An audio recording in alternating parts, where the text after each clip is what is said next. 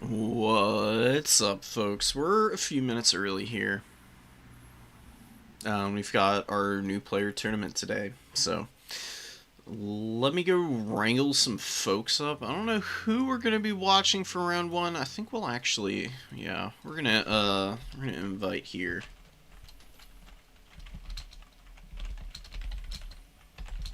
We're gonna get Mr. Fly in. Hopefully, let's go see what maps we got.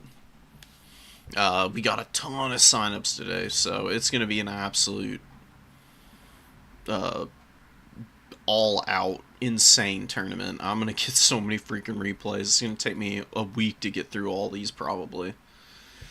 Although it does look like there's a fair number of people. Oh wow, never mind. Looked like there would be a lot of people who didn't check in, but actually not so. We've got about 30. God damn, dude. We got 45 signups and we got like 30 something people checked in, which is kind of wild.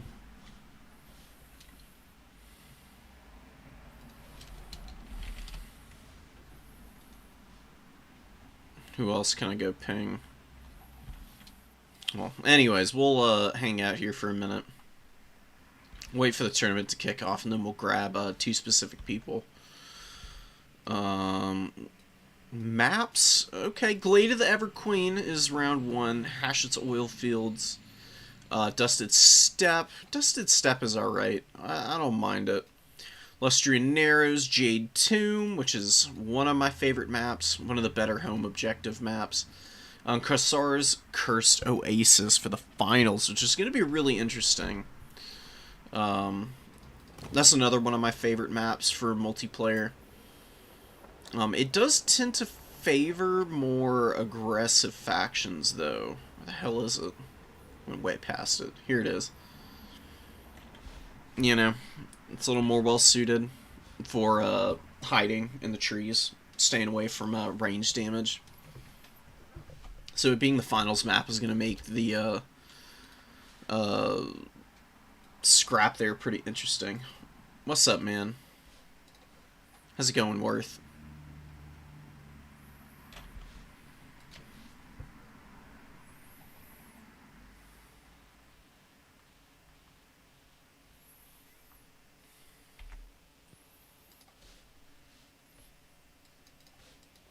Dusted Steppe. Oh, I need to do something real quick.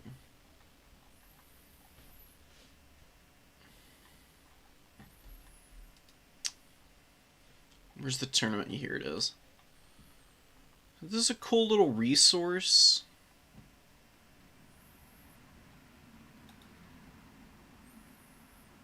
Copy the link.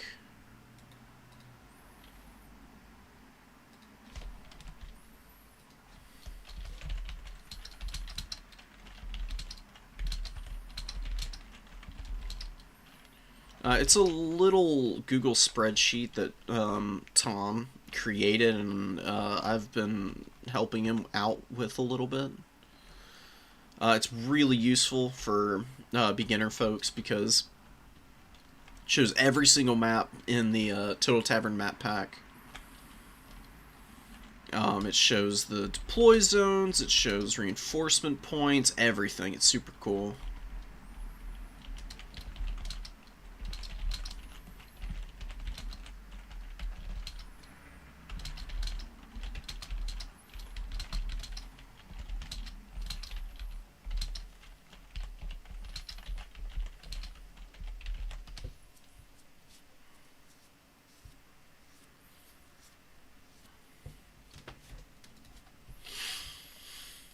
Okay. Oh, wait. What?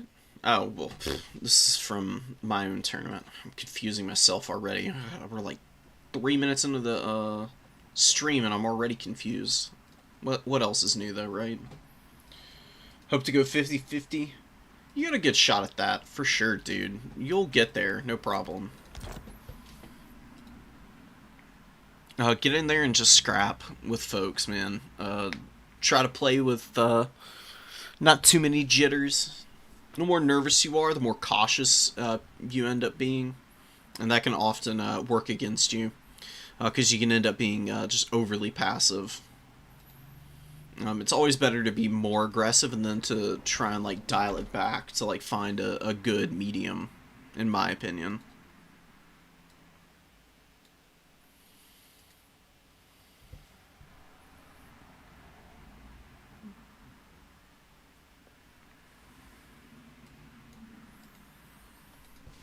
What's going on with the AP tournament?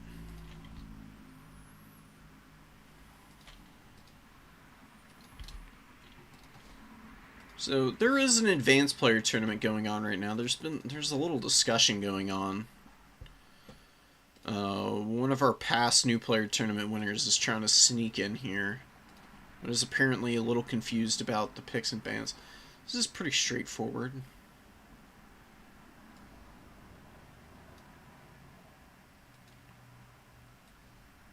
Well, that is pretty involved. Good grief. Oh my god. The overly complicated picks and bans is oftentimes why I prefer SFTs or just the pick 3 ban 1 format for domination mode. What they're doing in the advanced player tournament is kind of wacky. Yeah, go full aggression for real. That's me. I'm a sucker for the chaos factions. Look, we watched a Skaven player go full Vermintide Gavin and just absolutely rolled over everybody a couple weeks ago. It is very doable.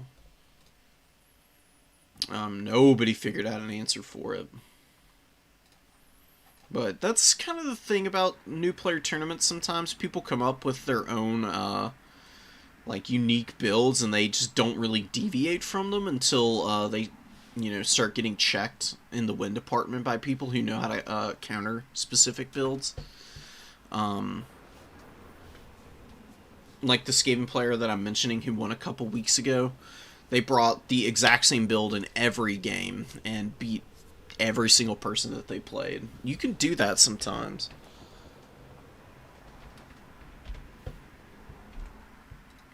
It's bold.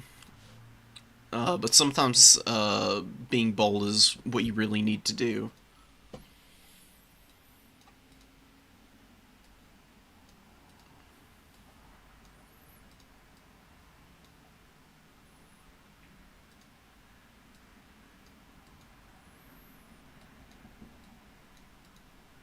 Okay, JP is just going to be running the turning all the way through.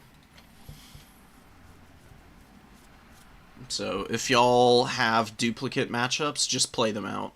Is the word. Tell me who to play. Kiss of Corn, Beastman. I would say Corn always. That's my main. Beastmen are the better faction. And I play a better Beastman game than I do Corn anyways. But Beastmen are a lot more micro-intensive, maybe not super beginner-friendly, so I would just say go with the Blood God. It's like one of the best beginner factions. You don't like complicate things by having to focus on magic a whole bunch. You've got really strong lords, lots of good value trade options. And you can just like really refine the fundamentals of maneuvering around the battlefield and getting good engagements. And then when you branch out to other factions, and you start incorporating magic, it can actually help you out in the long run because you're a little less reliant on magic to make stuff happen. And you can like utilize it as like a real force multiplier instead, which is amazing. Like some of the best players in the game, like Inticity, are experts at using their magic to just brutalize people in just really solid isolated engagements. Getting a surround and dropping like a Searing Doom on an elite cavalry unit is always pretty funny. You'll see stuff like that. And Khorne doesn't have anything really wild like that. They've got some pretty good units, but the lack of magic does hinder them a bit. That's why Khorne is like, middle of the road, high tier faction. As they do have some vulnerabilities that can get taken advantage of, but just for learning how to just get your feet under you. You can't go wrong with them. Got Lemur round one. Probably, man. I mean, Lemur's a great player. Really love if people would respond to me so that I can get them into a round one game. That's the goal here. So, who the hell do we need to find to get them in? Let's go find Shat. Let's go find Blitzer.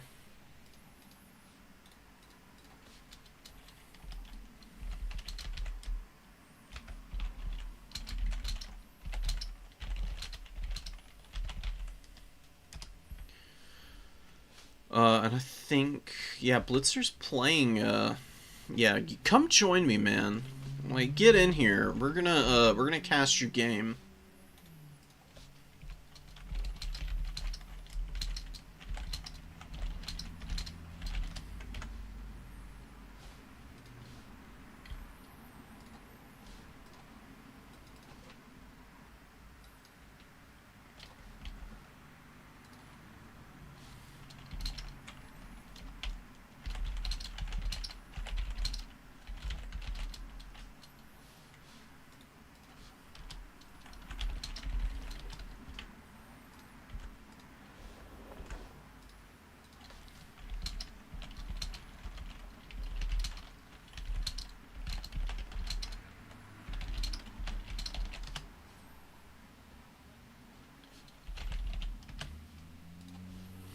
Cool. Blitzer's here. We're just waiting on Lemur. We need to make sure that they're playing on Glade of the Everqueen as well. There we go. Okay. We'll let them pick, and we'll just chill here for a bit. And, you know, appreciate the scenery before the full, like, chaos of the new player tournament kicks off, because we're going to have a ton of stuff to go over today.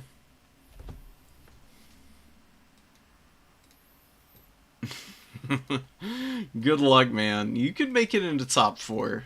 You just need to be able to, like, lock in a little bit.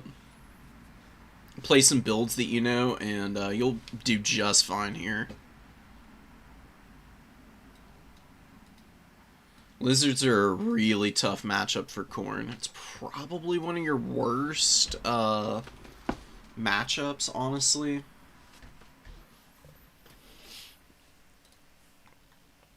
The thing you gotta worry about the most against the Lizards is a Shredder of Lustria build, because those can that's actually pretty tough to deal with.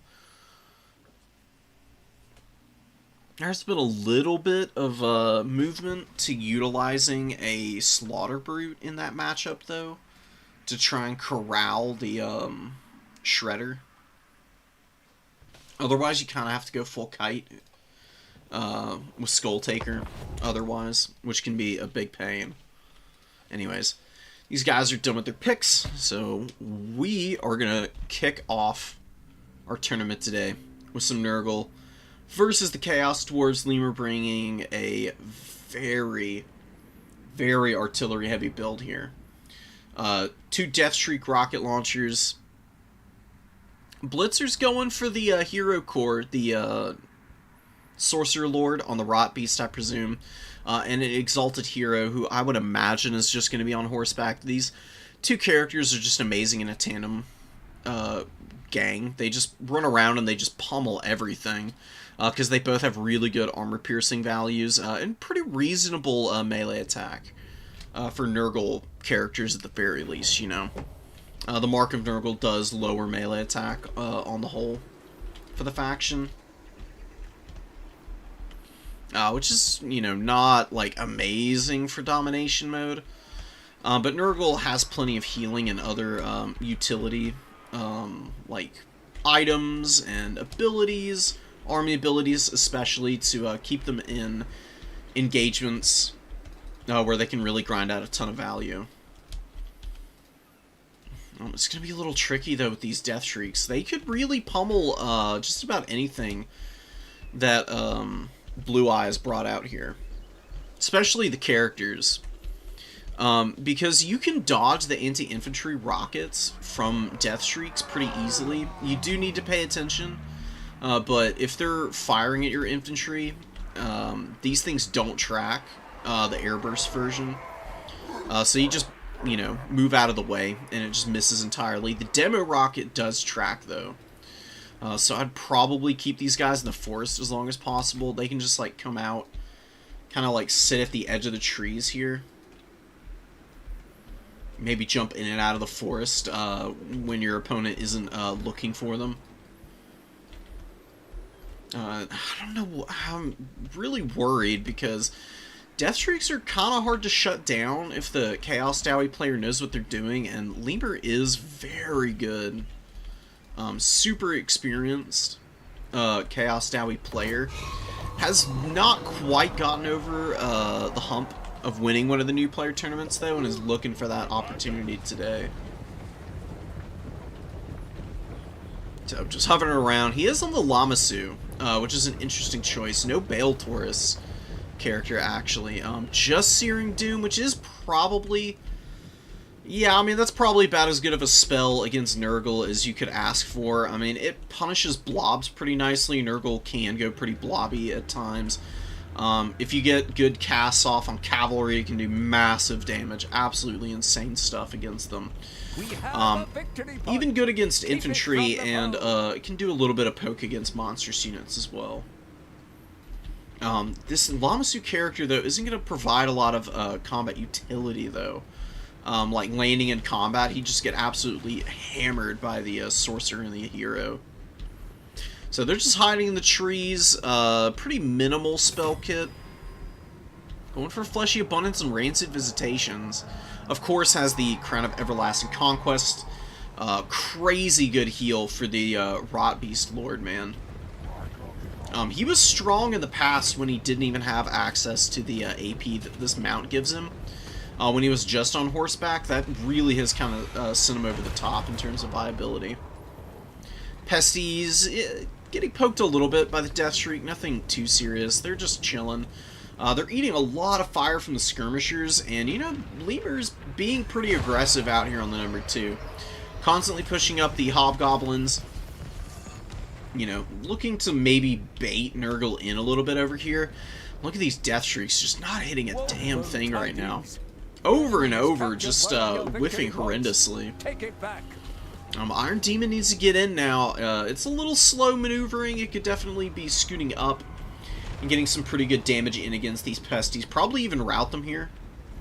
Shotgun goes in. Actually kills a couple of the Chaos Dwarves.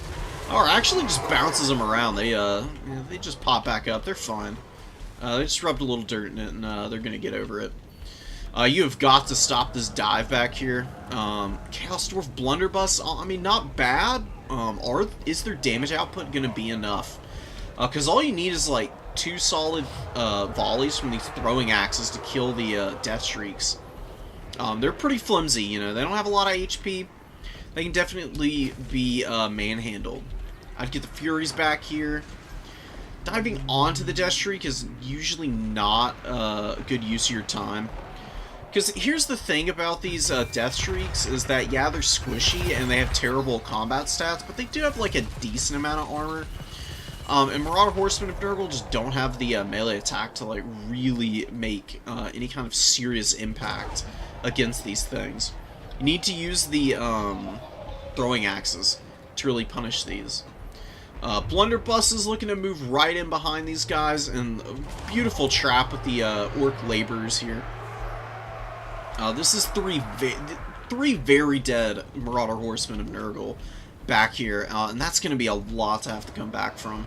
You got to be really careful when you're making very speculative dives like that. There's definitely some serious risks to sending a whole bunch of your mobility into the back line, kind of unsupported. There's really just not a lot back there to help these horsemen out, man. I mean, they just get swarmed by the Wolf Raiders. Blunderbusses are out in force. Some Infernal Guard Fireglaive also trotting out onto the field. They just got nothing done back here, man. Deathstreak's healthy as can be. Have been shut down for a little bit. Nurgle is going to be pressing the #1 objective now. And does have the #3, which is nice, but value trade isn't looking amazing. Nurgle can be down about 1,500 gold value and be okay oftentimes, but not really. They could rally back with these horsemen. You know, Lemur maybe being a little incautious here, not cleaning these guys up immediately. Do get one Wolf Raider moving over to answer this throwing axe. Some Chowie great weapons rocking out onto the point. And the Sorcerer actually getting down here and scrapping with the Nurgle Lord here, man. The Rotbeast should be able to do some pretty good work here. I mean, the Lamasus have pretty good defensive stats in terms of their melee defense. So actually it might be kind of hard. I'm kind of liking the idea of the Lamasu now. I was thinking about it, seeing it in action a little bit more. The fact that it has silences, silencing aura on it as well is pretty amazing. The Sorceress Miasma. You can just go and fly in, engage on the Nurgle Sorcerer, and he just can't do anything at that point. Honestly, pretty good use of your time. So we got one Iron Demon that's gone down over here. It looks like the Exalted Hero did a pretty good job of finishing that off. Oh, there's Demolition Rockets just barely missing the Chaos Sorcerer here. Beautiful Searing Doom. Big damage on the Chaos Warriors. Pesty's also getting pummeled a little bit. The Chaos Dowie Warriors are just not holding up here on the middle objective. And this back point is looking real rough right now for the Chaos Dwarves. They just don't have the infantry numbers, nor are they really getting a lot of value out of the Death Shrieks. You know, despite them being saved in the early going and a lot being traded out back here, it's not looking nearly as favorable for Lemur as it could be. Just because these things have been missing so many shots, it seems. They really should just get the airburst shots in here. And it does look like that's what is Lemur's idea. Just beautiful arcing fire and just brutalizing the entire Marauder and Forsaken Core. On the home objective for the Chaos Dowie here. And Blunderbuss is getting around the side as well. Nice shots onto the Forsaken, and just in time. These Chaos Dowie Warriors come trotting out onto the objective, and they are going to be able to keep this going for the Chaos Dowie a little bit longer. They're going to be able to hang on to this home objective without too many issues. There is another wave of Nurgle forces coming in, but it's the last gasp, I would say, for Blue Eye. There's just been a lot. I mean, just losing all those horsemen, man. You know, not something that you want to be doing on a regular basis. It's pretty hard to dive the Chaos Dowie in the back line like that. Sometimes you just have to eat artillery value as best you can. Just try and survive it. Figure out another way to get back there and get into the game. Look at those blunderbusses, man. Beautiful shots going down. Chaos Sorcerer is in danger here, and Deathstreak rockets coming in behind him. Just continuing to whiff. What is going on here? It's been a while since I've seen them missing this often. It's not like he's doing anything special here. Is his hitbox bugged? It's gotta be like a hitbox bug, because they keep like landing just behind this dude. Normally they're accurate enough that they'll track all the way through a character. I think he actually got blocked up by his horseman enough that is the reason he got hit there. Hobgoblin Wolf Raiders sitting out, just poking away at the units holding on to the #2 objective. Nurgle does need to get the #3 here, or not Nurgle. Chaos Dowie need to get this middle objective soonish here. It's been a pretty serious struggle on the points front. They've been pushed back for quite a while now, and they don't seem to be getting a lot of forward momentum. I think the Kadai are going to be able to come in and maybe start to really hammer some of this stuff down. More Nurgle throwing axes being trapped up in melee combat and taking a lot of damage. Another bad trade in the mobility game, unfortunately, for Blue Eye. You just have to be so careful with the throwing axes. They're pretty pricey at $650. They're a great unit, and they're honestly pretty survivable, the Nurgle variant, because they get a little extra HP. And the Marauder Horsemen in general have a pretty low HP pool, so that little extra can really help them survive value trading at range, but they're really abysmal in melee combat. Just, you have to utilize them as a hit-and-run unit. Corn Horsemen you can commit into melee fights, but the Nurgle variants are just always going to end up on the back foot if you try to use them that way. They get a nice round of shots off on the Iron Demon, but they get terror routed because they took a little too much damage from the Searing Doom. Also routing, which is really brutal because it's going to be a bit before they rally. Oh, look at the Nurgle Sorcerer's chilling back here. Maybe going to be able to help these guys rally up. I could have sworn he was dead to the Death Shrieks, but he's actually hiding here in the trees, very sneaky-like. You know, just pretending that he's part of the forest. Doing his best Wood Elf impression, I guess. Exalted Hero is going to be looking to kill the Iron Demon, but I don't think that's really going to be possible by himself. You can see the Death Shrieks starting to focus those demo rockets in on him.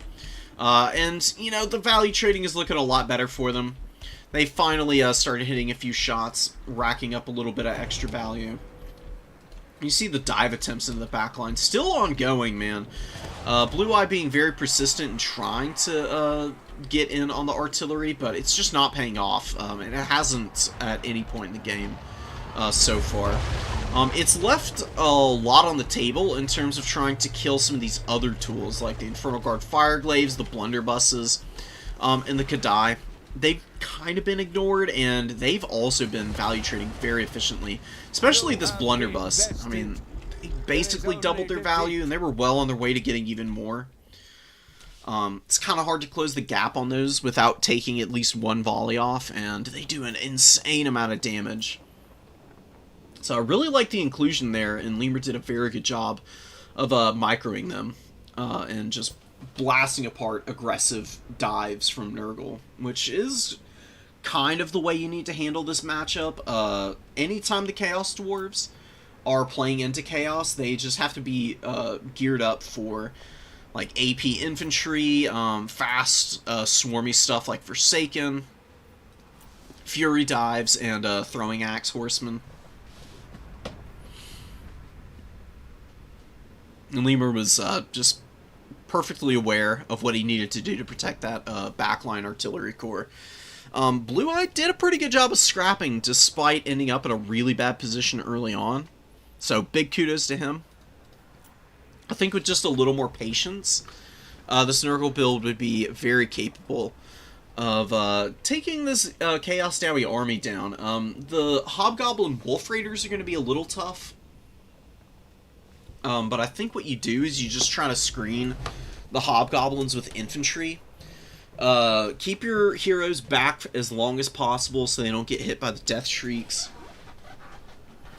And just engage aggressively in the front line with your Throwing Axes trying to get flanking fire on the warriors here. If you can kill this very small infantry corps for the Chaos Dowie, then you can probably safely push up to at least being in range of the Throwing Axes for hitting the Death Shriek rocket launchers. At which point, just like, you know, a focused volley from each of these horsemen on one individual Death Shriek at a time will wipe them out. It wouldn't be super easy, but that's, you know, one of the drawbacks of playing Nurgle. They can definitely end up in situations where they've got tools and answers like the Angels of Decay, but they're so prohibitively expensive, it can be a little bit of an ask to wait to pull these guys out early. And, you know, value trade as slowly as possible. It's not for everybody. I don't personally love doing the build-up strategy, but some factions really benefit from it, and I think Nurgle is definitely one of them. So, really good first round. I am going to dip out for just a sec, guys. I'll be right back. Stay tuned.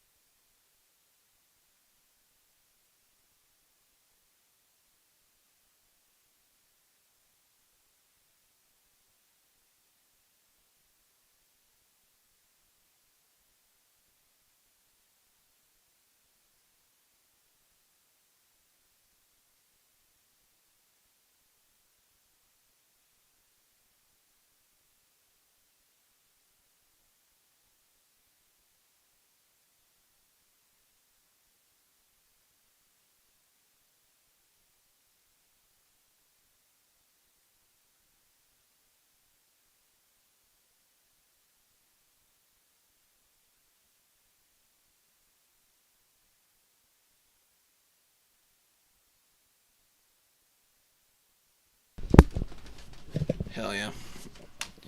Alright. Let's get it, guys. I'm back. And let me check for replays, because it was a pretty quick first game, but there should probably be some people starting to clean up already, and we actually do have a replay in here. So let me start dropping them all in. And then we can just move nice and quick through as many replays as possible. That's typically what we do. Just a really nice live cast for round 1. I kept trying to pause because I forgot we were just rolling it live. I do like to pause on occasion just to talk about like specific units or scenarios. Which we will probably be doing in this, oh my god, look at this corn build. Kind of crazy, and the Tomb King's going with something equally, wacky. I mean, this is definitely not something that you're typically going to see from the Tomb Kings. It does have some pretty good units in here, though. I really love the skeleton archer chariots. It's the exact same thing as these melee chariots. They're only 150 gold more, and they get a really nice missile attack. It actually does a lot of damage. It would be really strong against a Khorne Marauder Horseman opener, but you don't really see any of those there. Just these two. And just a ton of armored infantry, which, if Piston is smart, you know, the Marauder Horsemen, they, you know, come forward, you see the Horse Archers come out, you just pull these guys back, and you just throw your infantry forward to try and stuff the Tomb Kings, because all of these armored dual weapons is actually going to be kind of hard to kill. As good as Cimmerian War Sphinxes are at just dancing through enemy infantry lines, it is just a ton of leadership. And these guys, I mean, if the War Sphinx stops for too long, they do have reasonably good weapon strength, as well as pretty high melee attack. They can poke away at the rear of the War Sphinx. You got Valkia. We gotta be really careful not to eat a huge volley from the Horse Archers, but it looks like Valkia is gonna be the target early on for these guys. She's not gonna take a ton of damage. I mean, she's just so heavily armored. She's got the shield as well. These guys have what? I got 3 AP, which isn't bad. It's just a little difficult to hit a character that's, you know, bobbing and weaving like Valkia. She's got some pretty sick moves up in the sky. Good throwing axe volleys coming in here against the skeleton chariots. Haven't killed any models yet. Valkia trying to take one down there, but it is keeping them honest. Actually allowing the Marauder Horsemen enough time to maybe steal the number 3 objective, while the Tomb Kings just continue to kind of fruitlessly chip away at Valkia. She is an annoying target, but this is really not a well-suited missile piece for dealing with her.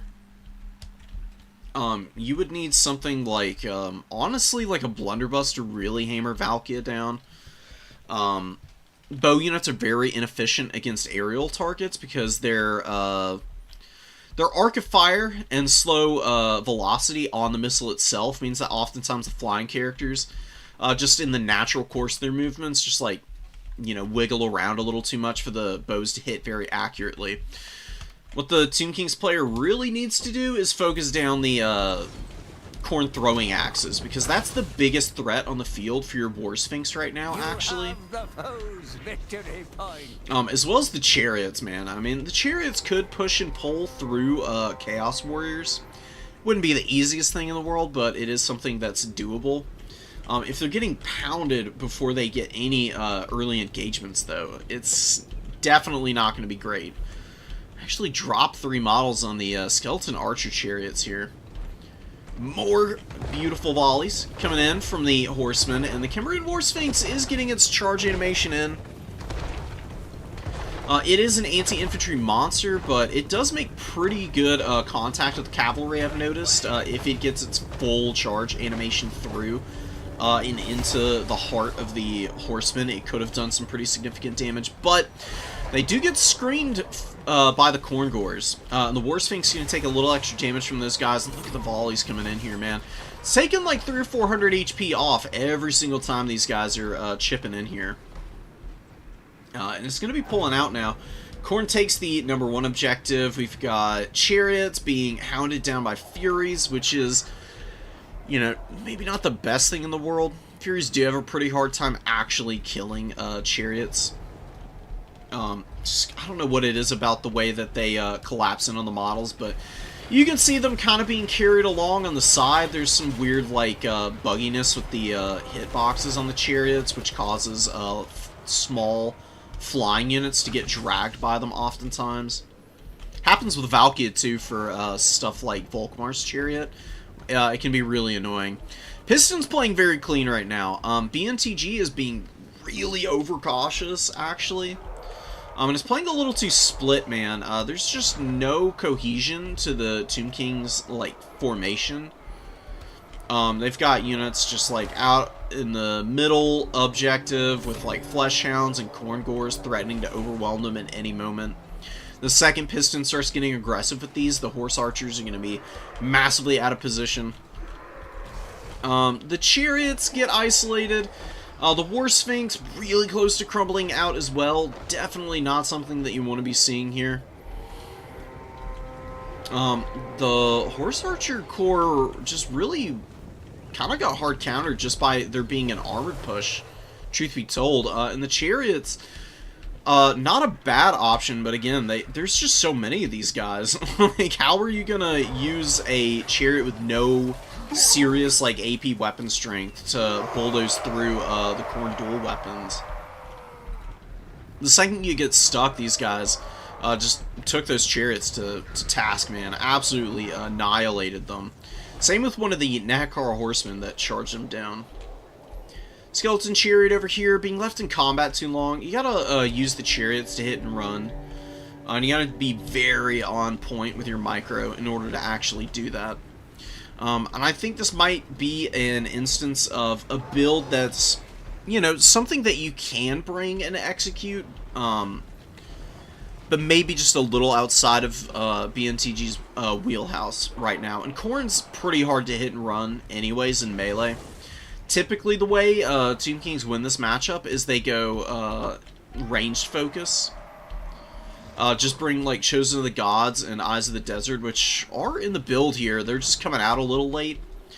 If you had the Chosen of the Gods early, you just absolutely just demolish the Chaos Warrior dual weapons.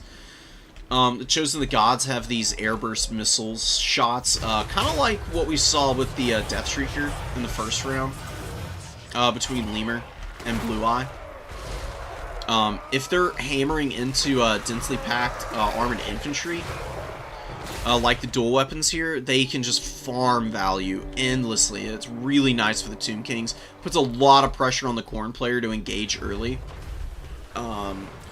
Which can work out for Corn, but it can also present some serious hazards, because you're probably getting very aggressive into your opponent's spawn zones, and Tomb Kings can bring a lot of cheap cavalry and mass out to really bog you down and eventually just trap you completely.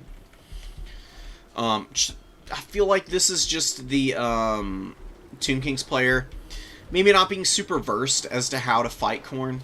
You just don't want to, like, take too many head-up engagements against them.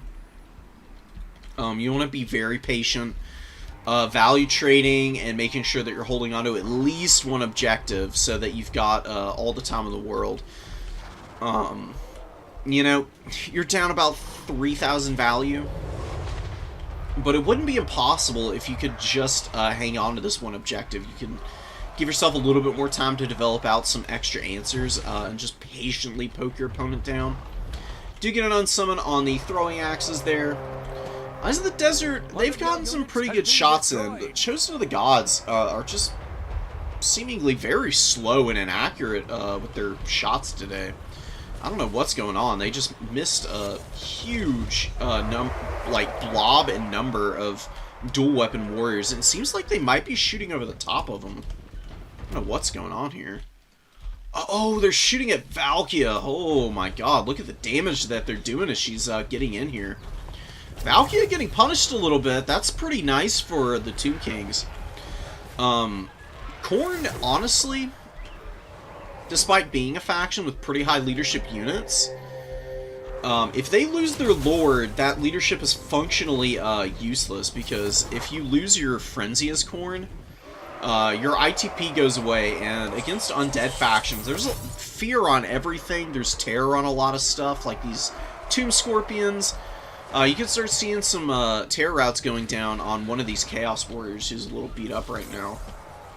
What's this thing gotten done value-wise? I mean, honestly, not bad. Just more Flesh Hounds, some Minotaurs with great weapons coming out, and we do have the Khorne Gores just hanging out on the number 3. There's no way any aggression's getting up on there anytime soon. Same with the number 1, unfortunately, as well. Khorne is just roadblocking with the armor so nicely. See the Tomb Kings trying to just force path through, but there are risks to doing this, because your unit is not going to be attacking anything as they try to push through with their mass. And your opponent gets free attacks in here. Like, every time these dual weapon warriors are swinging, they're getting their weapon strength on target and doing some pretty serious damage to the Nekar horsemen. They've dropped quite a few models, and being this spread out also makes you pretty vulnerable to getting charged down by other mobility tools, because your opponent just can't fight very effectively if they're split off from one another. Very, very dominating Khorne win there. You know, that slow roll from Khorne armor, if you're not ready for it, you don't have answers to it, can be absolutely brutal. The War Sphinx got okay value. It just didn't stay out on the field long enough. It's got to get, like, 2,500 value at least here to be really worth it, because of the risk that these dual weapon warriors represent. All the Khemerian War Sphinx should be doing when you see armored infantry like this is just spend all of the time pummeling the warriors. You try and stay away from the Bloodwake Berserkers, and you try and kill the Horsemen of Khorne with your mobility and spellcasting. Tomb Kings do have a pretty good spell against Khorne Horsemen. I'm going to show it off to you real quick, because it is an essential. I think that we saw it last game. But just to go back over it, Usirin's Incantation of Vengeance is like a double strength Melkoth's. For 10 Winds of Magic, it's a little expensive, but it does crazy, crazy damage to cavalry of any type. Even Khorne cavalry, with their spell resistance, can struggle being hit by it. And just the fact that it also slows on top of it all is amazing, because Khorne does not like CC. They hate having their ability to engage cleanly disrupted, because Khorne doesn't have a way to disrupt mobility for your opponent. They don't have any slows, really. Their units are fairly quick, but if they start getting debuffed on the speed front by 25%, 30%, even just like the 15% from poison, that can be a real pain, because Khorne can't do anything unless they engage in melee combat oftentimes. That's why you see Kite play used so often against Khorne. Because if you just keep them at arm's length and never let them do anything, it's an easy win. Are Throwing Axe Marauders always better? Not necessarily. For Khorne, I always like having at least 2.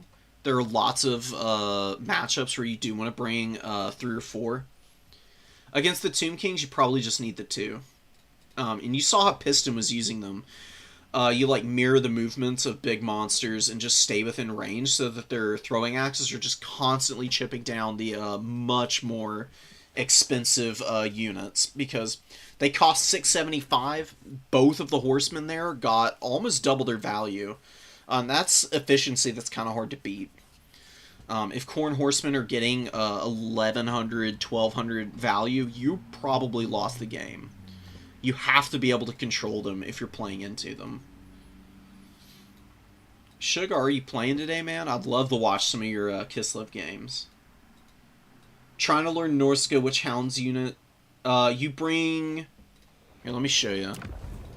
I'll show you some Norska juice, and then you can... and then I'll go find another replay, and you can get in there and try it out. This is honestly not a bad Norska build, period.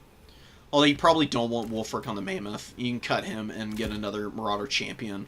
It's probably just straight up better. Maybe you can cut these guys in one of the Skin Wolves. And get a War Shrine Mammoth as well. But you can just do a Norska build like this. You bring the Ice Wolves and the Beasts of Tashnar for your Hound units. Don't bother with any of the other Warhounds. They're just too low leadership, and their damage output is just not good enough to be worth it. Hounds at one point were one of the best units in Warhammer because of how cheap they were and how good they were at chasing stuff off the field, but they've kind of been supplanted since then. And Norska having the Ice Wolves is just better anyways. These things hit way harder on the charge. They got way more weapon strength.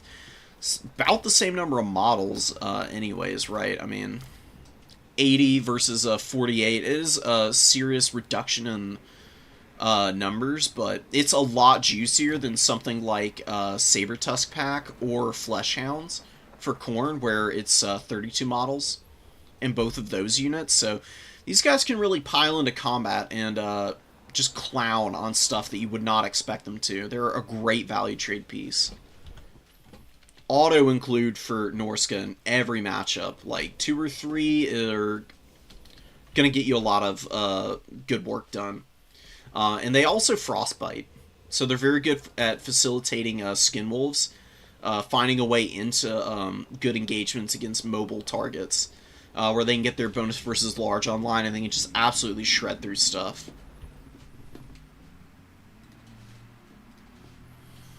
Okay. That's my quick rundown. And now we got all the replays in the world here. Hell yeah.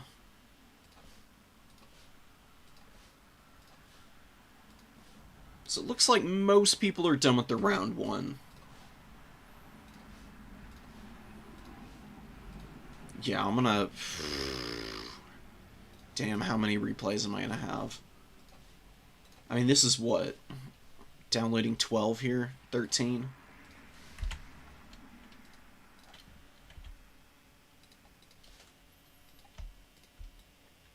The grind begins.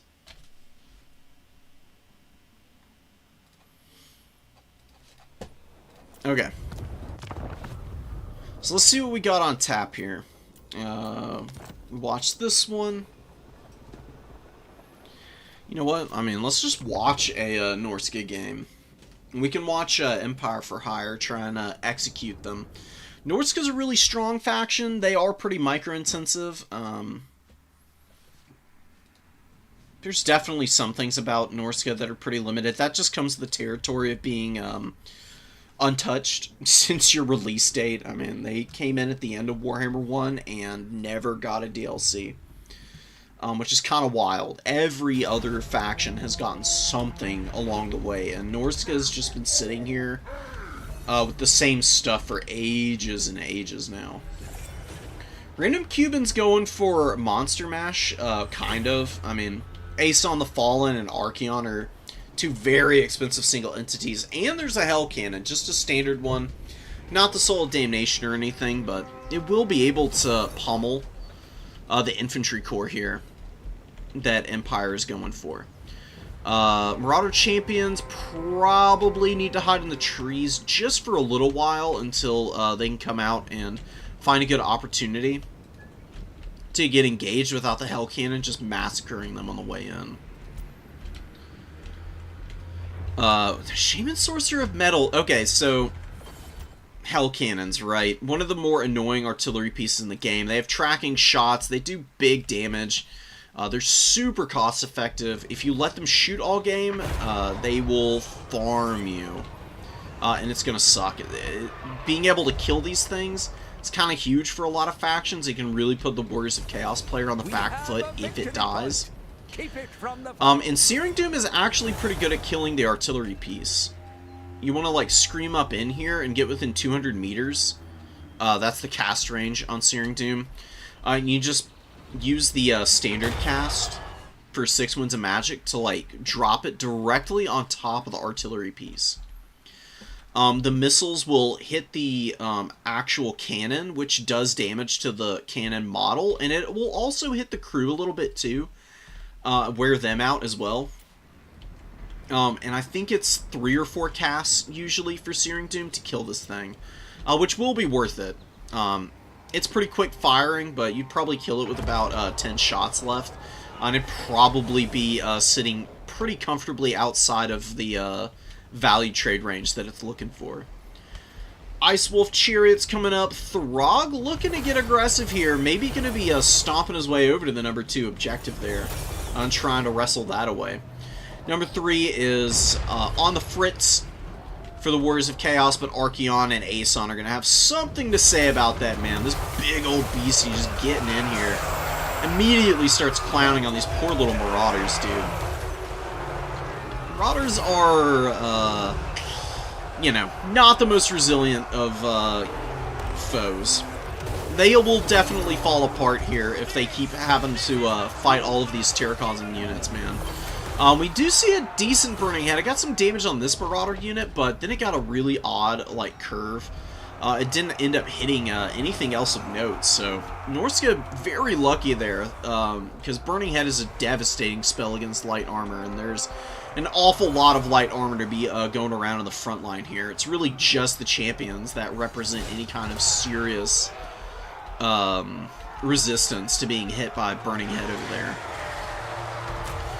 Forsaken and Hellstriders just annihilating the Norskin Marauder throwing axes that were getting up on this back point to help out Throg. Throg and one Marauder doing a pretty good job of pummeling away here on the objective, but there's just way too much for these guys to contend with, dude. The Hellstrider Swarm's just going to surround Throg and eventually kill him.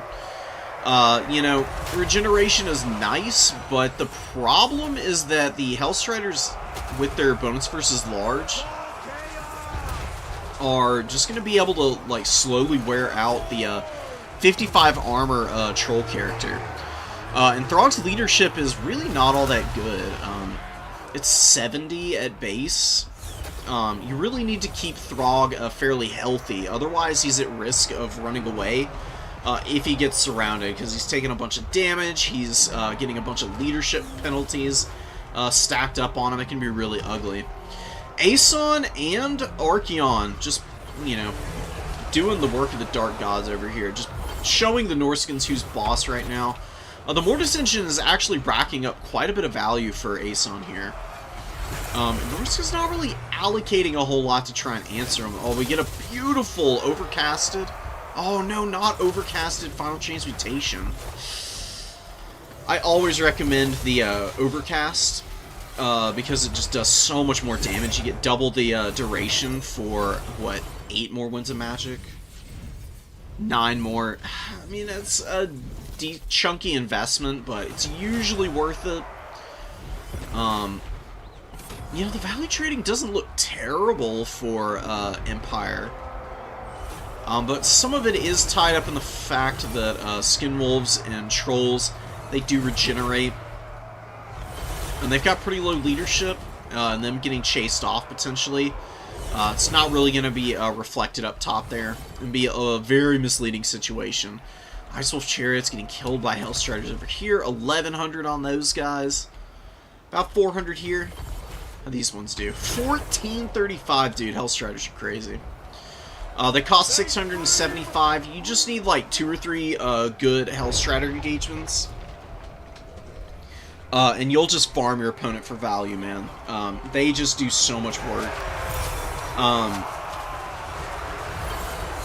You know, 100 speed, poison, anti-large bonus of 10. Good charge bonus in its own right, and they have Soul Hunters, so they get better over the course of a game. Because when they get resummoned, they don't lose the charge on this. So, as tough as they are to kill the first time around, if they're coming out for a second go, you're pretty much screwed, man. You're so far on the back foot at that point. Norska is just getting overwhelmed by Random Cuban here, who's been just amazing at, you know, consolidating positions, crushing any and all opposition, and really utilizing these single entities as, you know, a lot of aggro pull. You know, Archeon constantly dragging forward trolls and skinwolves, trying to get us around on him and punish him, allowing the Hellstriders to get good counter charges, which is really what they shine at doing. Hellstriders usually get folded up if they take head-up fights, because they just don't have armor, obviously. If what they're fighting has even decent weapon strength, they will just get absolutely obliterated. But if they get the counter charges off, their damage efficiency is so nice because of their slender models. And they'll just run over folks. Throg continuing to be surrounded and tar-pitted. Random Cuban with all 3 points now, and Norska's just so far back. They are like pushed all the way up in their spawn zones right now. And the Miststalkers are kind of just holding the line out here alone. That's not really what they're good at, though. They're relatively defensive. The problem is Aeson. You know, the Mortis Engine does affect these guys, and it actually does pretty good damage to Monster's infantry. And then you got all your supporting units just getting roasted by Burning Head, and then also getting hit by the Mortis.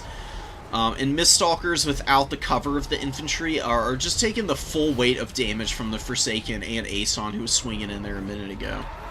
Aeson pulls out, leaves the Forsaken to their fate a little bit. Miststalkers should be able to clean those guys up with the help of these Marauders. They're just not trading well enough, though. In the back point, those Marauder great weapons are going to be running away, and, you know, the interminable grind against Throg is continuing here. He's got to be getting pretty close to breaking, though, right? I mean, he's attacked in the rear, losing, exhausted, flanks exposed. When attacked by artillery, oh, that pushes him over the edge. Throg losing his nerve as he eats a soul, or not a Soul of Damnation shot, just a regular old Hail Cannon. Soul of Damnation is the ROR. You do see that a lot from WoC players, but standard Hell Cannon works just as good oftentimes. And it is going to be, you know, convincing Throg that the better part of Valor is to flee here. Although he's not having a very good go of it. Archeon might be able to kill him. With a minus 16 modifier to the leadership, I think Norska could actually just straight up get tabled completely here. Throg gets stabbed in the back. Collapses. It's like the sword's coming out of his mouth. It's like up on his shoulder, though, I know. Beautiful charge from Aeson. Right up into the Horseman. And does huge damage to those guys. Hellstrider's also poking away, and we do get the Terror Route going down. He's hitting them here.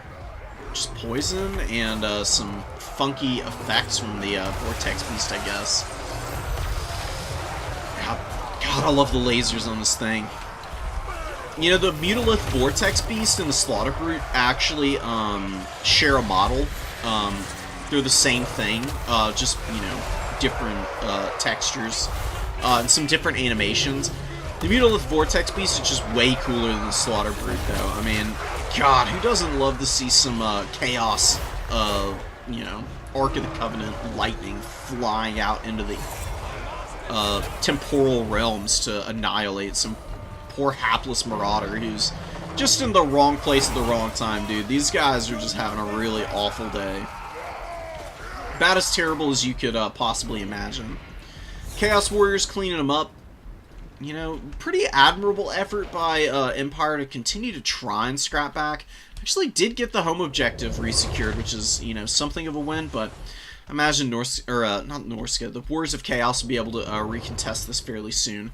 and probably taken out, but Archeon just eats a ton of throwing axe fire while he's trying to close the gap on those guys. Definitely not worth it. I don't know if that's really going to make that much of a difference, because there's, you know, 2 units and one of them is now routing. Yeah, Hellstriders catch you once, and you're never going to get away from them because of the poison, man. They're just faster than everything in the game. Basically, what you do against Hellstriders is you bring some heavy armor mobility and you just face check them, and you hope that you kill them. Because you can't let them come out and just dominate the field in numbers, because they'll swarm you so much faster than you can respond. It'll just have your head spinning the entire game. Trying to crush them early is pretty important, but that's, you know, kind of a big ask at times. Hellstrider's mobility edge is so insane. Is it better to keep units like Mammoths in reserve as a surprise? Sometimes, the War Shrine Mammoth for Norska, the reason why I include it is because, let me show you. Okay, so for one, Norska has the Rage mechanic. So they get leadership, melee attack, and physical resist as they fight. The longer they fight, the more this charges up. So keep in mind you want to spend as much time in combat as possible. Well, guess what the War Shrine Mammoth does?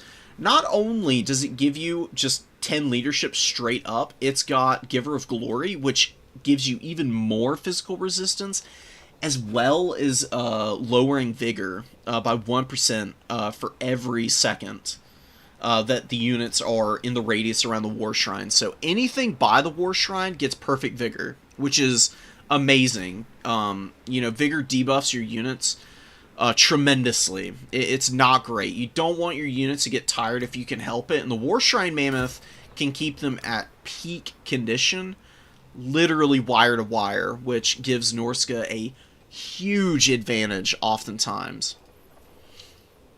They just need to be careful about keeping these War Shrine Mammoths up.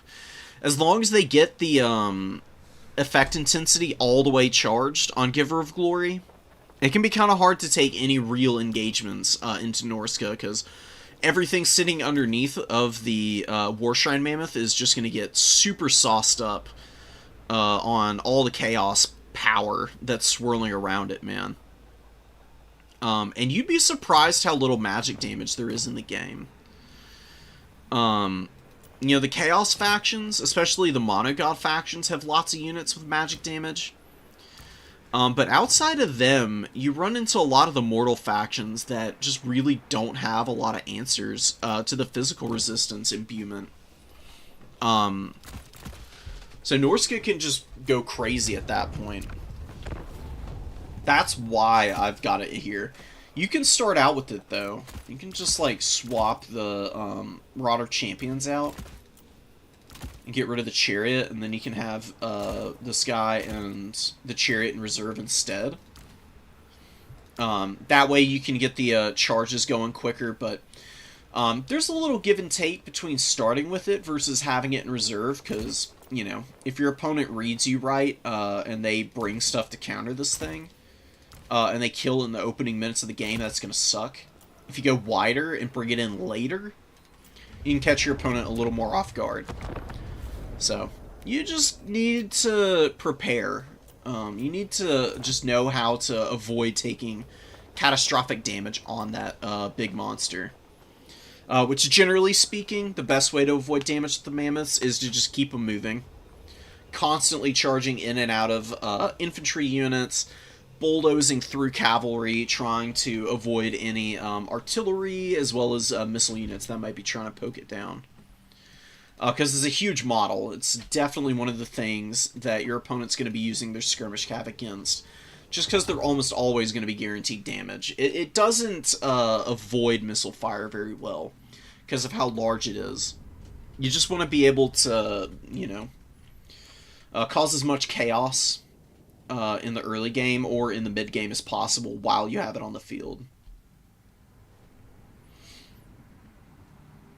Sometimes you get lucky and you just bulldoze through your opponent quickly enough and take down all of the threats to the mammoth. that you just maneuver between points at will, and your opponent just flails helplessly as you lock down every single objective. Anyways, enough about Norska for a moment. Let's talk about some not high elves. Immediately getting it wrong. Dark elves coming in here. The Druki looking to bring some Shadows magic, Melkoth and Pit of Shades. Very good spells. Pit of Shades just great against armored infantry. Not that there's a lot here. Melkoth is amazing against mobility. I did see a lot of Centaurs in the back pocket for Tzeentch here. Which Melkoth will just absolutely dumpster. You know, you do need to try and pop the shields before you use Melkoths on Tzeentch Dagors. But if you can pop the shield and get Melkoths on target against Centaurs, you'll get crazy value with Melkoths over the course of a game. You get maybe 7 casts of Melkoths off on Centaurs each time. You can probably end up with about 1,500 value without even using all of your magic, which is pretty amazing. We'll see how well that's handled by Pont, but Pont is a very experienced Dark Elf player, so we probably will see some good prioritization. Scourge Chariots with some good shots, and the High Beastmaster is actually pretty dangerous. He gets extra ammo over the standard Scourge Runners. His missile hits hard AF, dude. You know, the damage is split across 2 shots, but he fires crazy fast, 36 ammunition, and he has a bonus versus large of 80, so even if both shots don't hit, it will be getting some pretty effective damage off regardless, and if both shots are hitting consistently, you can kiss units like the Exalted Hero goodbye. This guy's a really fun unit for the Dark Elves. Way better than you might expect at just like a glance. Because he's also got Tormentor's Sword. You know, it's a very short stare, but it is disruptive. It can keep your opponent from being able to effectively pursue the High Beastmaster, or just lock them in place while you get a free charge off with like a Cold One Knight or something. Do Dark Elves really need to engage here? I don't think they do. Like, yeah, Tzeentch has the point, but you've got plenty of time to value trade with your bolt throwers. One of them is just whiffed every single shot. What the hell is going on here? I could have sworn they hit at least once. Wow, the bolt throwers are really letting the Druki down right now. These things need to go into spray fire mode immediately and just start hitting like the Zangors or Marauders or Blue Hearts, just something so that there's some kind of value being accrued by them.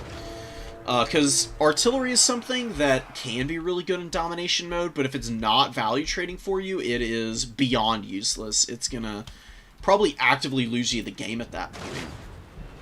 Because they have no cap weight, right? You got 1 cap weight for an artillery piece. They just die if they did try to hold a point anyways. And you have to commit stuff to defend these guys, so they're really kind of like a negative modifier to your presence on objectives. Luckily, the Dark Elves are able to get enough infantry up here to slow the cap down for now. Blackheart Crusaders, the good collapse from the rear, are going to be able to do some wicked damage to the Blue Hearts at the very least. You know, these guys, pretty high armor, nice bonus versus infantry, with decent melee attack at base anyways. Look how quickly you're chipping these guys down, but this is where you want Centaurs to come in. This is the kind of charge that you're looking for with these guys. Nice damage going down on the Blackheart Corsairs. Beautiful Pit of Shades on top of the Marauder Horsemen of Tzeentch. Pit of Shades maybe not like perfect for utilizing against these guys, but they are pretty consolidated within the Vortex, so definitely going to be breaking them off. Maybe you can drop a Melkoth just to ensure that they don't rally and come back in to get any kind of extra damage and value with their javelins, because Tzeentch Horsemen hit really hard. They can be annoyingly durable because of the overshield as well. So just making sure that you hound those guys down is pretty critical. Ooh, Tzeentch Centaurs getting countercharged here by the Cold One Knights, pushing a little too hard to get after the Scourge Runner Chariot and the Beastmaster here. They just get absolutely rolled here. Furies do come into support, which is nice. And we do get a blue fire being popped by the Chaos Sorcerer here. His value is not really impressive, though. I mean, only 300 is looking real sketch, man. It just seems like Tzeentch is not impacting effectively in here. They're not doing enough damage to the Scourge Runners. Their Centaurs got taken out. I mean, they got 1,000 value, but they're a 1,200 gold unit. You really need Centaurs to be getting at least 16, 17, 1,800 gold to really be worth it. Really nice takedown on the shields here. Before engaging with the Dark Riders. Dark Riders will lose the fight overall, but they're going to get more effective damage in here. Just because they actually are able to hit against the HP instead of the barrier. And some Bleak Swords coming over might be able to get a little bit of extra poke in on these guys. They're just being held up so long. Tzeentch may be getting a little too aggressive on the home objective of the Druchii here. You know, Druchii are a very mobile faction. It's kind of hard to press their home objectives oftentimes. And Scourge Runners and the Beastmaster, man, continuing their rampage with some Cold One Knights. Just crumbling out this blue horror. We got a Marauder just chilling there, looking kind of dumb right now. Not really knowing what to do or where to go, and both their crews are getting shut down, which is kind of good. But, I mean, they're probably the least effective part of the Druchii army so far. Only 500 value there. This other one got 1,000, which is nice. It must have been getting some nice shots on the Exalted Hero, because this guy's been getting worn out pretty quickly. And the High Beastmaster's not really doing that much damage. So, just trading out the artillery for the hero, as well as forcing dives, and cleaning up Fury as well. Even though the artillery piece had a lot left to give, and it did go down, and that's a little unfortunate. At the very least, you're making your opponent pay for it. And thus, when you've got, you know, a value lid like this, as long as you trade evenly, even into fights where you are losing something, you know, vaguely important, your opponent's just going to have a horrendous time trying to get back into the game at that point. Dread Knight's coming out. You know, a little bit more heavily armored, and a little bit more generalist than the Cold One Knights. We're getting a pretty good charge off there. We got a beautiful Pit of Shades. And look at the Scourge Runners, and what is this? Oh, the Dark Riders also getting in here, man. 1,000 gold value Dark Rider unit. Crazy business, dude. It's a 500 gold unit, doubling its value. Love to see it. And Pont, man, just a terror with the Dark Elves. So solid. Very good at, you know, summoning out the mobility, being aggressive into the opponent, and usually reasonably good at defending anything in the backline as well. Couple mistakes here, but nothing too serious, and I think trading it, like I said, the trade-outs were more than worth it for the Dark Elves overall, because they are able to push out, get the number 2. They've got some more Scourgies coming in. Tzeentch just does not want to be in the position where they're constantly summoning out Blue Horrors, because Blue Horrors are really horrible when they're getting charged down. They're super squishy. They don't have that much HP. 7,600 on 160 models is not ideal. And especially for like the Dark Elves who have a army ability that charges based on kills, going very chaff-centric can just feed your opponent endlessly.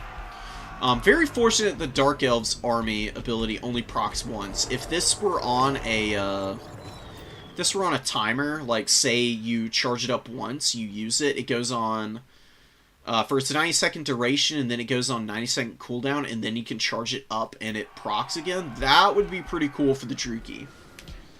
That would be a fun buff. I don't think it would throw anything too out of whack, personally.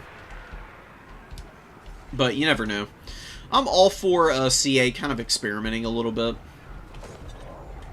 They've done a pretty good job of balancing the game.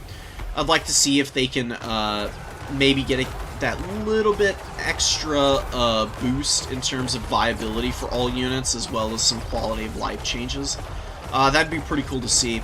Beautiful Tzeentch army ability, by the way. Just brutalizing the Dread Spears. Does kill one of their own Furies, but also some Dark Riders as well.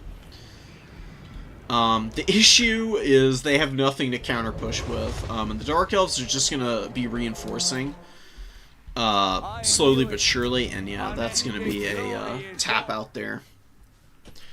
Pretty merciless gameplay from Pont, just all over, meat not included. One Centigore did alright, but the other came out and was just all alone, basically. Got very much rolled up, flattened, and turned into a fine powdered mist, I guess. Good value on the Cold One Knights. Dread Knights did okay. This Dark Rider with 1100 value, kind of wacky. Not something that you see very often, but is a possibility. That's like that's about as good as you could ever ask a Dark Rider to do in a battle. They got a great countercharge on some Tzeentch. They chased some of them down, did some big damage on the retreat. Just being an annoying quick unit to pounce on anything that looks lonely in the back line. Alright, tons more replays.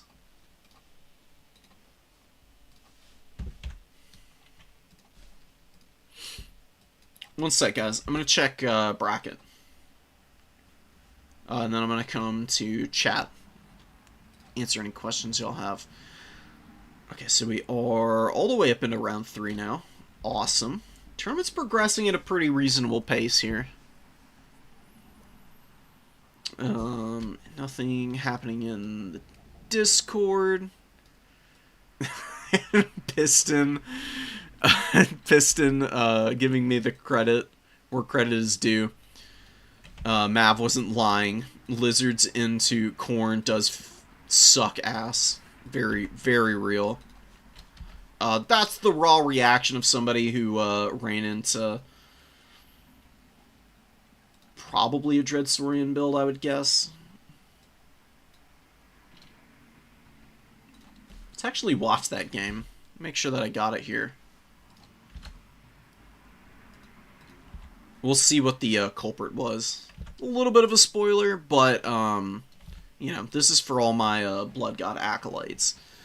I gotta get people coached up out here, because I love Khorne. I want people to be able to play them to a high level.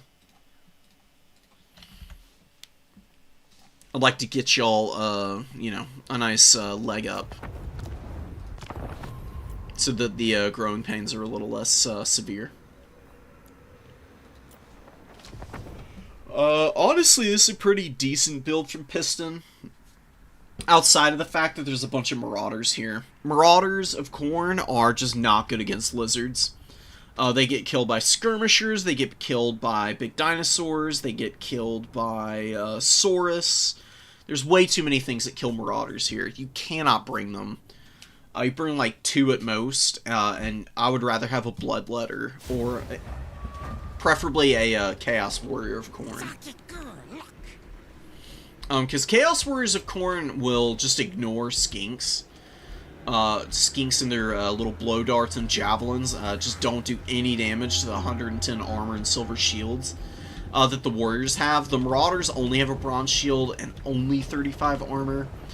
It's not abysmal. It's better than nothing, but leaves a little bit to be desired. Piston going full bore to get after the Skink Skirmishers. This is a big trap, though. It's actually really hard to capitalize on.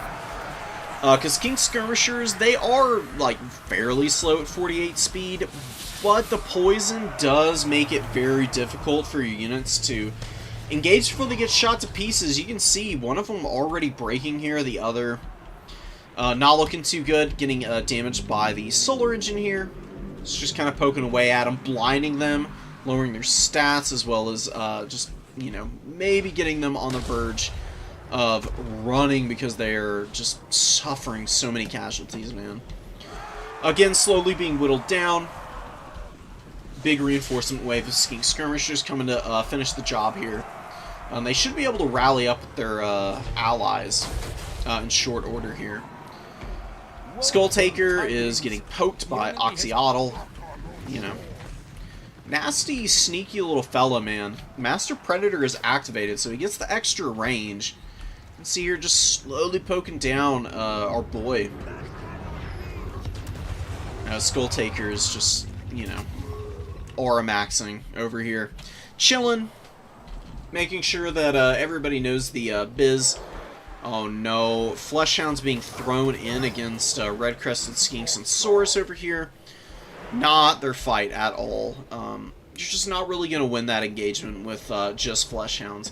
Fleshhounds are not a unit that you take aggressive dives with, actually.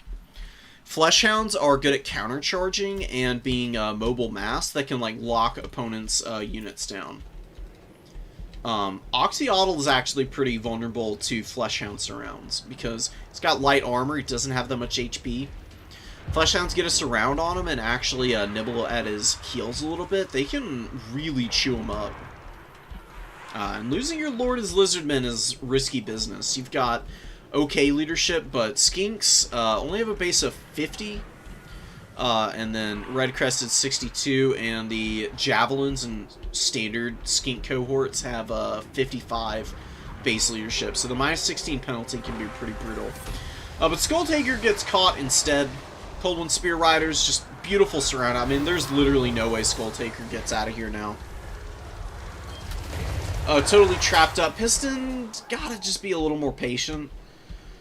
You can't throw your mobility out in front of your infantry and expect them to just win against overwhelming numbers, man. They're good in isolation, but, you know, they die all the same to focus fire and just sheer number of bodies, like, slowly whittling down their HP. And Skull Taker is mega tanky, man. He's normally insanely difficult to kill, but Lizards get a beautiful surround with the AP anti-large cav, and they just took him to town, man. Dead and gone in no time flat. Feral Cold One's getting on the flank of those Corn Gores.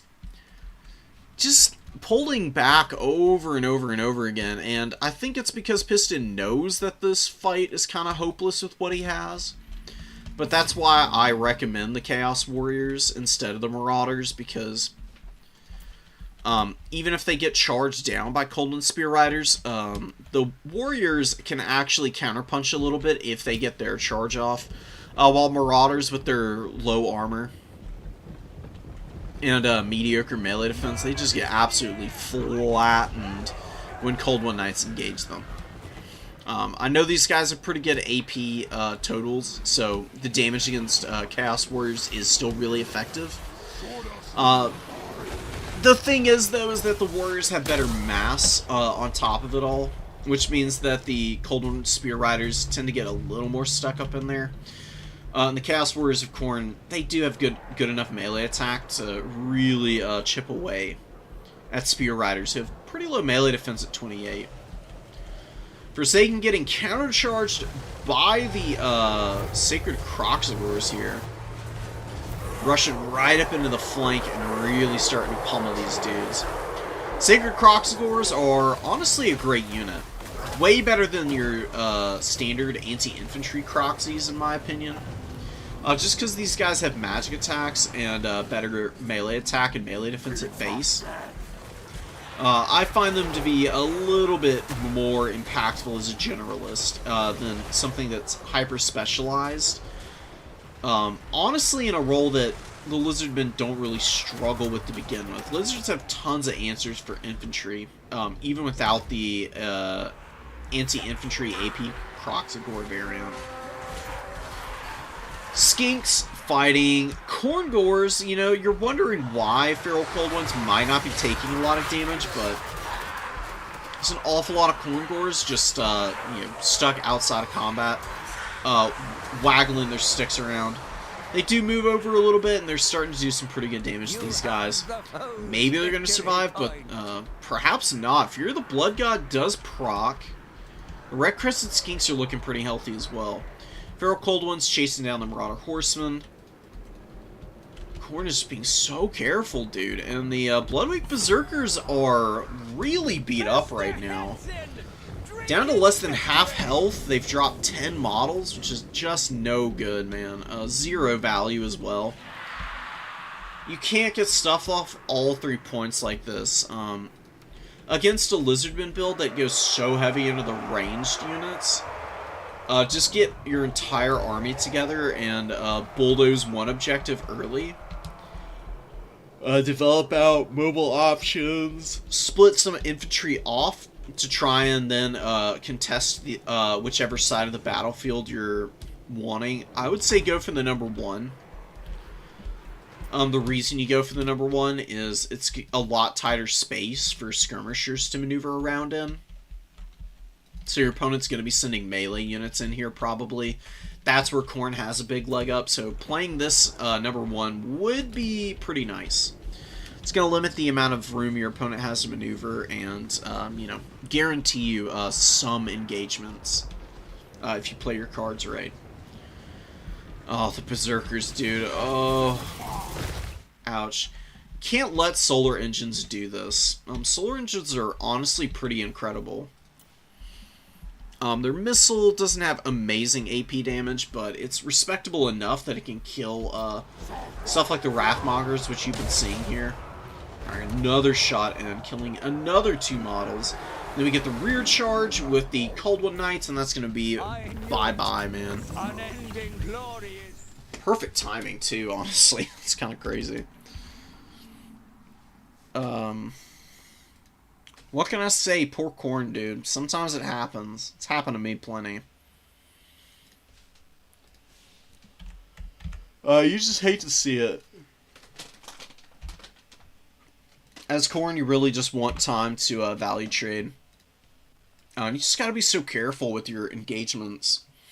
If you fumble any of them early on, it puts you on the back foot real quick. Because Khorne, like I said, doesn't have magic, really, to like bail them out of, you know, iffy situations.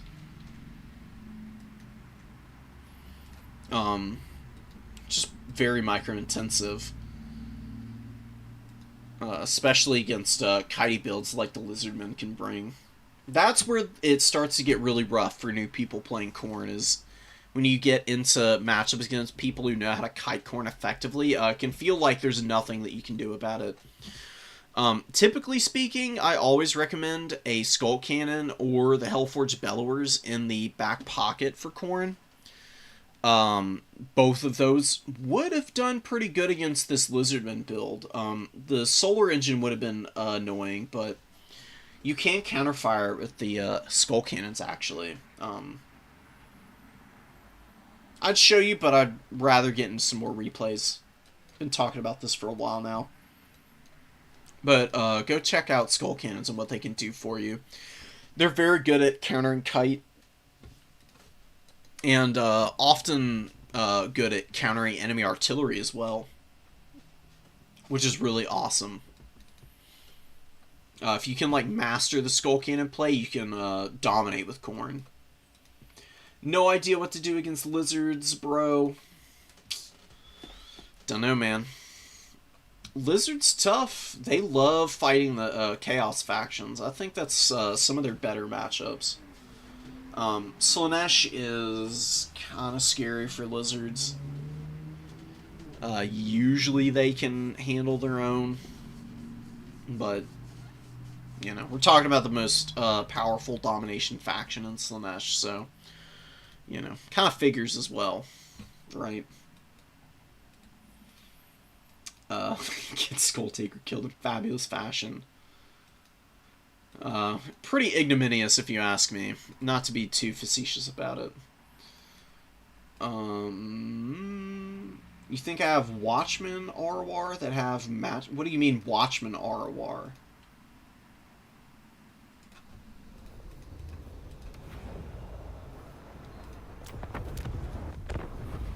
what unit you're talking about. I have no idea what you mean by Watchmen.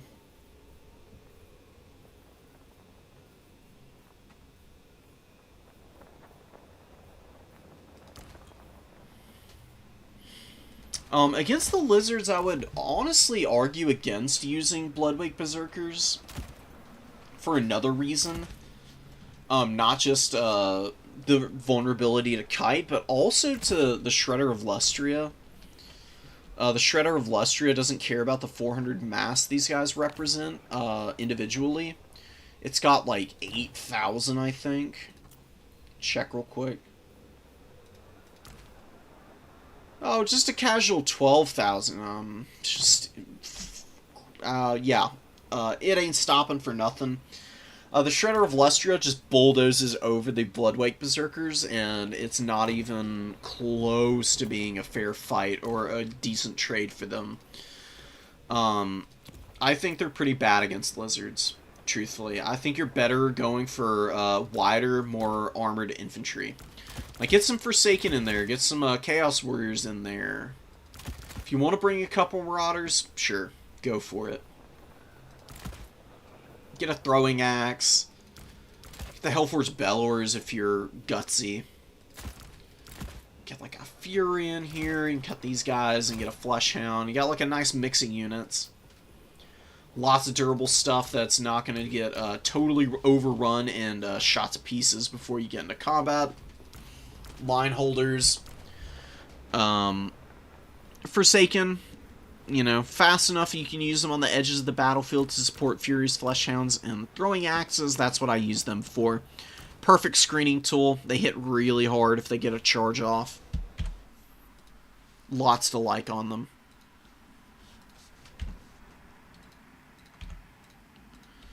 Okay. I'm gonna replay the drop in here, and let's run it back.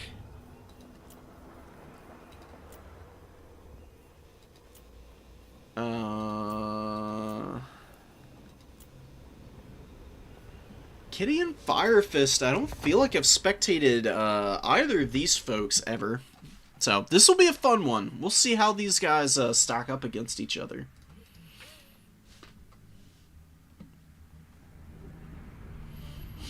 Beastcaster for Firefist. Tyrion is presumably on horseback here. Mazda Mundi. I think this might be Mazda Mundi in the chair, not on Zlok, because Zlok is really expensive.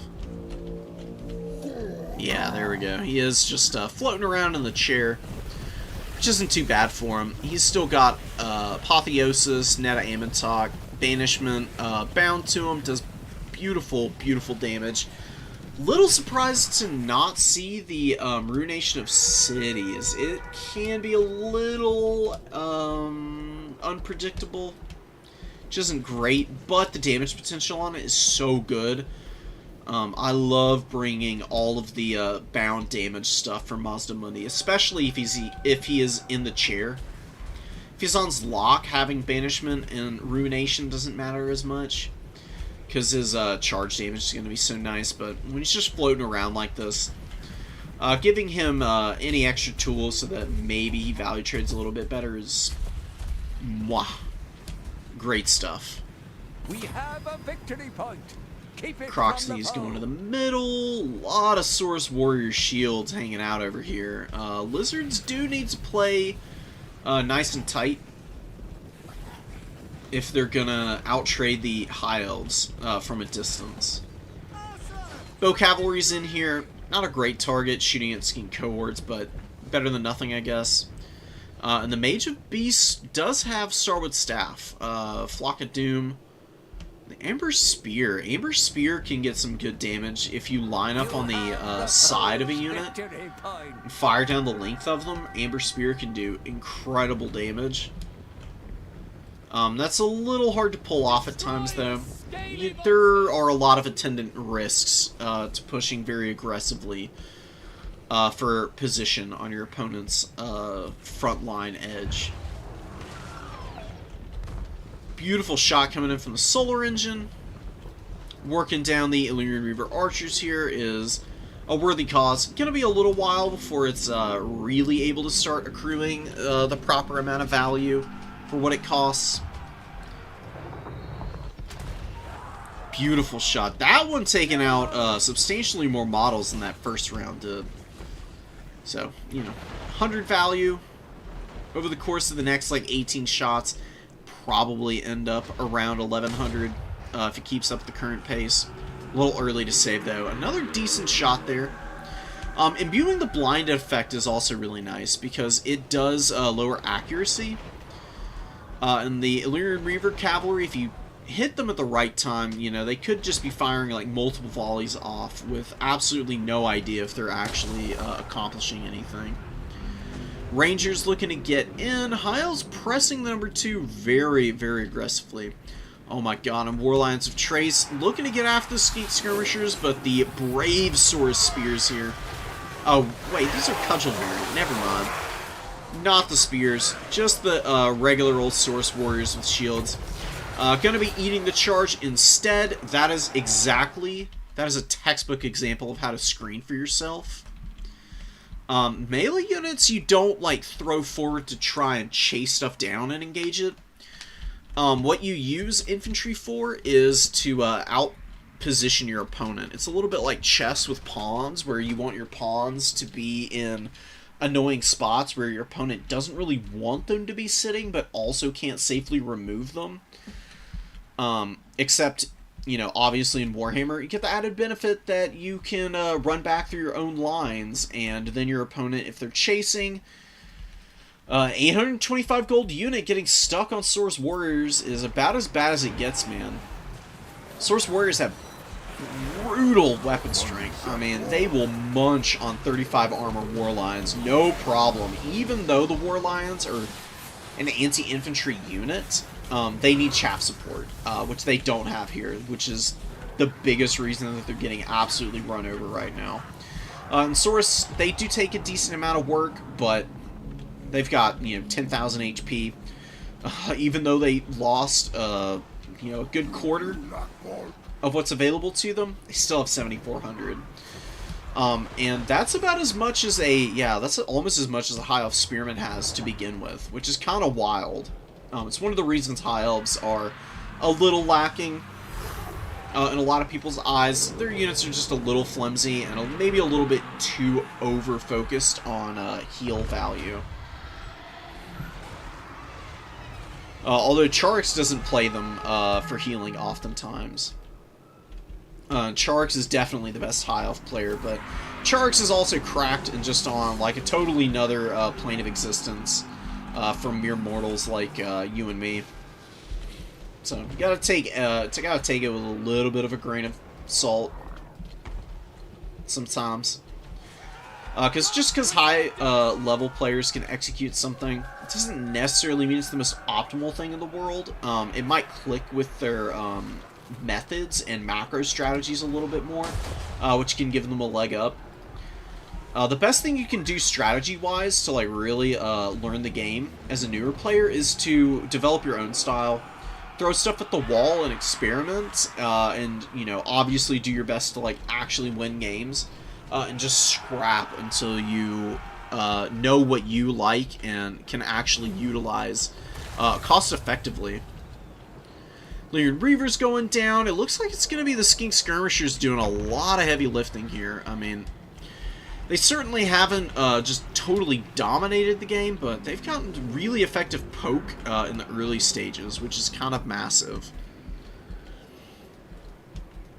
Anything to make it harder for, like, High Elf Archers and White Lions of Trace, as well as War Lions, and Silver Helms and Illyrian Reavers. Skink Skirmishers poisoning and just slowly poking them down is kind of brutal, man. I mean, they're super disruptive just with the slows alone. And they're pretty quick, too. They can chase down routing infantry on the cheap, which is kind of massive. And they still have the linebackers and the Saurus. You know, they're just going to push right up onto the archers. We're going to a nice little panorama here into the front line. Got some weird twirling going on here. Funky little sync animations, still an issue at times. But, you know, the Elven Archers starting to take some serious punishment here. A lot of blood going down. And you can see, yeah, they're starting to get folded up.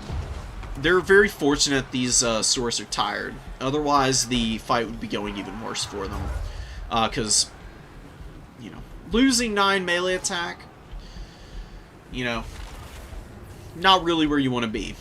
When you need these guys to be pummeling down a ranged tool, and they may not necessarily get reinforcements in time to keep them around. Colossodon Hunters attacking Tyrion, doing massive damage to him.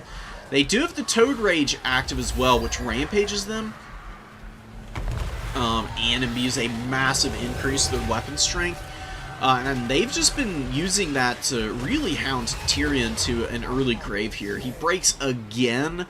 Does get Heart of Avalorn again, but only 1100 value, and he's definitely getting chased off now. No way you leave this guy unoccupied. Fireborn here. Were they here last time? Earlier in the match? I actually don't remember. Whoopsie. I was literally just watching this game. I don't know how you forget something like that, but here we are. They're charging around looking for an opportunity to... I think maybe they want to save Tyrion, but there's no way that happens here. On the Star Chamber Guardians, no freaking way, dude. Star Chamber Guardians are so awesome. Super cool looking unit. I love their, I don't even know what to call these things. They're big paddlers. With the frost aura on them being magic damage oriented. Beautiful shot from Ancient Sally. Ancient Sallies and Bastiladons have pretty good damage output. Oh wait, no, it was the Bastiladon. Oh yeah, because, okay, the Ancient Salamander's shooting over here. Man, the Bastiladon killed a lot more Fireborn than I was fully expecting.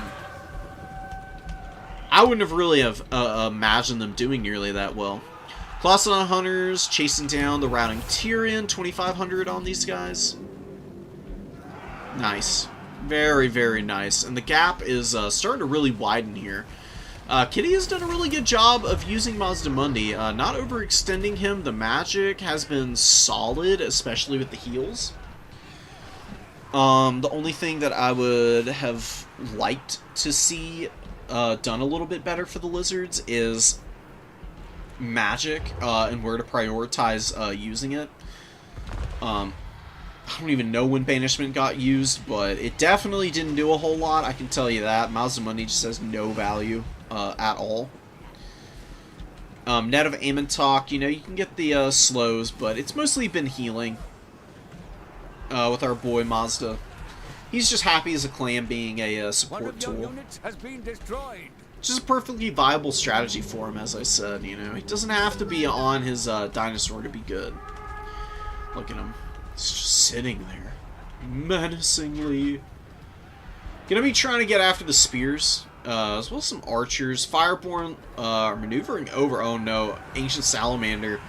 Wrong place, wrong time, buddy. Gotta get out of here. Oh, Net of Amontok coming down. Brutal. Really good cast there. Gonna be a little slow to respond. Not quite enough to get on top of these guys before most of the duration is worn off. Instead of charging into the rear with the Colossodon Hunters, flying overhead and getting in behind them is actually a better idea. Because you got the Star Chamber Guardians cutting them off from the front at that point, while the mass from your Ripperdactyls, even though a lot of the Forsaken can push through, a lot of them would get stuck between the Colossodon Hunters and the Star Chamber Guardians, where it would be an unholy massacre, dude. What's going on over here? Oh, Rangers and some Illyrian Reaver Archers pushing. Rangers in full route here. Lots of Spearmen going down. How the Croxy's doing. Beautiful, beautiful work. 1200 value for the Croxigors there. And Colossodon Hunters, 26. Solar Engine with 1400. Solar Engine's not super efficient at getting their value back. They're usually able to get damn close or just over the line. Maybe it could do to get like 23 or 24 shots of ammunition for a little bit of added effect. But it is good in melee combat. Immune to flanking is nice because you can sit on top of chaff units and really bulldoze over them with the Bastillodon because they don't get through armor very well. I'm talking about stuff like High Elf Spearmen, Rangers, units like that are perfect for the Bastillodon to bully because they just don't have the AP to handle this thing. And their melee attack, High Elves have solid melee attack, but when your melee defense is active in a full radius around you, just the fact that you're affecting your opponent's opportunities to hit you by forcing mediocre like rolls on the melee attack versus melee defense front, it's pretty cool. Bastillodons can get a lot of work done in the right kinds of matchups in melee. Against Undead, you'd probably just want to unsummon the Solar Engine right now. But against a faction like the High Elves, where they're going to be like swarming out in the late game with tons of infantry to try and cap points back, keeping the Bastillodon around just to terror route stuff like that is pretty useful. Another Apotheosis Man from Mazdamundi, and we do get a Banishment attempt. That's a little bit ambitious. It's just not going to work out too often. Wait until the Rangers are engaged. If you just wait 10 seconds, you can drop a Banishment like right up here and hope that it gets a slightly better rotation. Or I don't really know, dude. I knew it. Unending glory is yours. High Elves and Lizardmen's matchup is just kind of odd. It's pretty back and forth. High Elves definitely has some pretty good tools against the Lizardmen. But their roster is more limited, so they're a little bit more predictable. And the Lizardmen tend to play pretty samey in a lot of matchups, but their roster is very varied. You can very easily pull off builds that can keep folks off guard. So, I think in this particular instance, it was just a little bit of lackluster trading across the board for our Elgi brethren here. They bit off a little too much to chew. Wow, 1,400 on a Saurus. Great value. Colossus Hunter's 3,100, which is even more insane. And Ancient Salamander got its value back and a little more, while we got good value on the Cohort. Love to see it, man.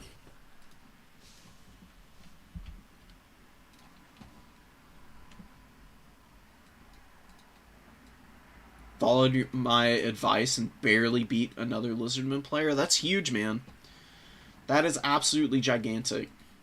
It's a tough matchup. It really is. Throughout all skill levels, like not just for like experienced folks, but just permeating down to the new player tournaments.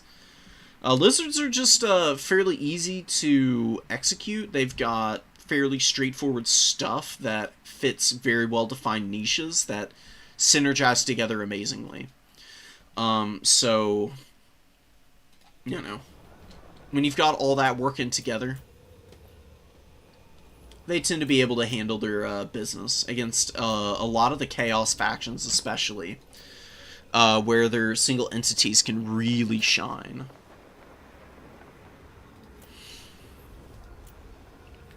Who do you want to watch now?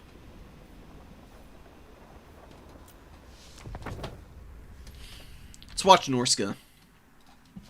Very curious to see how they do in a Kislev here.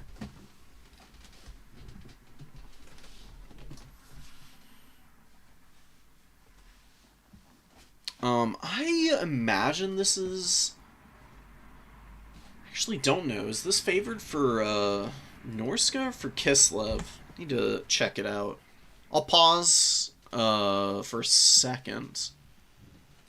If I'm not done finding out by now. Okay, it's just straight up even in terms of the win rate right now. 6-6 for Norska and Kislev. Should be a good scrap then, man. We got some horsemen, 2 throwing axes, 2 horse archers on the other side of the field for Kislev, 2 Griffin Legion, and 3 Kossars. Armored Kossars, no less. So very durable unit's going to be up on the number 2 here, trying to control that. Keep it from the foe. How many Marauder champions? Just 1.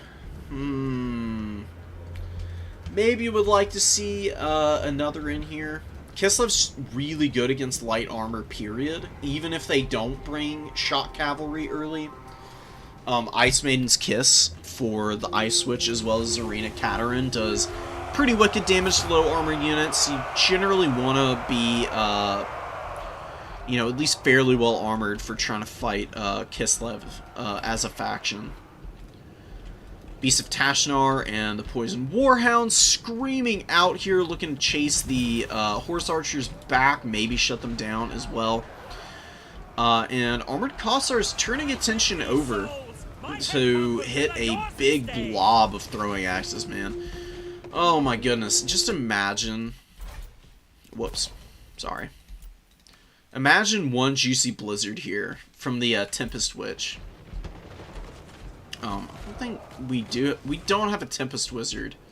Oh, do we? She got... Oh, Death Frost and Ice Maiden's Kiss. Ice Maiden's Kiss can do good damage to the throwing axes, but anyways, I digress. What I was hoping to see was something like a Pit of Shades over the top of both of these. You've got some other good spells, like Searing Doom would have been really hilarious to drop on all those horsemen. That might have even got Kislev a big enough leg up that it would really start to put pause into Empire trying to constantly stuff back Suga, who's done a pretty good job of handling up to this point. Little Grom comes in. He is going to just munch through every one of these throwing axes. Come on, shoot. Please kill them all. Oh my god, dude. Crazy damage. Kill, I think, 14 models with that one shot.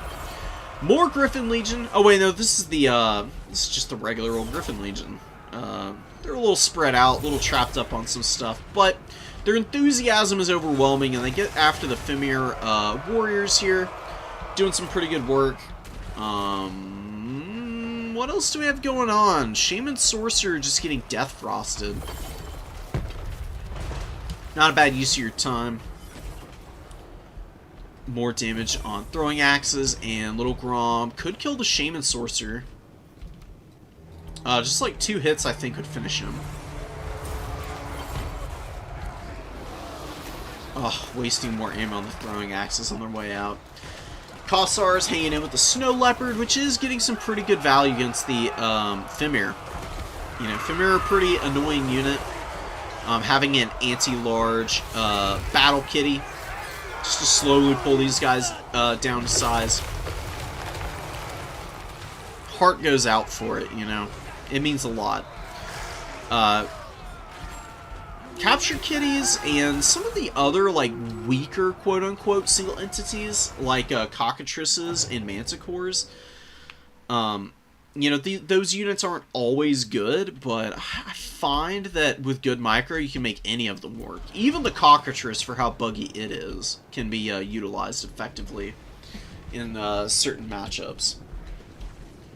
Horse Archers screaming up. Beast of Tashnar gonna be eating it, dude. Beautiful arcing volleys, and down go a couple Houndos, man. Just filled full of the arrowheads that Kislev's gonna be using here. They do lose the middle, though. You know, could be going a little better everywhere. In fact, for Suga. Is falling behind on value for the first time, which is never a good sign. Really need to pump those numbers up if you want to get a victory here. Armored Kossars, brutal collapse here from the Norscan Warhounds. Going to be debuffing leadership, as well as obviously lowering their weapon strength as they get poisoned. And they're going to be suffering horribly here. The Patriarch thought about helping him out, but just isn't going to be able to do a whole lot. Fire Sorcerer continuing to cast spells and be mediocre at best. Mediocre at best is, you know, better than nothing, I guess, right? I would personally want a little bit better, though.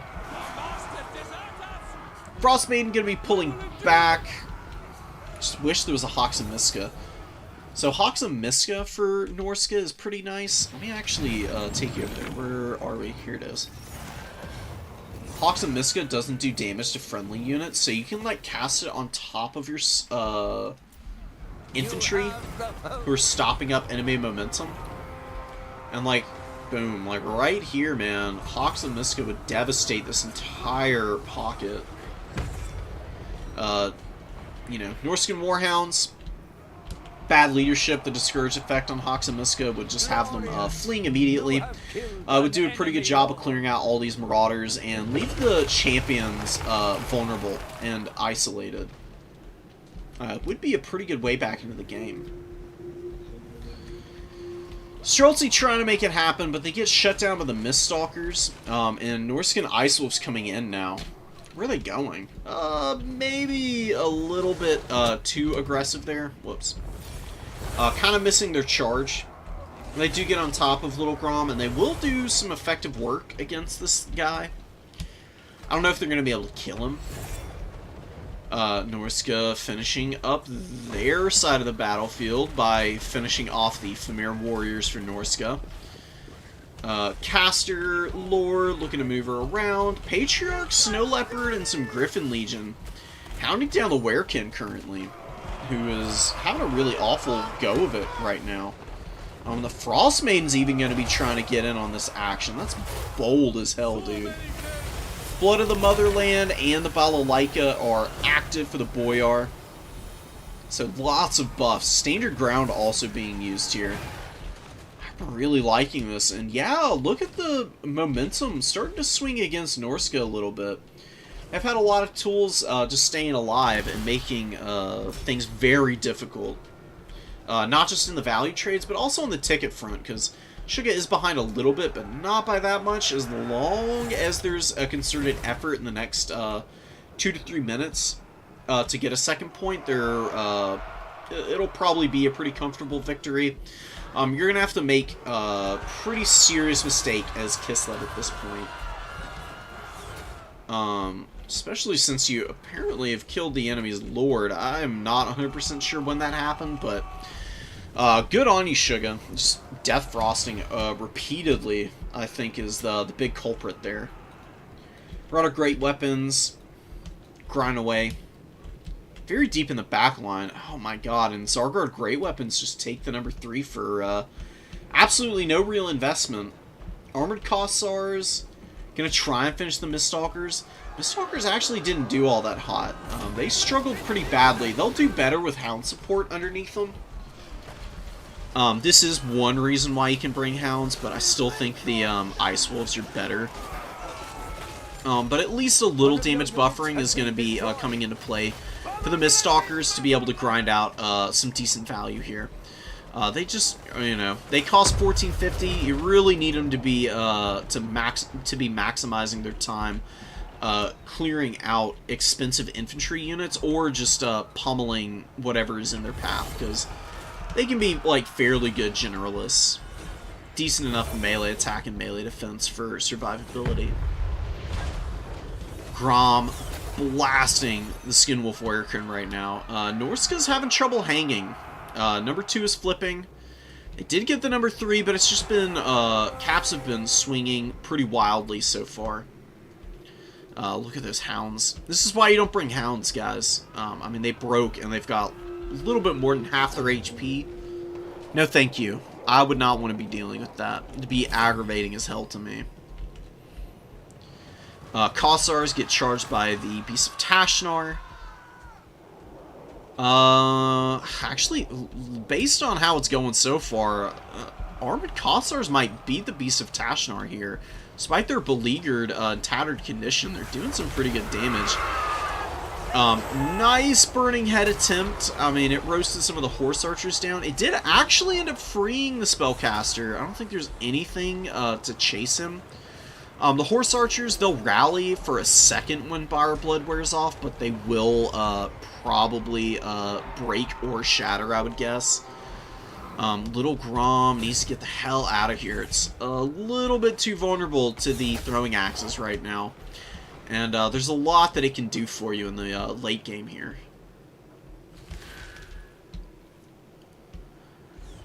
Really comfortable hold, man, for Kislev. Just trying to get a good read on the battlefield. And look at the Streltsy in the late game. Waves of them coming out, including the Boydanov's Brawlers, missing some of the shotguns going off here. But we do get a little bit of shooting going on these guys as they collapse in. Boydanovs have good enough melee attack. They should be able to easily outfight the Marauder Horsemen with the throwing axes here, who obviously choosing life over limb here. They're going to be retreating. Going back to their war camp, they're going to be complaining about Kislev for sure. You know, filthy cowards don't want to fight fair. Hide up in the back line with their guns and just poke us away without ever interacting with us. Great weapons doing good damage to Wulfric, who did come back out. He is on the chariot. 2,400 on Wulfric at least. Don't let it be said that Wulfric can't value trade. Wulfric is just really squishy, dude. Getting him trapped like this is so sad. Is he ever going to get out of here, man? God, this Boyar is roadblocking him so well. You gotta pay attention to really small stuff like this. This is why zooming in on fights can be a good idea sometimes. Because when you're zoomed out like this, you just see the Lord doing who even knows what. I mean, it's a little blip. You can click spacebar and get a little bit better of an idea, but, you know, sometimes you gotta get up close and dirty to really figure it out. Wulfric, he's trying to aura max like Skulltaker was a couple games ago. He's done a pretty poor job. He's getting blasted by Streltsy right now. And that is another Death Frost. This one's going to kill him. He's already down to like 400 HP. There's a whole another 10 seconds to be pounding him. He could shatter, but doesn't look like it's going to happen. We do have a very dead Wulfric. Orska, man. All those leadership penalties looking a little sketchy. I mean, they got only 29 leadership from a base value of 16 at this point. You got the Frightened going into effect. They're under missile fire. Attacked in the flank. Damage sustained. Friends routing. Friends routing, honestly, I think could be a little more punishing. But, I mean, it is a little nitpicky, maybe. Just makes a little bit more sense to me personally, but you know, it's not all about what I think necessarily. The biggest thing that Kislev can do just to round this game out, just continue to make sure that they're hounding down any of the routing units. I mean, all of these Marauders are just struggling so bad on the leadership. They are just not going to be able to get any work done. No matter how many waves you send in, you're just going to be feeding your opponent. It's basically just a gigantic concrete wall that the Norskins are like hurling themselves into, just breaking bones and you know, knocking their own teeth out. Kislev's just a brick wall in the late game. If you haven't done critical damage to their army and they consolidate on points, they'll just shoot you to pieces before you get in. They'll countercharge you with the Griffin Legion. I mean, I don't even know what you do on the number one. I mean, you could try and push over here with Boydanovs or gonna hammer you. Streltsy, you know, actually doing a pretty good job of layering the firing arcs. Like, this whole quadrant is pretty effectively covered by both of those Streltsy units. And it is the closest to the spawn points. It's a tiny little thing, but little stuff like that can actually help you out. Because if something were to be summoned in, and try and run forward and just immediately engage you, your fire at will be much more effective because they're You know, LOS is nice with these Streltsy on the hill. These guys are on nice flat ground, very wide open space. Easily going to be able to pound both these Streltsy onto one unit and eliminate them quickly. 2,700 value Griffin Legion also. Ooh, baby. Money City. Griffin Legion, very good. Honestly, I don't even use Winged Lancers anymore. I just go Griffin Legion every time because they just value trade so much better. Winged Lancers can work maybe in a handful of matchups in small numbers to supplement the Griffin Legion. Usually you just want the more elite option because they get in there with the charge bonus and flatten over everything.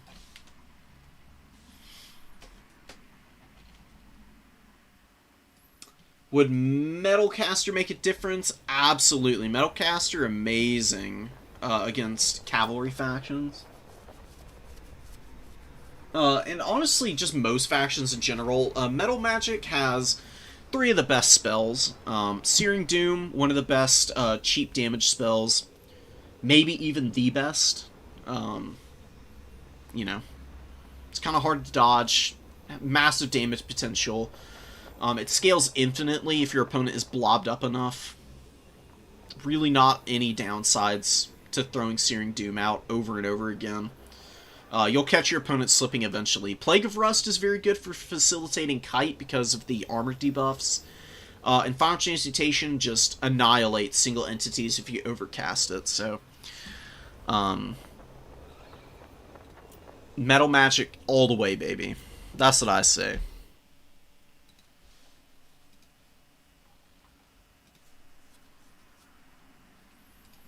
What's going on with bracket? We're in round 4. Okay. Very cool. What do we want to see here? Lazuka? I mean, we should definitely get some Bretonia in here. Definitely not a very popular beginner faction. Lazuka is a very experienced dwarf player. I can't think of a more polar opposite faction to swap over to. You go from one of the most immobile factions to one of the most mobile, and you lose all your stalwart infantry and get a bunch of cheap garbage in exchange. It's a pretty big adjustment to playstyle. But Lazuka is very talented, so we'll see how it plays out. Green Knight, available, ready, on the field. It could be a little scary for him. I mean, Noxbringer and the Demon Prince of Nurgle can hammer him down pretty effectively. We have a victory point. There's no trees either, so you can't just go hide in the trees and get a Sacred Guardian to heal you. It's going to be up to the Fey Enchantress to drop those heals. She's a pretty good unit. She's got Mist of the Lady, which is nice. Chalice of Potions, pretty good. Bombardment. We do have Earthblood on her, but no lore passive for life magic is a big mistake. That little extra bit of healing from the lore of life passive actually helps tremendously. Because it affects everything on the battlefield.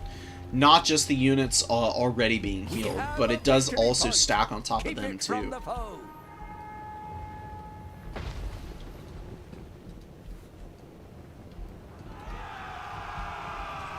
Peasant Bowman in the Noxious Vortex from the Soul Grinder. Poxbringer pounding away. Blue Eyes being really cautious.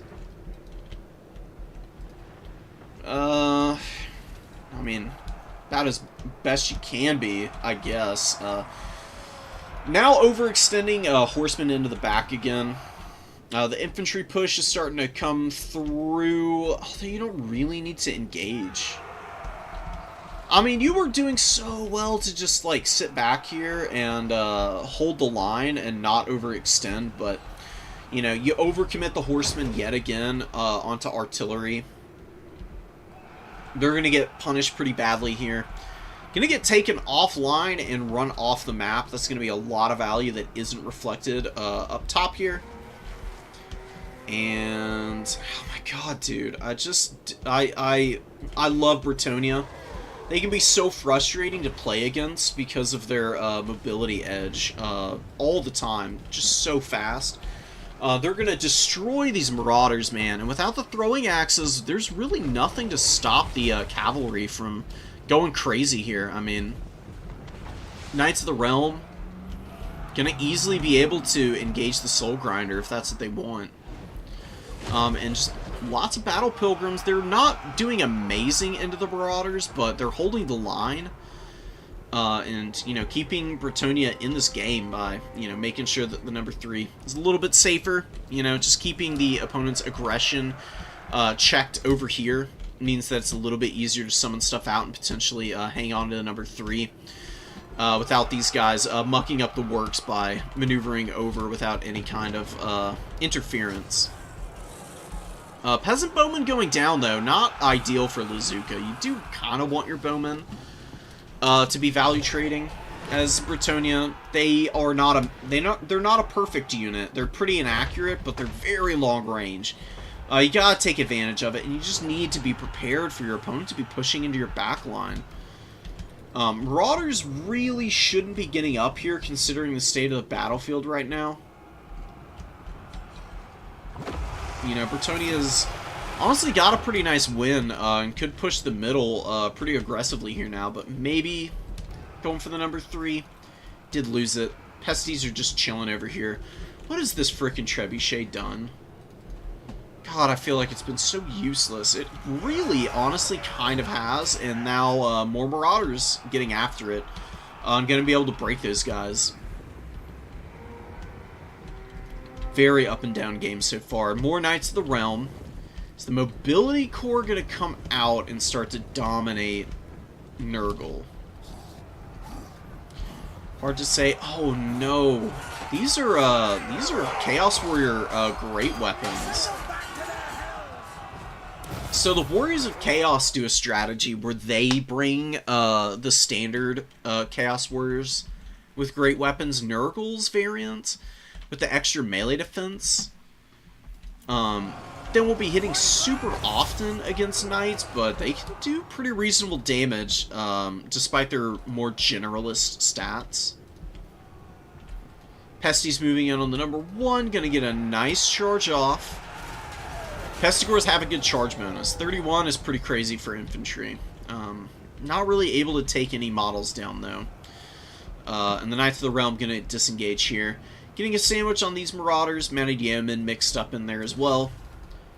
Demon Prince desperately trying to make something happen, but really has not been a very good lord this game. Looking a little bit lost, I would say, in terms of what to respond to. Which is understandable. If we could all play perfect every single time we played the game, you know, I think we would all want that, but it's not always the case.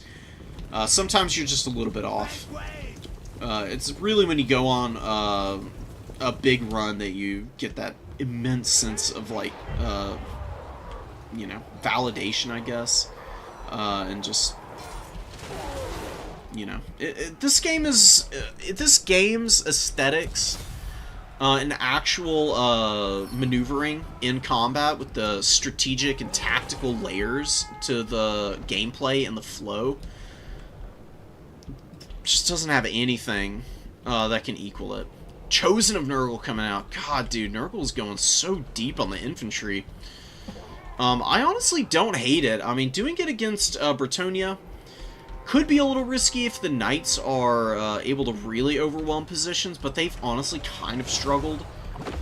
And I think that they've been forced into a few too many attritional fights where the Pestigores and the Great Weapon Infantry for Nurgle have kind of been overwhelming a lot of these guys. These Pesties do get swept up. Knights of the Realm doing what they can to hold. Nurgle on that point, still locking it down. Ooh, jeez, dude. Bretonia just... cap weight is such a problem for them. They're pushing up the Beast Slayers of Bastogne. Knights of the Realm. Oh my god, they... You know, maybe they could have gotten the #1, but more Pesties coming in. The human wave tactics from Papa Nurgle, dude. Now, these Bretonians are going to have to realign themselves with Khorne after this one, just because of how many folks they killed. Demon Prince finally getting some decent value. Probably could charge down the Fey Enchantress here. I guess the Green Knight's close enough, you don't really want to risk it. Chaos Warriors, hanging in there. And the Nurgle throwing axes get on top of another Peasant Bowman with the fire arrows. Doing a pretty good job of, you know, routing this unit, potentially. Maybe just one more cycle charge and that'll be all she wrote. Chosen grinding on the middle. They're going to dominate the Beast Slayers, man. Chosen are so juicy. Great unit, man. You can see that that vigor reduction really hindering them at this stage of the game. Thankfully, their melee defense is high enough they won't be taking a whole bunch of damage anyways. And they'll just sit here. Eventually, they'll be able to kill the Beast Slayers, and then they can maybe either sit there and roadblock, or maybe move on and go elsewhere. I think Nurgle's going to win by stuffing the points. That's kind of been the game plan this whole time. And that middle is so securely held. You're obviously in triple cap territory for Lazuka, but where are you even going to get the first cap? I mean, you've got a small value lead, but it just looks just thoroughly deceptive despite having heals with the Fey Enchantress and getting some fairly decent engagements throughout the battle. The durability of Nurgle has just been a little too much to bear. Still trying to take the middle. God, Nurgling's coming out too. The Demon Prince is just trying to not die. Wants the leadership to be up as long as possible. Marauder Horseman chilling out here, looking a little vulnerable. There's a lot of Bretonian units over here, including a Peasant Bowman that can really pepper them down. I'd just get them out of here and rally up to the middle objective where you just hold for the rest of the game. As well as the #1. Stuffing with Pestigore is really smart. Nurgling's moving over, and they're just gonna camp on there. And look cool, man. Love the Nurglings. Very cool models. Pestigores look pretty good, too. This one's got a freaking arrow sticking out of his neck. Let's go take a look at these guys. He's nasty and disgusting. They've got some of the more unique animation sets in the game. They, like, climb on top of one another. They make little, like, Terminators. They, like, bowling pin into enemies. It's a lot of really fun things to catch whenever you take a look at them. So Pestigores brutalize the Peasant Bowman, but Battle Pilgrims come in and maybe going to be able to hold off the aggression here. It's still not great. I mean, the clock is pretty much out.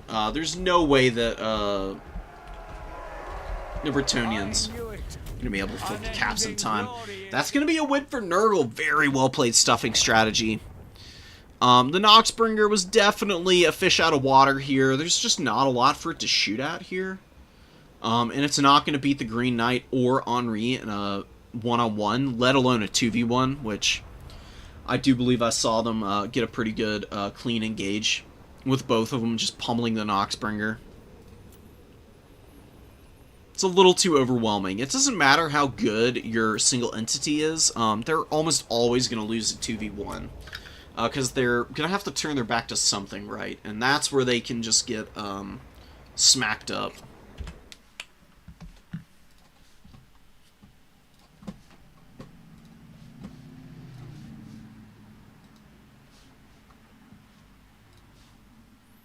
Downloading some more replays, guys. And I'm going to take another quick break.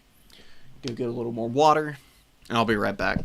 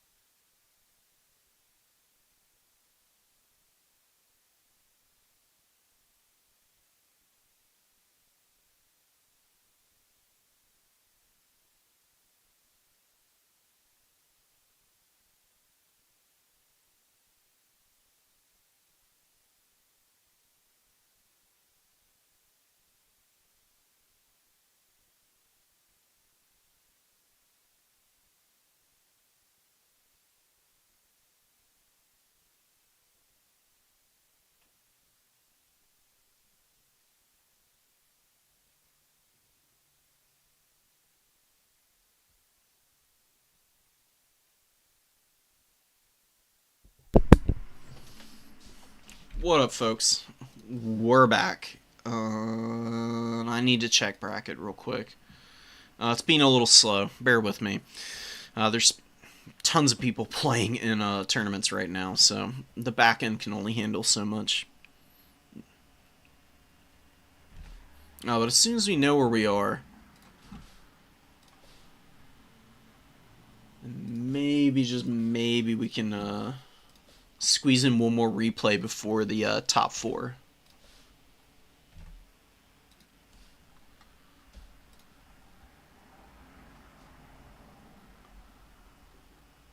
There's only 2 games left. Alright, well, we'll hold off. This tournament's going by nice and quick, man. People have been very prompt playing their games.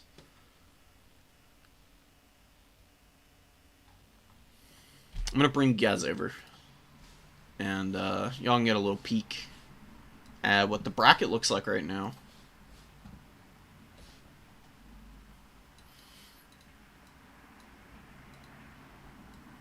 It is a pretty cool lore. Other lores of Magic work too, though. Pretty much any of the Magic in the game is useful to some extent. Some of it depends on matchup and everything. Death Magic is usually good against factions that have squishy lords with like low HP totals, or folks that you can get a decisive engagement against and then use Spirit Leech to like ensure the kill, I guess you would call it, because it does have decent amount of range. If you overcast it, you're not paying that much more, and you get another 200 meter cast range on it, which can be really nice for securing Lord Snipe kills.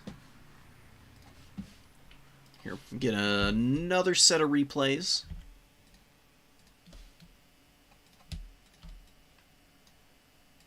Just throw them down in there. Got more Discord messages. We're just gonna wait for a minute because the last 2 games I think are probably on the verge of winding down.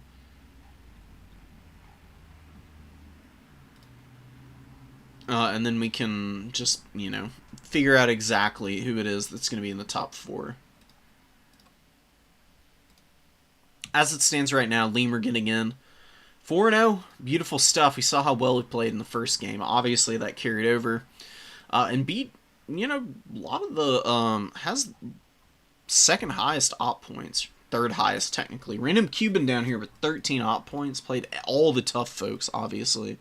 People who were, like, really on top of their game today.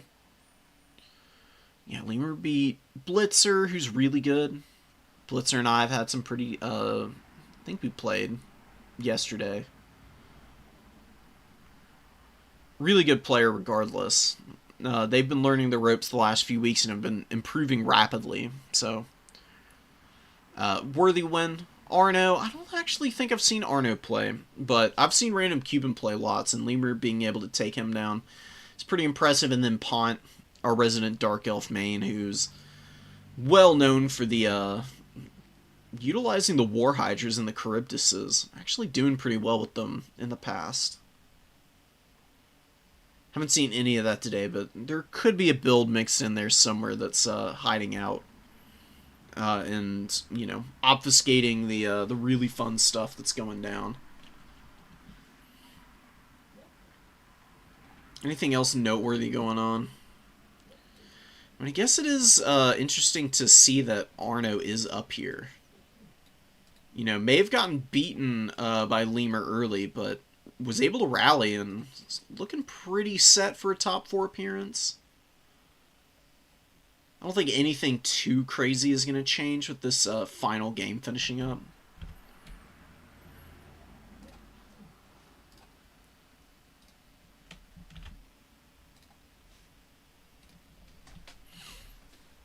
Let's get over here.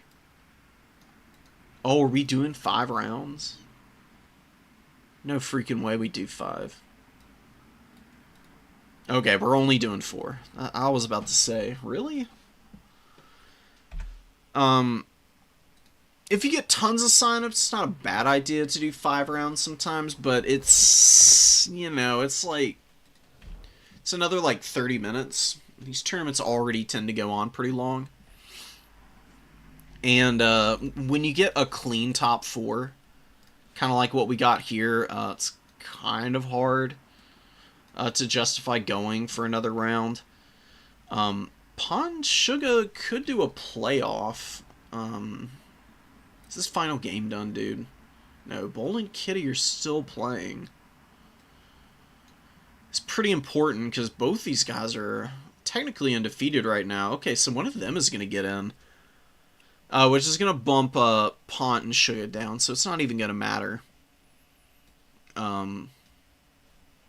We'll see Lemur, WM, Arno, and then either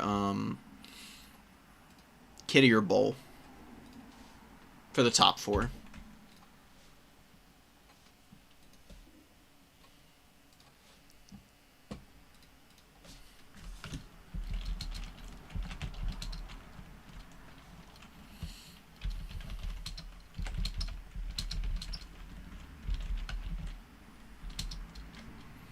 Oh, we've got crashes going on. Kitty and Bowl apparently can't even start the game, so they might have to draw, which might keep both of them out of the top 4. Or they coin flip it. I don't know how it's going to be handled. Let's tune in live on the front coverage.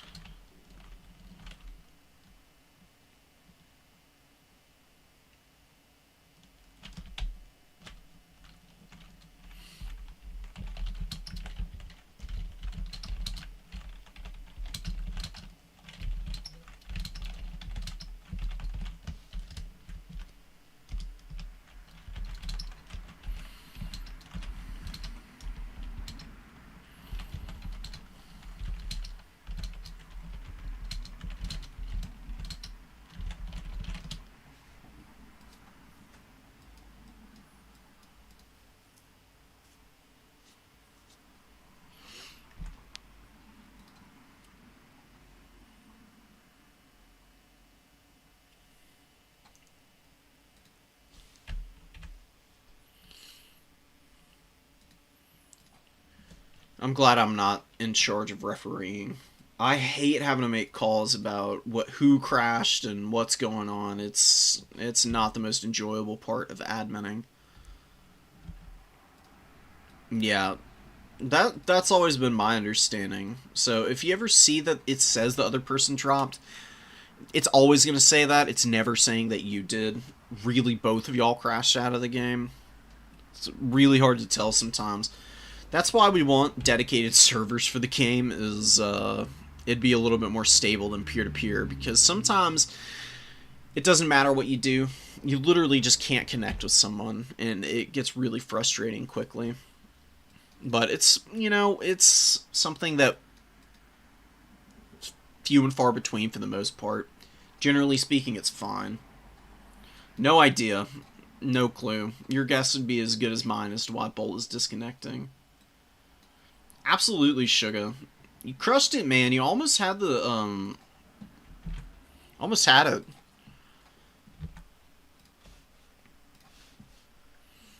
Like, right here. Right outside of top 4, dude.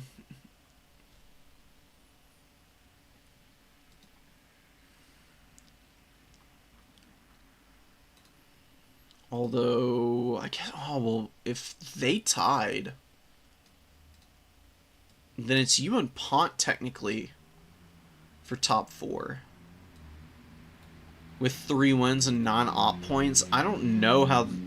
There's so many... Oh my god, there's so many tiebreakers going on.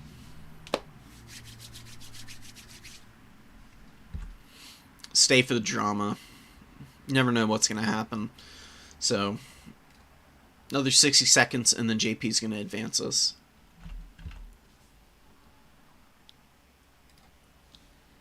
Welcome to the stream, guys. Nice to have y'all. We're going to be live casting the semis and the finals, and then we'll be doing just rapid-fire replays for a couple hours, and then I'm going to go live my life. And then I'll try and stream a little tomorrow to do more of the replays. No guarantees. Depends on what kind of time available I have. But Monday, I always do a stream to cover new player replays, so tune in on Monday at the very least. I'll put up info ASAP about it all.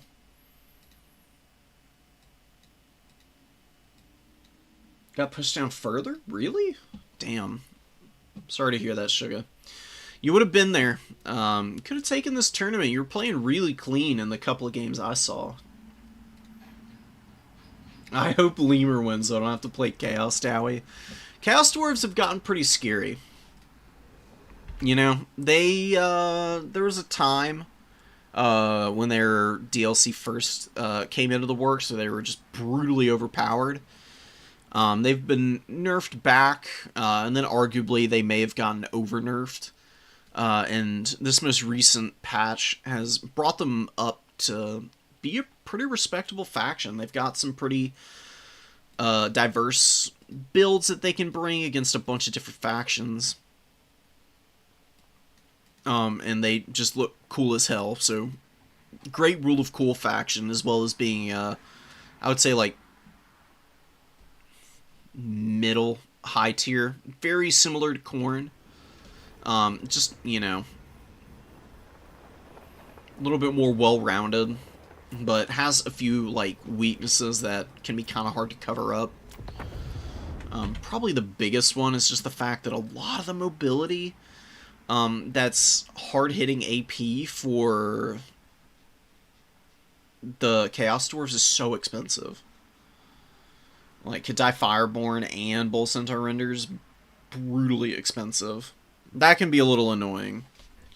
But, you know, you got good heroes, amazing lord options.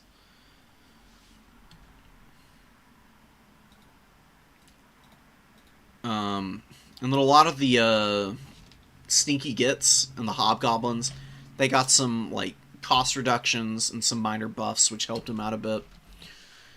They do a lot more than just spam out Iron Demons nowadays. That was their game plan for the longest time. It's just endless waves of demons traipsing through your front line and terror-routing everything. Okay. Let's invite these guys. We're gonna grab Lemur.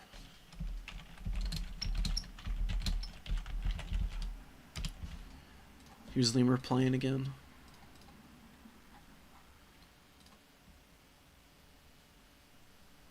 Where's the top? There it is. Oh, WM. WM is also fairly new. Already making it to semifinals. It's very impressive. Just gonna go find them. Kind of spinning wheels right now.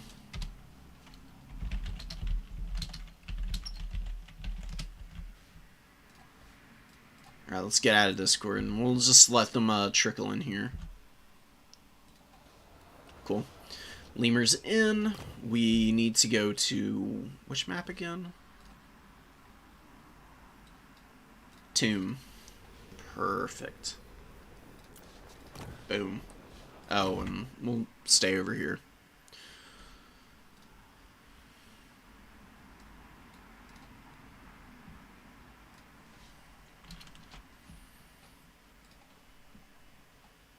Good gets being very nice to me in the Discord. I love casting games. It's so fun, dude.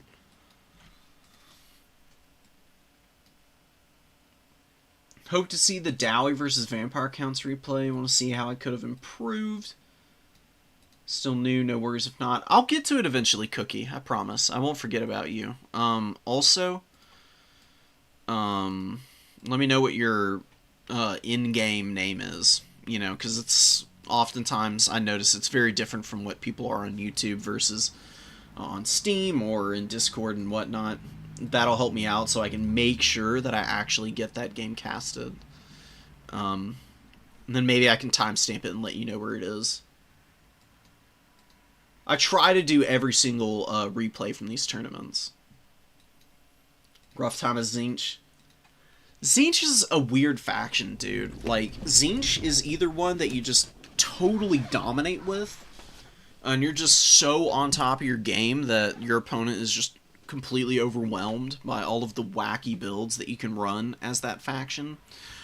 Or you just run into a brick wall and you get just pasted against it, man.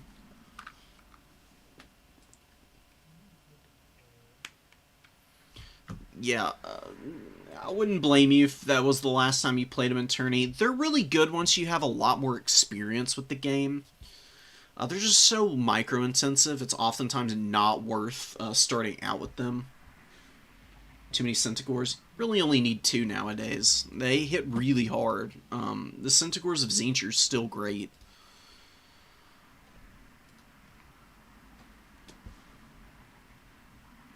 Cool. Lumi, good to know. And it was posted by Arno. I mean, I'm pretty sure I downloaded it.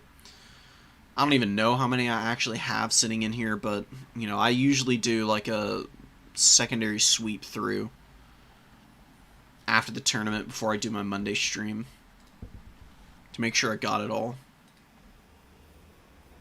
I'm just going to go ahead and ready up. That way I don't miss it when they're getting in here.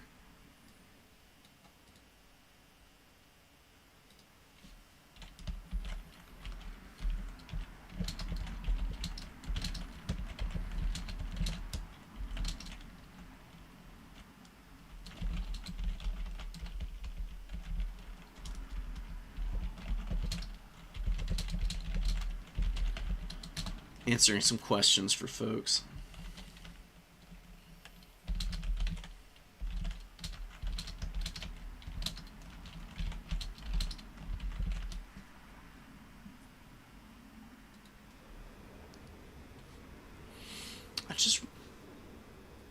I just clocked it's Lizardmen versus Chaos Dowdy. This is a horrible matchup for the Chaos Dwarves. Lizards are great against Chaos Dowdy. I've played this matchup quite a bit, and I don't know what it is about Lizardmen. They just have the Chaos Dwarves numbered, dude.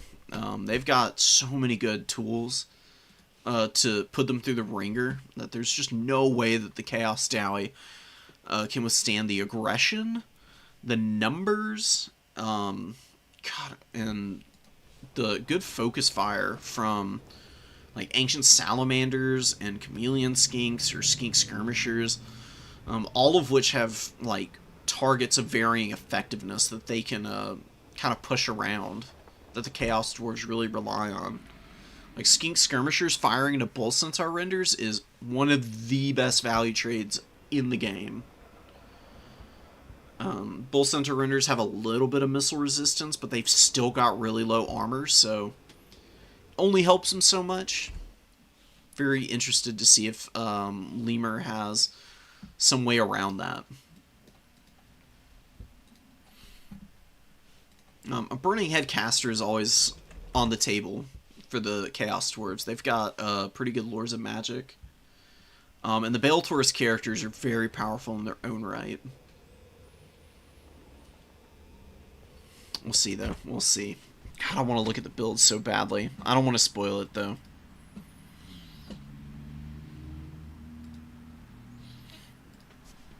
How'd everyone else do in the tournament? Let's go take a look at that for a second. So we saw the top 4, but yeah, Mr. Fly is like right here. Piston with 3 wins. Taco's Empire. Kitty. Let me get down here. All the 2 winners. Got some folks down here. And I've been here too. Trust me. With the 0 wins. It happens. Happens a lot more than you would want it to. Even once you get more experience with the game. You can just get absolutely rolled in tournaments. And it's no fault of your own. You know, this is a single faction tournament, so sometimes you just get matched into factions that have, you know, all the advantage in the world. Kind of like what's happening here with Lemur going into one of the worst matchups for his faction. He doesn't really have any way around it. He's just gotta play into it and hope that whatever tactic he utilizes is able to come out on top. Look at this freaking Lizardman build. What is this, dude? We got a horde of Pterodon riders. We got some Fire Leech Bolas and just the regular Javelin throwers. Uncommon units to begin with. This many in the starting army is kind of wacky. I'm not 100% sold on it. The rock drops on the infantry could be really strong. I'm a little worried about the Iron Demons, though. Iron Demons actually do a lot of damage with their shotguns. They hit pretty hard, and they can hit flyers, believe it or not. Hopefully the Lizardmen dodge that damage, and then you gotta kill the Infernal Guard, of course. Because these guys, they hit like a truck. They fire quick, too. Every 9 seconds for an Arquebus unit. Top tier, man. Super top tier unit. Sneaky Git's gonna get up on the number 1, and just Cold One Riders. Spear Rider, regular Cold One, and a Feral Cold One. So, you know, all the flavors of Velociraptor, I guess. I really like the purple tail. It's pretty cool, man. I love the color schemes and the way they change. Audio effects are so beautiful and crisp. Iron Demon's gonna be moving up.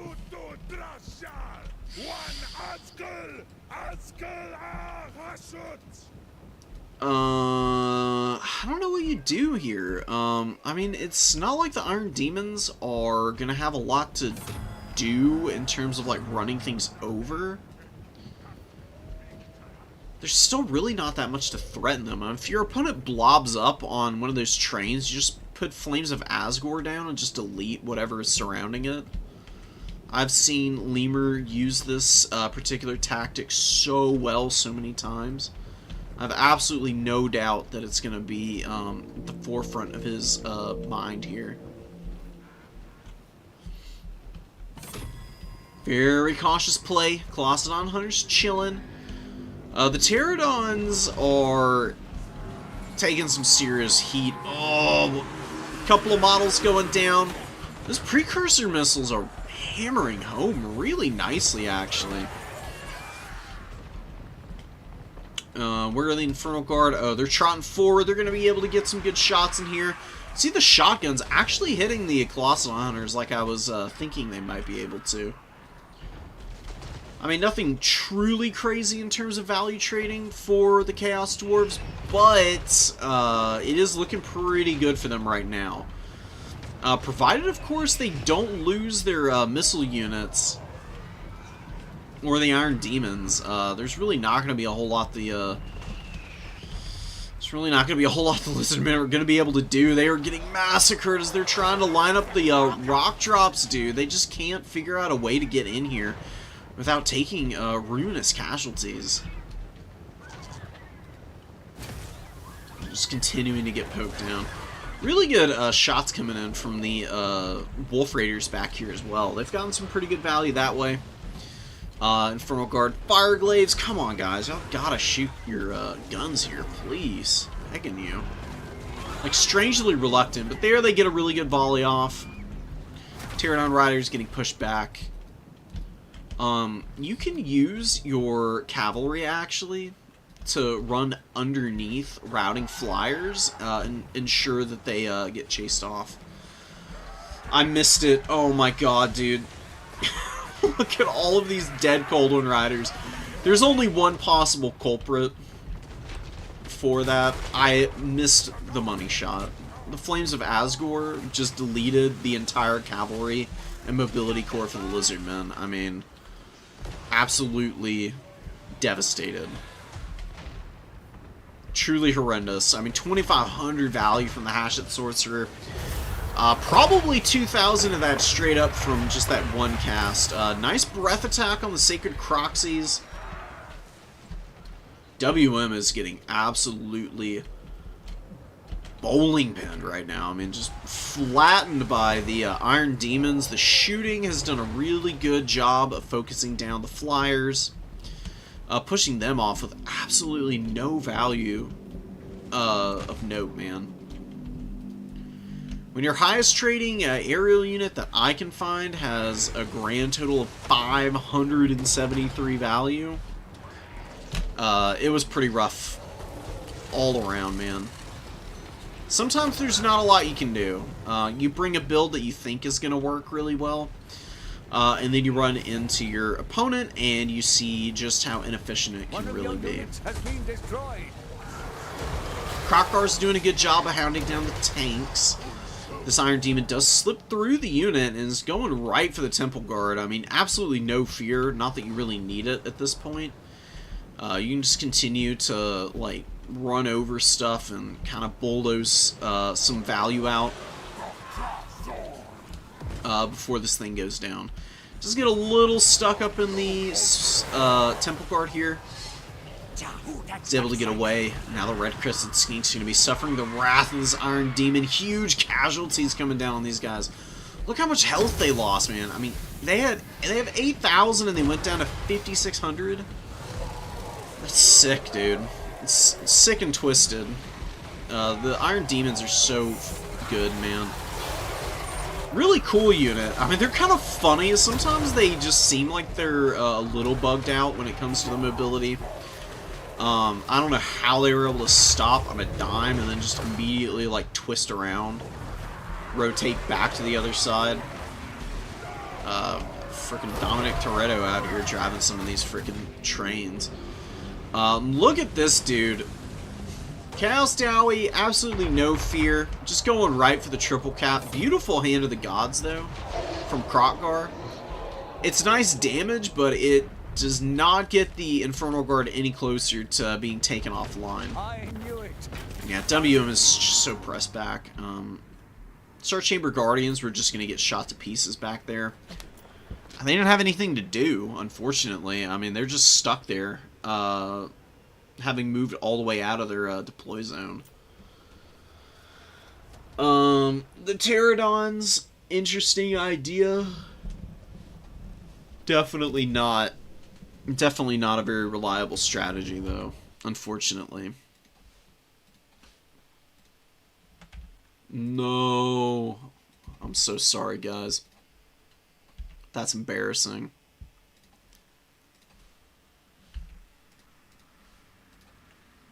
Amazing. Warhammer 3 Asthma again, man. Every freaking stream I do this. It's classic, dude. I thought I had it on the actual game, but I'm getting a little too carried away talking about things. Give me a sec, guys. Oh my god. We'll fix this later. We got the Asthma experience, and we'll cast this proper after the finals. So, Lemur is in the finals. I'll get the opportunity to show you some of the crazy plays that he made.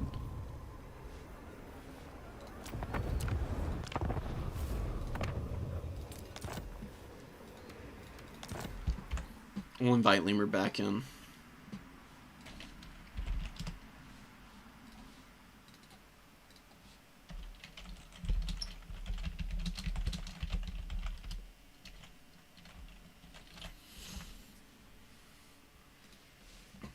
I need like a buzzer before the game starts that zaps me if I don't swap over to the actual game view. I think that's the only way that we're gonna actually prevent me from doing that at least once a stream, dude. Oh my god. Crazy. Yeah, it's just, you know, it's an audio cast, you know?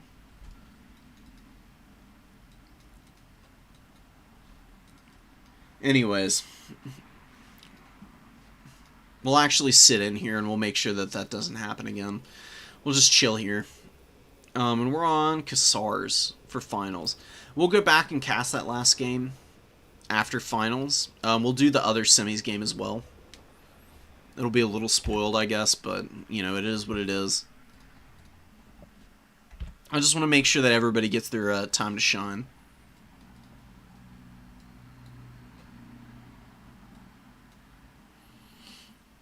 You know, maybe in another life I could have been a good radio DJ, you know.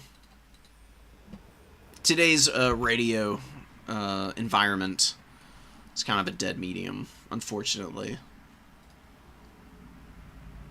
Maybe it'll make a comeback though one day. You know, there's lots of weird like seemingly forgotten like modes of communication and information dissemination that make like cult comebacks. It'd be really cool to have like a online radio show. I guess that's what podcasting is. I guess that's really why radio has kind of died. That's getting a little bit eclectic in terms of a conversation, though.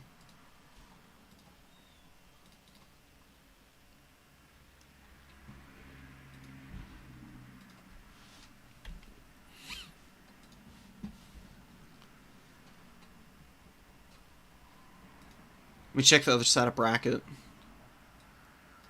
We're doing punt or in-game. I mean, that Lizardman game was pretty quick.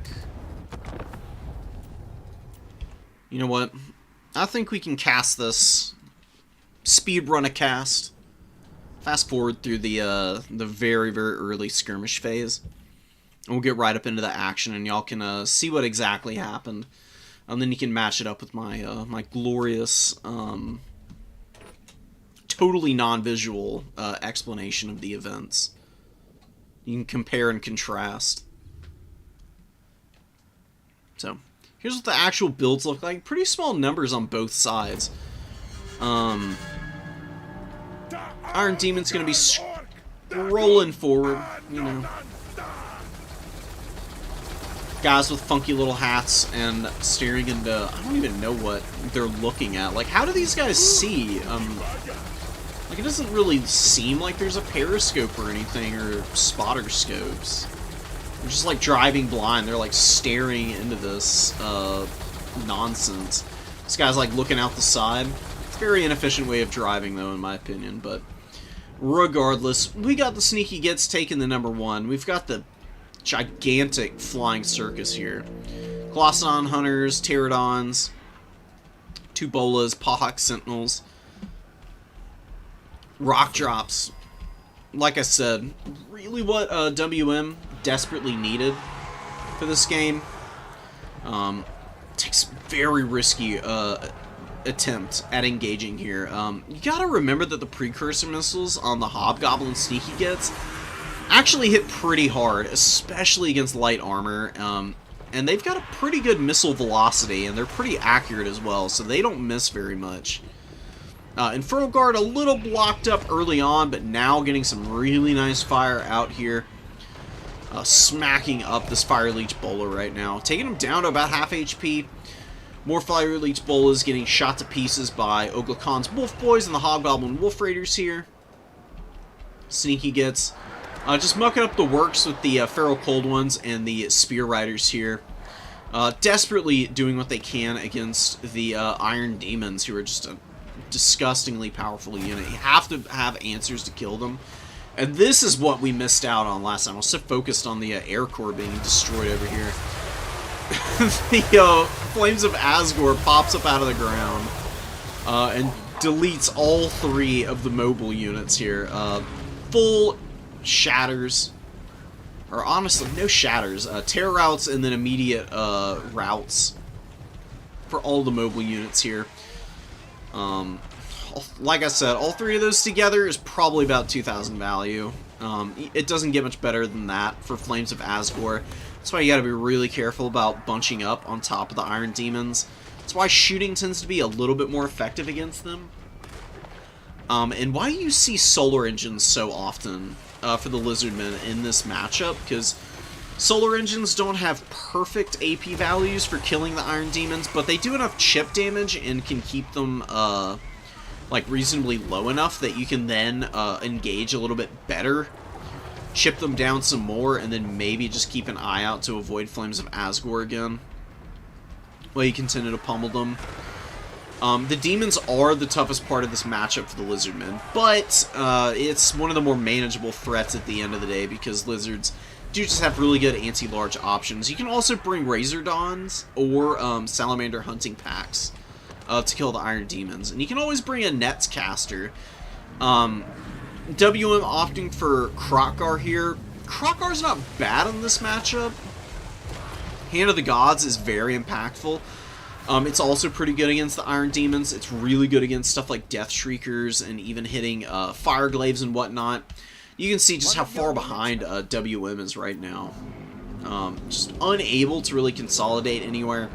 You got all this mobility and no real way to like punish any of the big scary units that Lemur's got out. The Iron Demon just pushes right through the Temple Guard, getting right up into the Red Crested Skinks. This was the damage I was talking about. I mean, flattening just an entire portion of this unit, man. 35 models dying immediately. And then it just comes back for more, popping more power, getting that mass up, getting more speed and acceleration. Look at it, Tokyo drifting here. Like, what the hell was that? Can somebody please explain the maneuverability on this thing? Makes no sense to me.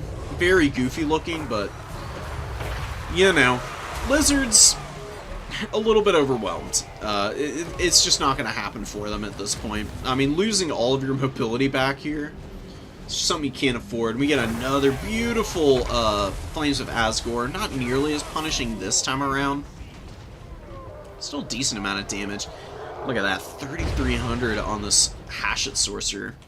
And the back point being taken, and Temple Guard, like I said, looking real lonely. Fire Glaives here. Warriors getting up. You got the Wolf Raiders just poking away at the flanks, getting around the Silver Shields. These guys are just going to end up going down. Cool looking unit, though.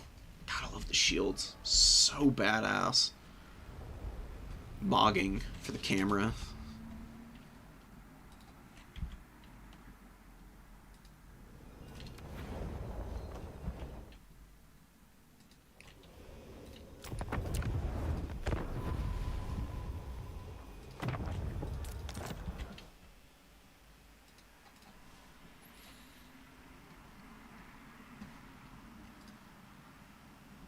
Ardo and Pont are still playing, apparently.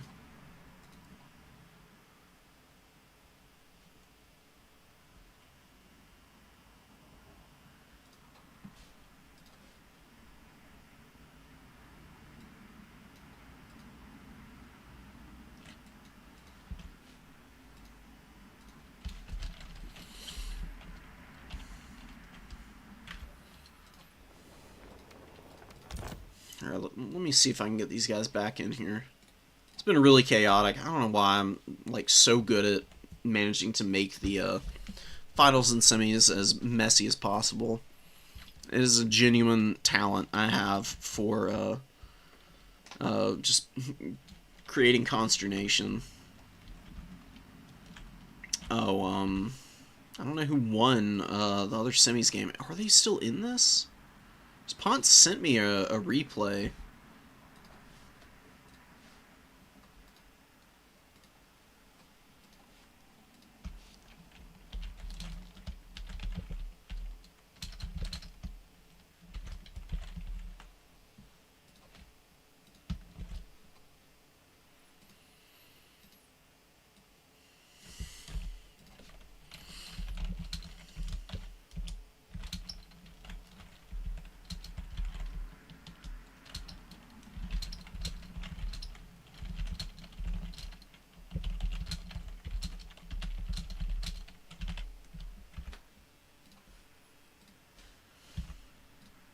Come back to chat with you guys for a minute.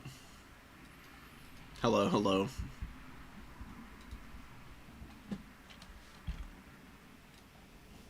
Okay, cool. Lemur's back. We showed him, you know, kind of taking the Lizards to task, man. There wasn't anything wrong with what WM was trying. It's just that, you know, builds like that, where you're skewing very heavily for a specific type of unit, come with a lot of risks. And Lemur, being as practiced as he is on Chaos Stally, just played the game about as perfectly as can be, and WM made just one really huge mistake that just absolutely broke his back. There was no coming back from losing all the cold ones and the spear riders. Losing the Air Force was also painful, but that a little bit less so overall.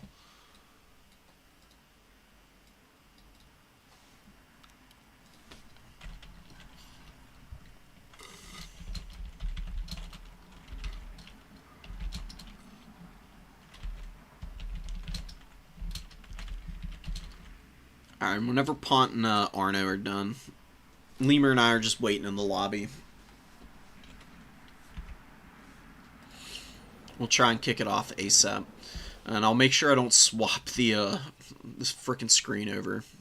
I will forget again. Yeah, Lizardmen do have a really good matchup there.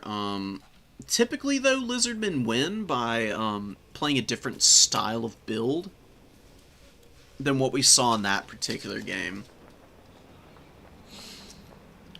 Usually you'll see Salamander hunting packs, as well as the Spear Riders. Obviously, you'll see quite a few Skinks in the starting army.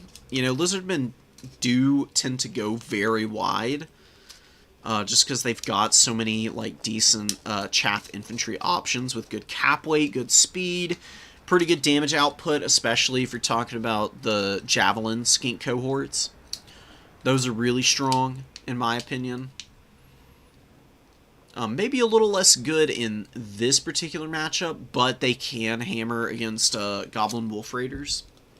So, there's a little bit of utility there. Also pretty decent against Sneaky Gets, where the Javelin cohorts actually have a little bit of a leg up, because they have a shield, while Sneaky Gets for the Chaos Dowie are very lightly armored and have absolutely no shield to defend themselves with. What are some of the other good Lizardman tools? Sacred Croxagores can be kind of nice. Lords-wise, Crocore's not bad. Oxyotl actually is okay against the Chaos Dwarves, because he can sit and poke pretty safely. He's got Stalk and Unspottable, as well as Snipe, all in one package with one of his abilities. So he can sit and shoot and be totally undetectable, which against the Chaos Dwarves is amazing, because oftentimes one of their strongest courses of action is to use their Bale Taurus characters to aggressively attack your Lord, combined with some like Death Shriek, Focus Fire, and Pressure, can make it pretty much impossible for your Lord to stay alive sometimes. You know, Lord sniping Chaos Dowie is definitely a winning strategy against a lot of factions. I think Lizardmen they can do it pretty well against. Light Magic isn't bad. I do think Mazda Mundi would work pretty well against the Chaos Dwarves. You've got Net of Amatok, you got Apotheosis. You do have Arcane and Forging. I'm starting to come around on Arcane and Forging after watching a handful of people use it to really wear out expensive heroes and characters in general. It seems to be pretty strong. I used to think it was a little overcosted for what it does. I still think it could give more of a time increase to cooldowns, which would be nice. But damage-wise, it does seem pretty well adjusted. Red-Crested Skink Lord for 600. You can do that. The thing is that Oxyotl actually just does so much good damage. Right? Like, you can use him to just kind of run around in the midfield, poke at the enemy's super expensive Lord, taking like 200-300 HP off him with every shot, and poke the Iron Demons trying to push through your back line, and just be a real nuisance. Oxyotl value trades very effectively. the upper limit that I've seen in terms of what he can get done trades wise is about 2400, which for how much does Oxyotl cost? With just the essentials, I think he's only 1300 gold. It's pretty awesome. Pretty good. Then you can just bring a I don't know, Skink Priest with Heaven's Magic to drop your Rain-Ins and Comet. And those are pretty good at killing armored infantry, as well as hammering mobility if your opponent's not paying enough attention.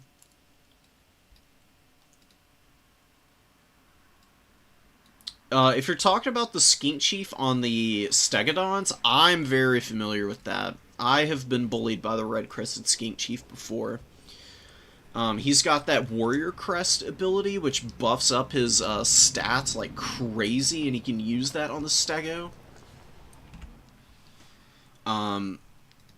Which basically takes away the one weakness that Stegos have, which is low stats. He'll just come bulldozing into your front line, send elite infantry flying, get a ton of value that way, and then when you try to land and punish him, pops the crest and he just turns around and smacks your lord down into the dirt. It's crazy. It's very rough. Sweet.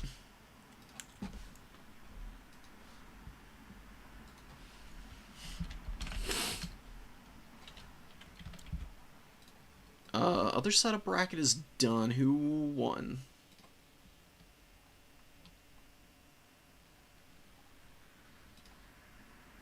Oh, Pont won. Hell yes, dude. We got two folks in here who have been casting for quite a while in the new player tournaments, both on the verge of a victory here, which is massive. Good for them.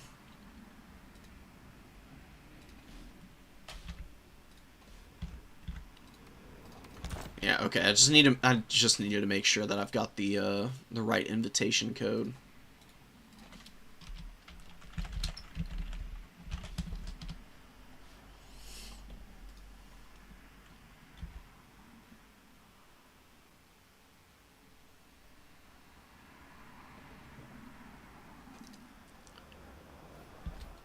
Pon will be here in a minute. Cassars is probably going to favor the Dark Elves, because that's what Pont is playing. Chaos Tower are a little... Well, actually, now that I say that, never mind. This is actually a really good map for Death Shriekers, because there's so much forest cover, it can be really hard for other arty to find good angles onto the Death Shriekers. And the Death Shriek rockets just get to fire over trees for days since they, you know, shoot their rockets up into the stratosphere. And they just go right over the treetops, no problem. So, we could see a Death Shrieker core that can actually run you over. The foot-crested lord versus Chowie. Okay. Send me that replay or like a timestamp or something of that. Did Tim win that game? Knowing Tim, maybe, but that just seems kind of wild. I guess you do it because you're scared of your character getting sniped.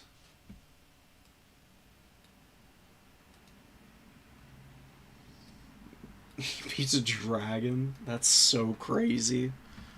Well, let's test the Red-Crested Skink Chief at some point then. I mean, 600 gold combat lords have been proven to work in the past, so... You know, far be it from me to poo-poo the idea as being viable. You know, Dowie would love to have a 600 gold combat character as their lord. They can get pretty close. Actually, is the standard Dowie lord 600 gold at base? I don't know.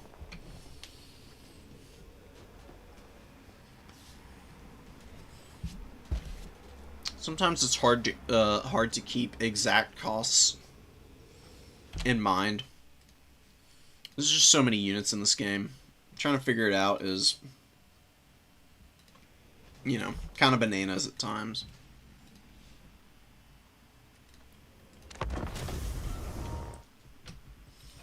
Alright.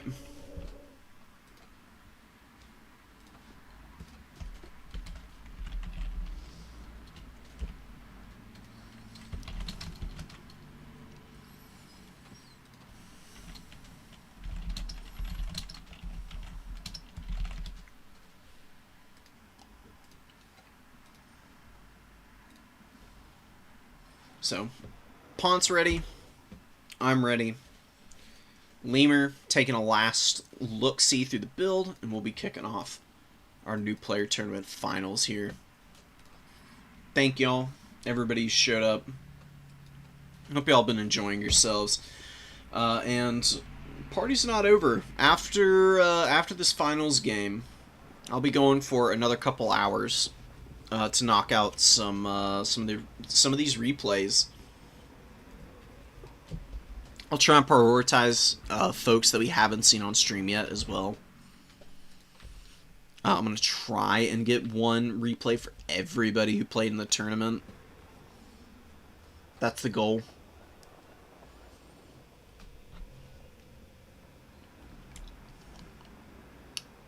And depending on time, stream tomorrow, doing more replays, but for sure on Monday, we'll be doing another stream to cover as many replays as we can possibly get done. Because the time catches up on you. I love doing in-depth breakdowns after the games, doing a little bit of a debrief at times. That can, slow things up a little bit. But I think it's worth it. My goal is to try and impart as much information as possible, so that y'all can do what you will.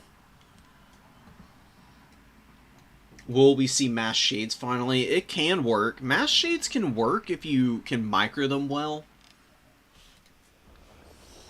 The only time that Shades are a bad unit is if you fumble their positioning. Because they don't fire while moving, and they don't have 360 shooting.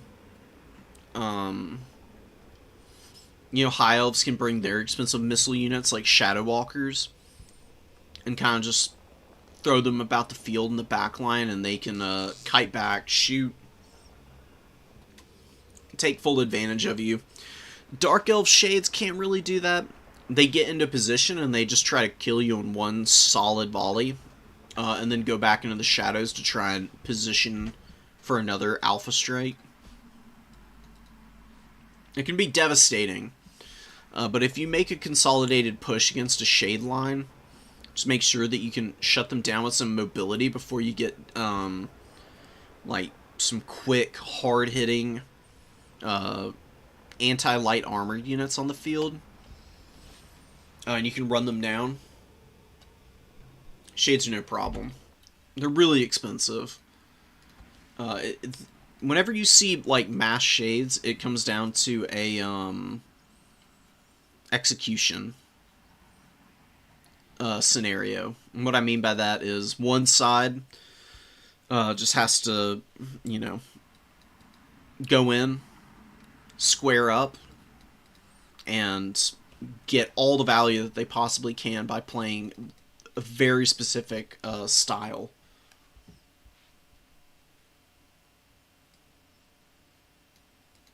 .360 shooting and range increase. I mean, I don't know about crossbows getting 360 shooting. There's no... I mean, I guess Canine Assassins technically do. That's more like the Black Ark Corsair handbow, though. I don't know. I think Shades would be a little oppressive if they had 360 shooting. But maybe somebody could, like, prove me wrong.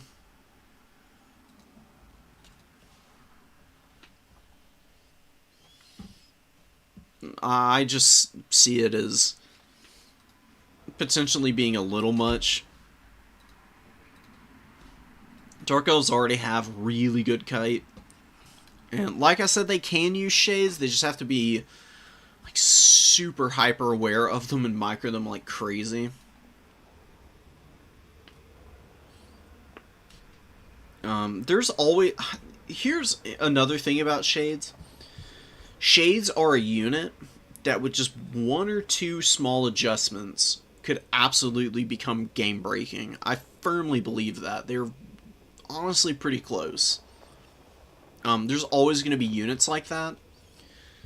And what I notice, and this isn't just CA, this is a lot of games companies, in the interest of the player base's sanity, units that would just be totally disgusting and overpowered if they were given like some of the same tools as some of the other units in the game, for the interest of player sanity, will always be a little on the weak side, so they don't just absolutely run over folks.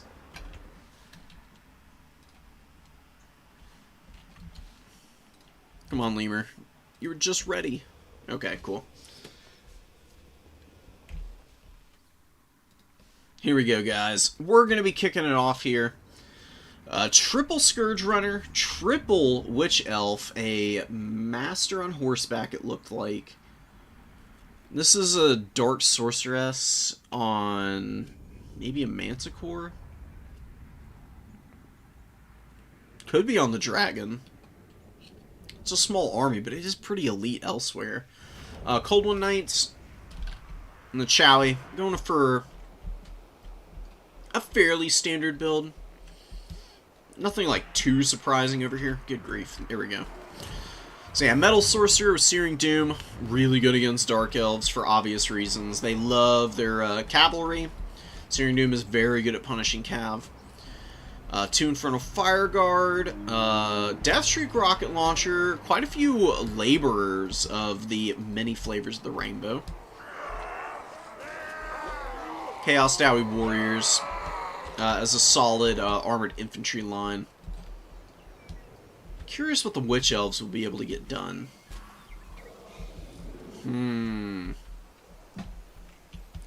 Such a bizarre unit. You know, like, in theory, Witch Elves, if you look at them on paper, don't seem all that crazy, but Witch Brew gives them a massive boost to their early killing potential.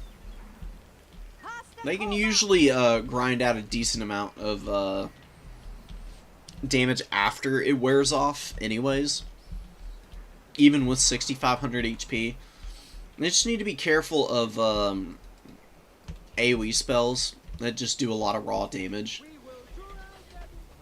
because you can definitely just hammer them into a, you know, non-existence. Scourge Runners, just one for each objective early on. Deathstreak Rocket Launcher, yeah, I mean, definitely want to shoot the Scourgies right now. If you can actually make contact, I think it's 2 rockets to kill 1 chariot. Might not even be that much with how much of the bonus versus large is affecting the missile strength. This will be interesting to see. Is it going to make contact? Very clean. And did no freaking damage? What the hell? What is that? That seems a little funky. It literally went through the floor of the chariot where the guy is standing. See if it happens again. Keep an eye out over here. Okay, that one actually did the full amount, so I don't know. Maybe it was just a slight bug on the first one. But we do get a triple cap, man. I don't really love the idea of seeding all of the objectives to the Dark Elves early. It's not the end of the world, but it is definitely a risk. Supreme Sorceress of Beast trotting in here. Flock of Doom, Curse of Honor here, and Transformation of Kadan actually going to be the spell kit. Witch Elves take a bunch of damage. 1,500 HP lost from that Searing Doom. Pretty worth it for the Sorcerer Prophet, who's just going to be trundling away now. You got to remember that every time he casts Every 90 seconds, this guy gets a 10% heal, just about. It's quite a bit. It can really add up. This guy can heal cap from Chalice if you're not utilizing your magic well enough to kind of like work around the cooldown that Chalice has. You can put yourself in a really deep hole with the Bellator's characters. Oh, actually kills the model. I was wondering why it did so little damage. So yeah, took out 2 models on this one Scourge Runner Chariot. Honestly, pretty worth it for the death streaks. They've been pretty impactful so far. Iron Demon looking to trundle in here.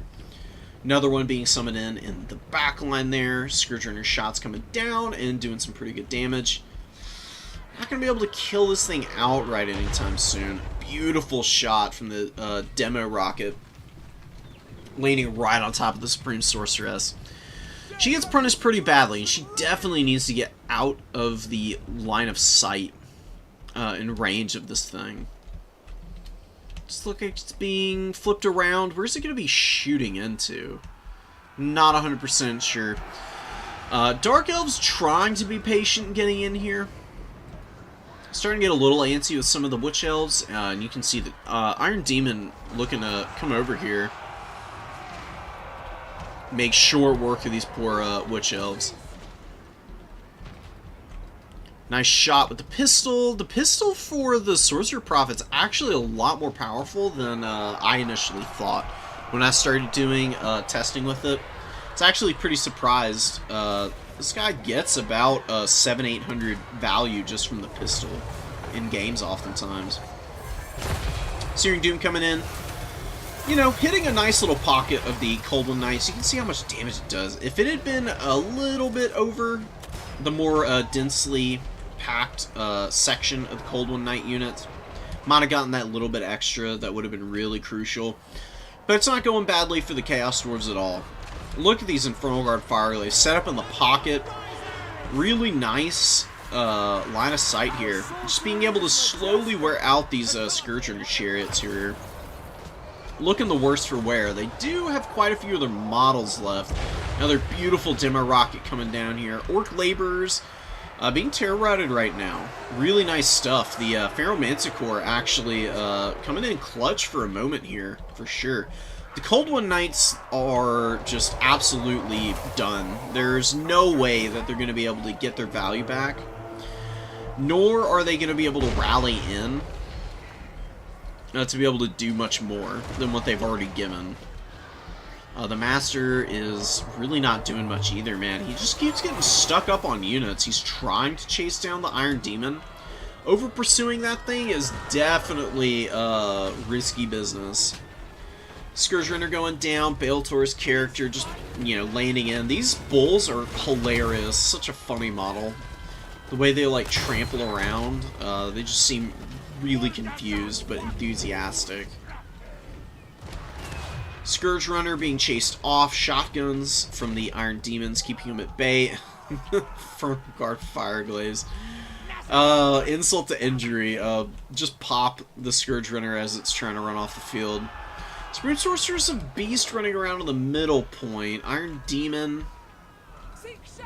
Orc Laborers should rally in a moment. They can take the number 3 with the Iron Demon's help. Witch Elves get shotgunned in the face. They didn't get any value. What is going on here for Punt, man? This is not the sharp play that I saw earlier in the day. It's unfortunate. I've been there so many times. Or I'm doing so well in a tournament, I just kind of lose steam towards the end. Oof. Literally clipped the nub up there. Didn't quite make good contact. Another really good Searing Doom, man. Beautiful timing on that. Wow, look at the Iron Demon damage on the sisters right now.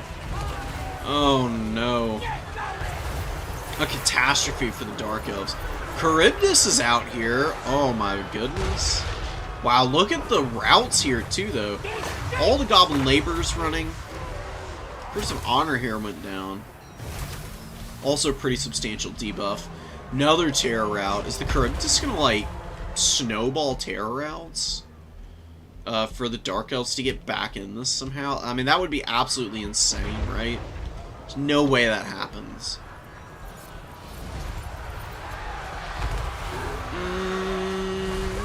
Yeah, probably not. It's doing good work, though. I mean, it's smacking in on the Iron Demon now. Getting a little damage that way.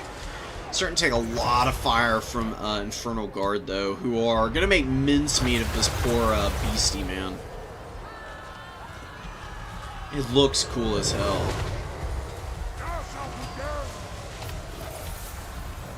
Honestly, the heads look like the Graboids from the Tremors franchise, if anybody has seen that.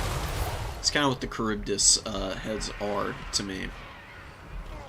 Well, since our renders, Wolf Raiders, some Orc Laborers, chilling. We do have some potential pushback. No, just Wolf Raider bow moving up onto that outer edge. That's going to be game. That was just a brutal loss for the Dark Elves. I feel like they got build checked a little bit.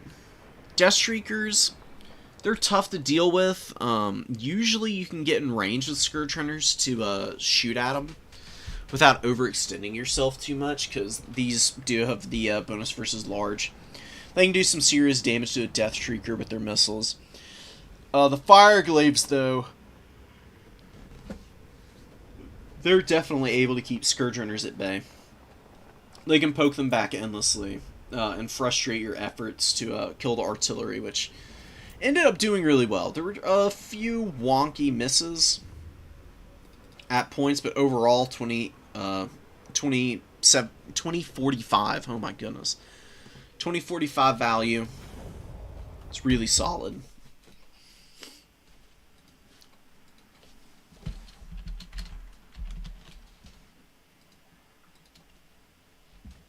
Let's go congratulate our tournament champion.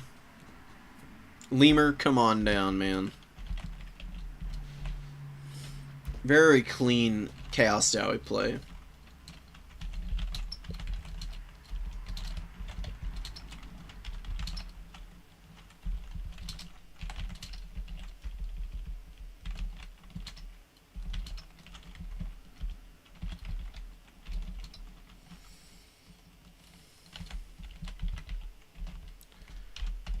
Congratulations, bub. You did it. Now that you're on top of the world, what are you going to do? Witch Elves are great. There's matchups where Witch Elves are not that good, though. I feel like that's probably one of them.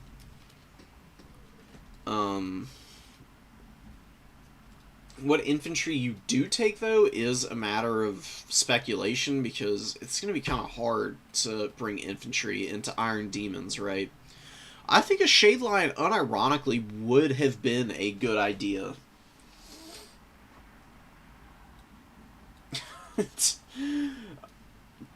Are you saying that in compensation for the Dark Elves Shades getting 360 shooting, you're going to give Scarbrand the passive Rampage aura? A passive Rampage would be stupid, unfortunately. We talked about it last stream. It would be hilarious to use, because you would just, bum rush your opponent's faction, and you would get all of their stuff rampaging and just slowly draw it all on top of Scarbrand, and just have them running around in circles while you cycle charged everything to death. Or you just pull them to the edge of the map, surround them, bulldoze into the suddenly blobbed up 7 or 8 units that your opponent's got, and then you get a terror out and everything runs off the map. Unironically, something I think would happen if there was a passive Rampage aura. Anyways, let's go see about some of these other games. What do we got going on? Let's watch Kitty and Bowl. We haven't seen them play. It's been a while since I've seen Bowl around.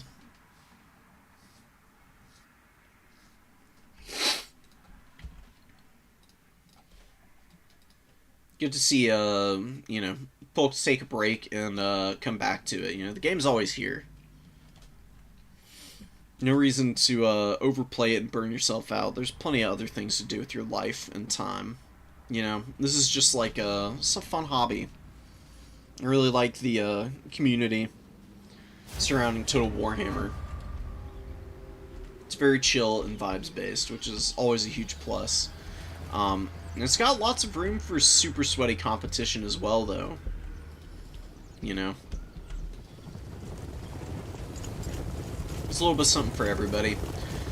Two Marauder Horsemasters going to be pressing out here from Bull. Going to be poking Skink Cohorts early, and not really the best use of time.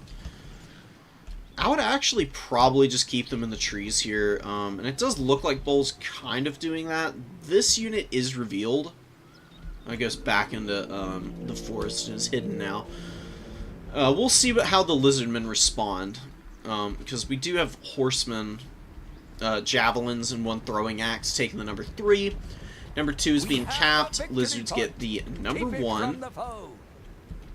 Now we get a little bit of poke through the trees here. So, cohorts take some damage. Archaeon getting behind the pillar, really smart positioning.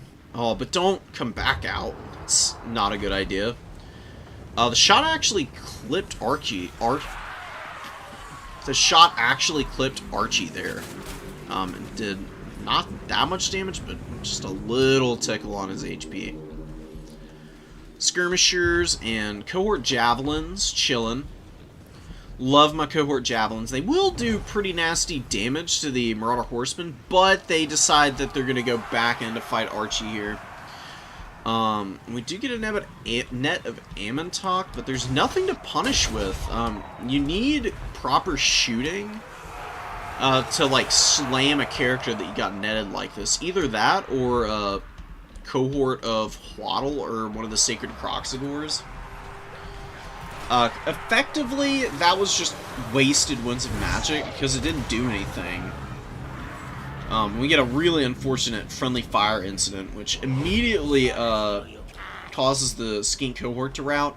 I haven't used any of their ammunition. That is one of the big selling points of having the Skink cohort with the Javs. They really need to get them off to get good value. Oh no, and Archie has found poor Mazdamundi. Oh, he's having a little trouble making contact here. Drops the Spirit Leech. Slayer of Kings has been running for quite a while, but still got 13 seconds, and look at the damage on Mazda right now. Oh my goodness. Massive punishment incoming. Another net of Ammontok goes down. And the Star Chamber Guardians get over here now. They can do good damage to Archie. Oh my god, and his attack animation carries him into the middle of the formation. Uh-oh. Uh-oh. Archie, run. Archie, run. Please get out of here. There's no Searing Doom to punish the blobbed up infantry either. Oh my god, and a harmonic convergence of all things with Apotheosis. Archie looking like he's going to be going down hard here. Wears off pretty quickly, fortunately for our big scary boy here. Solar Engine, trampling around. Skink Skirmisher's getting overrun by the Forsaken. Burning Head attempt. Whiffing, unfortunately, for Warriors of Chaos. There's Archaeon. Oh no, Archie's running. No, please. Man, Bull's got to be kicking himself. That's really unfortunate. Archie's attack animation carrying him into the middle of the Star Chamber Guardians while he was netted. Kind of lost Bull the game here. I don't know if Archie is going to be able to rally, because he gets netted once again. Honestly, very worth it. As long as the Guardian... Come on, Guardians. What are y'all doing? Look at them just running around him. They're not actually attacking him. We had a good shot from the Solar Engine there, but we got to actually kill this guy, folks. What is going on here? Okay. Well, Archie is going to squeak away. Still horrendously beaten to hell. Well, his damage value is not higher than his base leadership. He's going to get out here, and he's going to rally.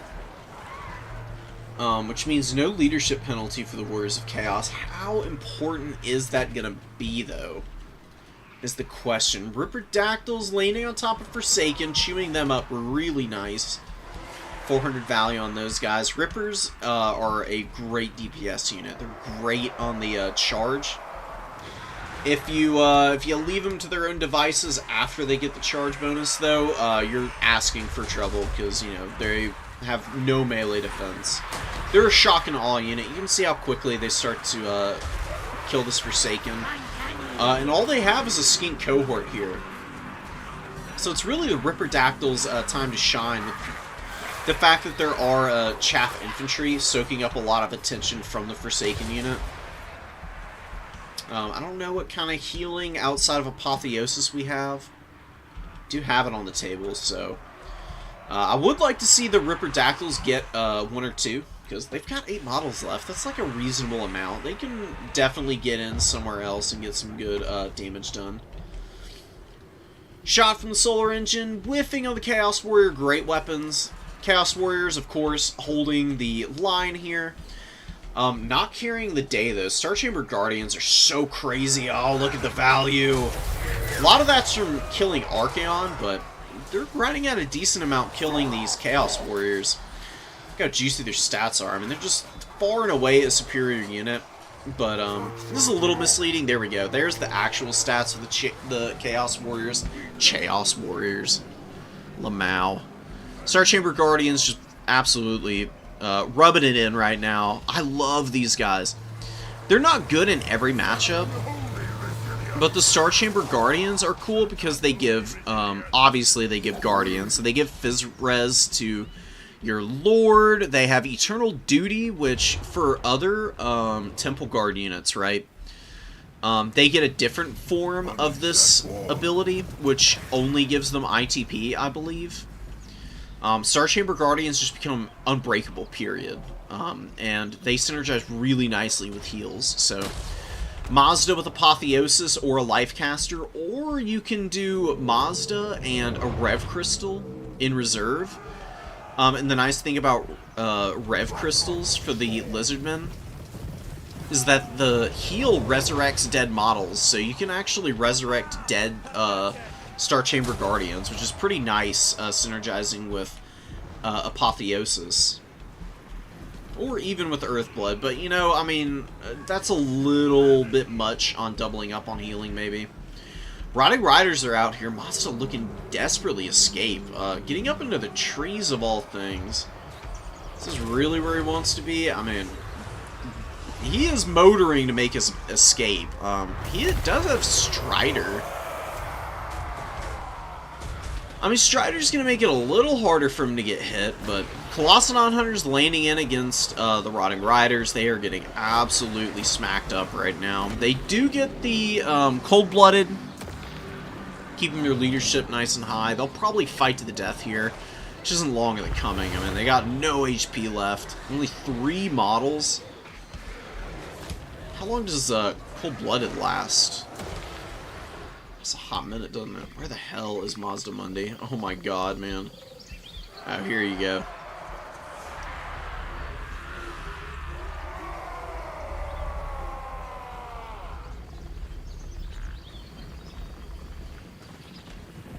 Intriguing. Wars of Chaos have a bit of a second wind.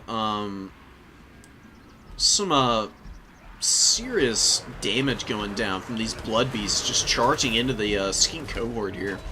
Blood Beasts are a great unit. I love Blood Beasts. Super fun, high impact, and fairly cost effective.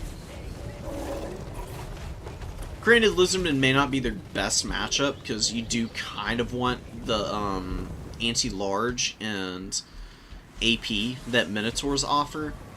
Blood Beasts are a good middle ground. They're good into factions where you just don't need as much of a bonus versus large targets. So Blood Beasts are like really good into Skaven and some of the other like chaff-heavy factions. They're okay into Greenskins. That was a little iffy for them. No, the enemy has slain our Generally Lord. speaking, though, stuff like that is pretty awesome for you. Wow, the Rotting Riders did it. They got Mazda Mundi. He dies trying to escape these dudes. 2,600 on the Rotting Riders now? Oh my goodness. Oh my goodness. Comeback? comeback time? Archie is alive, right? Like, Lizardman leadership is going to be really bad. Even on their Saurus, right? Saurus have pretty good leadership, but they can be broken. Something to come in and get a rear charge on these guys right now, that might just be game for the Saurus shield there. Pock cohort, securing the number 3. Blood Beast, 115 kills. Only 360 value, but hey, it's value on the board, right? And Bolt does have a slight lead. Do not bring Archeon out. Just keep him in the trees. You don't want to clear your opponent off. I mean, look at these Riperdactyls could kill Archie with one charge. He's so beat up. He just cannot afford to take that damage. Warriors of Chaos just have like a full surround on the Lizardmen right now, and are kind of just lapping them in circles currently. On a nice counter charge. The Blood Beasts, with the support of the Hellstriders, engaging against the Pock cohort. And another flanking charge from Hellstriders getting in here. Goodbye 1300 gold Coldwind Spear Rider, baby. Definitely not their day. Star Chamber Guardians, looking pretty solid. Probably not going to be able to carry, though. They do need to be on the number 2. Number 3 is not being taken, though. Bull is taking a lot of time to cap some of these points. Is saving up a lot of supplies, I guess. Just pretty smart. Blood Beasts getting about their value back. Hellstriders doing pretty well. Also, do you get double Forsaken coming in? Oh, Forsaken and 1 Marauder. Oh, they do kind of need to get up on this middle point, don't they? It's not ideal. Warriors of Chaos look like they may actually be behind right now, which is kind of shocking to say. Maybe I'm overestimating this, though, for the Lizards' odds. They do have a bunch of stuff that's barely hanging on here. This is a terror-causing unit. Also very healthy. I mean, 3,500 value is awesome. Awesome sauce, dude. The Colossodon Hunters, yep, going for Archeon. Are they going to get him? Damn, so close. What do you mean draw, huh? Hello? What the hell happened? Oh, somebody must have crashed out of this game. Honestly, it's way too close to even call. I wouldn't even know what to do with this. Admitting this particular game would definitely be something.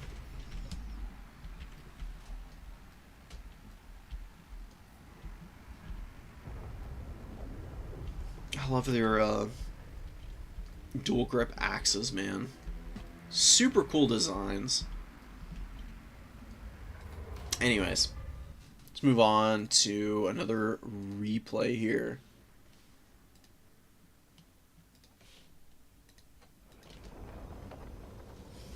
Solar Engine with good value. The Horse Masters were fine.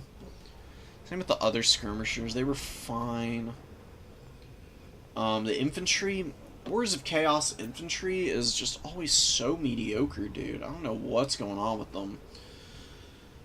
They struggled here pretty badly. 1 Blood Beast, got about half its value. Other full.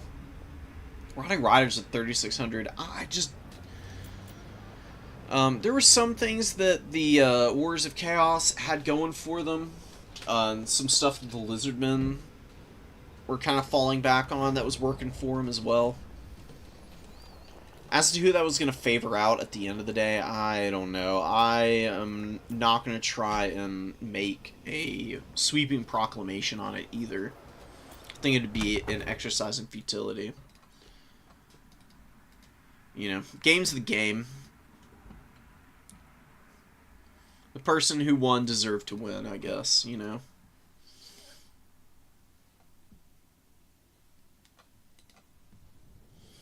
Sanguine and Weasel Lord coming on in here. A lot of spearmen, some horse archers. Always bring your horse archers or just some kind of mobility for Tomb Kings. To cap points early. Tomb Kings have terrible cap weight in the infantry department. It is going to be hell on earth for you. Don't let it be. They are but flesh, and we are burning iron. Triumph is inevitable. You know this guy's been inhaling mercury fumes like nobody's business because he's talking about these living guys. Bro, I'm pretty sure they're literal skeletons. What are you talking about? He's going to be going up to the home objective. We do have Dragon Breath, always a really good spell. Especially effective against chaff that the Tomb Kings just throw out in numbers. Alchemist with Final Transmutation. If you can get it on Grand Hierophant Kotep, if you were able to snipe Kotep, that would be a just devastating blow for the Tomb Kings here. He's really squishy. He doesn't have a ton of HP. It's a little more than some caster lords. But 28 melee attack, 38 melee defense, 90 AP on the weapon strength. No thank you, man. That's a little prohibitive. Cannon shots. Oh my goodness. Just laying waste to the infantry. Or not the infantry, the skirmisher corps over here. Really should be the inf that are taking the shots. Just push up a little bit. Take some ground. Because the last thing that you want is for Tomb Kings to be, like, you know, on their home objective with their bad cap weight, forced to grind into a faction that's actually able to take points thanks to full cap weight on all of their baseline stuff. The Skeleton Spears, one Jade Warrior is just barely outcapped by 3 chaff units. And with how much infantry is available here for Sanguine, maybe we should see a little bit of an advance. Maybe it's the right call. Just to get your opponent sweating over here. And these horse archers have been doing a pretty good job of punishing a lot of the Cathay units, man. Like, especially the peasants who have been having a really rough go of it. One horse archer taking the engagement against the Jade Lancers. Jade Lancers, mediocre at best in terms of cavalry, but it's Cathay's best option. For heavy cav. Use what you can get right. Nothing's gonna be perfect. Zhao hanging back. Excuse me. Chosen the Gods moving up. Gonna get some good poke against these Jade Warriors who, you know, being a very tightly packed unit, we could see some significant casualties here. They actually hit anything. What the hell was that? Some shots landing in here. Again, huge misses from Chosen. What's happening with those guys? Do they need to be a little closer? You know, on top of the hill there, maybe it'll help. Who's to say? One skeleton horse archer is dying. Out by the number 3. Weasel Lord very far behind on the value. Not giving up, staying scrappy. Does have the double cap for now, but value deficit is just widening more and more. It's a full 2,000 at this point. These infantry units, they can go in, but they're just going to die. So, it's just a rough situation, man. You're going to get pounded. But at the end of the day, it's not the end of the world, man. Crane Gunners are continuing to focus fire. They really could move up and hit the Bone Giant, I guess. Oh, he is actually in range. How is he not taking that much damage, then? Alright, that's a decent amount. Where is the Harmony? This is why Harmony frustrates me so much.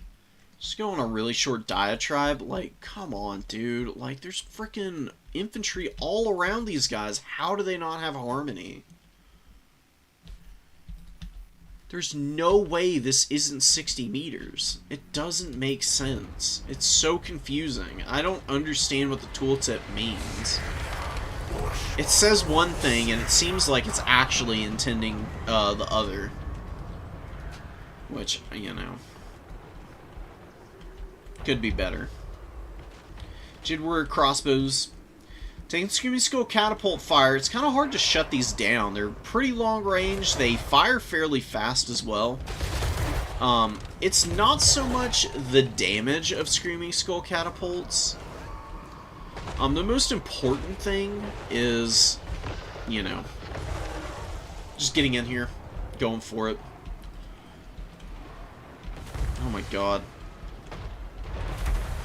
Debuffing the leadership helps tremendously. I mean, it's got a good discourage effect. It debuffs by the -10. And then also a -8 on top of that with take cover. So if you can actually get some units up into combat on top of stuff that you're shooting with the Screaming Skull catapult, you can punish yourself a little bit with the shooting, but it's going to be a little bit better for you because your leadership breaking just means there's going to be some crumbling. Leadership breaking for your opponent means their stuff obviously starts routing, and then you can just chase it down, which is really nice. So I like getting aggressive behind the focus fire from these catapults, man. It can make a big difference from winning fights as Tomb Kings. It's just, I don't know if it's going to happen. Cathay's done a really good job of getting a value lead and just sticking with it, man. They are losing Crane Gunners. Oh, and the Ushabti summon coming out. Uh-oh. Uh-oh. This could be a game flipping moment here. We need good micro on these Ushabti. They get up into one of the crane guns here. They should be able to take these guys apart in just a few seconds. Look at how much damage is happening here. Yeah, definitely not where these guys want to be right now. The cool little double blades from these Ushabti, these Anubite statue-looking guys. Doing a pretty good job of killing the crane gunners. They are totally dead and gone. Good grief. That was brutal, man. We got some crane gunners sneaking away over here. Maybe this was the unit we were just looking at, but there were two over here. One of them is 100% dead, I guess. This one's just lucky enough to be rallying with any HP left. It's not over. Losing the Eyes of the Desert is definitely pretty painful, though. You've got to be so much more careful with your elite stuff as Tomb Kings. Tomb Kings cannot afford to just fumble units around. You need to be very precise with your unit placement because of the bad cap weight that you've got. Your infantry are honestly pretty terrible as well. It's the monstrous units, the Sepulchral Stalkers, Necro Sphinx, and Cameron War Sphinx, and stuff like that, that, you know, gives the Tomb Kings a fighting chance. Seen a little bit of that here. I don't think we saw a commitment to the War Sphinx for the Tomb Kings because it's Cathay. They can bring some pretty gnarly shooting. And I think the idea is just that, you know, Kotep has some bound abilities that he can use that can do some good work. And can just cast all game and keep my opponent's spells on cooldown. Thanks to the Lich Staff. Which is pretty underrated nowadays. It used to be super meta to bring the Lich Staff in Warhammer 2 because you would just pop the cheapest spells imaginable and your opponent never got to use magic. Which was really funny. I guess you could technically do that nowadays, but in domination mode, you're going to run out of magic eventually, and then you're no longer going to be able to get this going. So your opponent will just have a ton of womp at the end stage of the game.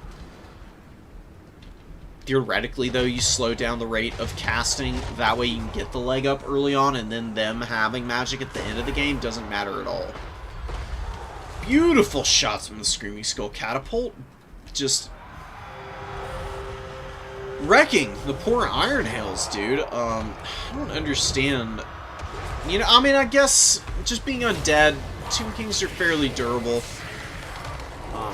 I just gotta keep my expectations of them reined in. They're getting some good picks, but it's just not making enough of a difference. Ushabti here, holding onto the back point. Not over, I guess. Zhao Ming fighting the Bone Giant, which is pretty amazing. Gets his head stepped on. Fires a little bit of, you know, lava out of his hands, I guess. Hovering menacingly. He's got some really cool animations. Whoa, he just did a backflip off of its leg. Holy crap. Zhao Ming, calm down, dude. No need to show everyone up like that. Skeletons, not really what you want to be shooting at, but we do get a swap onto other targets of opportunity here for the cannon. Friendly fire is not worth it if you're shooting at a skeleton spear. If you're shooting at a Ushabti, then maybe worth it. Definitely going to be great against the Righteous Lances. They get absolutely... Wait, what am I talking about? Righteous Lances are stuck in here against the Horsemen. And the Nehekar Horsemen are the target, and we actually got some friendly fire against the Righteous Lances. I couldn't believe my own eyes. My brain disbelieving the treachery in the harmonious realms of Grand Cathay here. Never like to see your stuff get friendly fired. We do get Usirians going down on the Righteous Lances. It's not doing super efficient damage. Just because these guys are not 25 entities or more. You know, they do count as like a monstrous cavalry technically. So they avoid a little bit of the poke, but they are dropping a couple models. They're just so incredibly beat up on the HP front. They could desperately use a heal if only... Grand Cathay had heals. The only healer they have is Mao Ying. And Mao Ying does have pretty good options for healing. You just don't see her a whole lot because Zhao is so much better oftentimes. And Cathay's problem isn't really holding power. It's usually damage. Whether they can clear out chaff and cap points or not. And here they were definitely able to, but... in matchups where you like might be thinking about bringing Mao Ying, you just kind of have to remember that Mao doesn't really do anything amazing for you by healing up your Jade Warriors. It's nice keeping stuff a little bit healthier, but you're still very dependent on ranged tools for the real trades, which is generally why you see the Yang spell caster with Dragon Breath. In max amplitude with the Mastery of the Elemental Winds, because you can clear out Chaff Infantry so fast just by spamming Dragon Breath all game. And against the Tomb Kings, that'd be just perfect. Couldn't ask for more. Alchemist chillin'. Final Transmutation is available, but just contenting himself running down the Ushabti here. I guess I should say... When I say it's online, it's on tap. I don't actually know if there's enough Winds of Magic for that at this stage now. Sanguine with a little bit of a lead. Barely hanging on to the back point. Beautiful stuff. Perfect timing on the Jade Warriors getting up here. Going to be able to anchor this objective. Stop the last gasp of the Tomb Kings here. Empress Crowman folding onto the rear of the Nehekar Warriors, or setting up for a bombing run, maybe? Let's see where these guys go. Bombing run. Bombing run. Bombing run? Yeah, but they kind of whiffed the early volley. There we go. That's some decent damage right there. Oh, baby. Do love to see it. 1100 on Empress. Kanan pushing Kotet back. Just booming all day, dude. 1200 value on this thing. Pretty decent. See if they can actually land the shots. I just want to hear the noise. Come on. Sing to me. Oh, there we go. That's it. Didn't hit Kotet. You know, I guess that's a little bit of a blessing for the Tomb Kings. It wouldn't really matter. They're just stuffed up. I mean, they can barely get up on the number 1. They're never going to take the number 3 over here at this point. The Bone Giant was awful. It got 800 value. It costs how much? 1400? I knew it. Unending glory. Yeah. Tomb Kings mispositioned quite a few of their range tools, honestly, and weren't really prioritizing the right kinds of targets. It was really well fought, but making sure that your Chosen of the Gods are killing elite infantry, or at the very least just thinning out the numbers for your, you know, shock and all units like your cavalry and your Ushabti with the dual weapons, to then be able to move in and clean up any resistance with minimal effort. And Eyes of the Desert, you need to play with in your formation with those guys. If you look at Sepulchral Stalkers on paper, you might think, wow, this is a very independent unit, right? Like, let's get out here and show you. Especially the Eyes of the Desert. But even the standard variant, you're just like, okay, I mean, they got like solid melee defense. Whoa! Bonus versus large of 18, kind of crazy. And it would be on anything else, but Sepulchral Stalkers with the 22 melee attack, you know, they're going up to 40 weapon, or 40 melee attack. And their weapon strength is kind of mediocre at 75. The Eyes of the Desert are a little bit stronger, just because they're an ROR. Extra leadership, extra melee attack, extra melee defense, and they also have poison on the missile, which is amazing because obviously is slow to keep your opponent within 80 meters range, and you can kite back a little bit, get behind some infantry, and just focus down whatever might be chasing you at that point. There's a lot of really cool things Tomb Kings can do. You just got to be crafty about it. How do you even join a tournament? Alright, give me one sec, bud.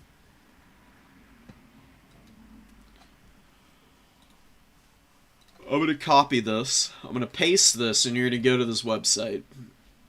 Because you go here, and this is where you sign up for tournaments. There's your link for it. Go crazy. Don't do anything weird. Oh, not ranked matchmaking. Get a little bit more tournament action.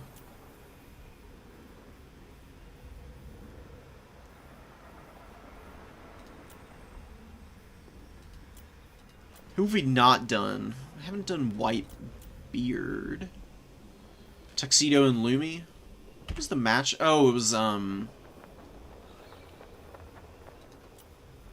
dwarves versus counts.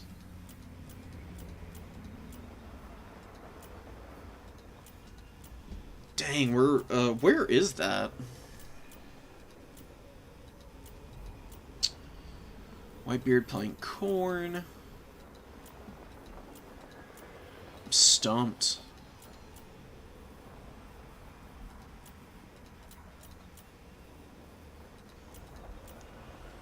Alright, well, rip. Unfortunately, Lumi, I'm not really sure where that replay that you were talking about earlier is. Did you send it to me?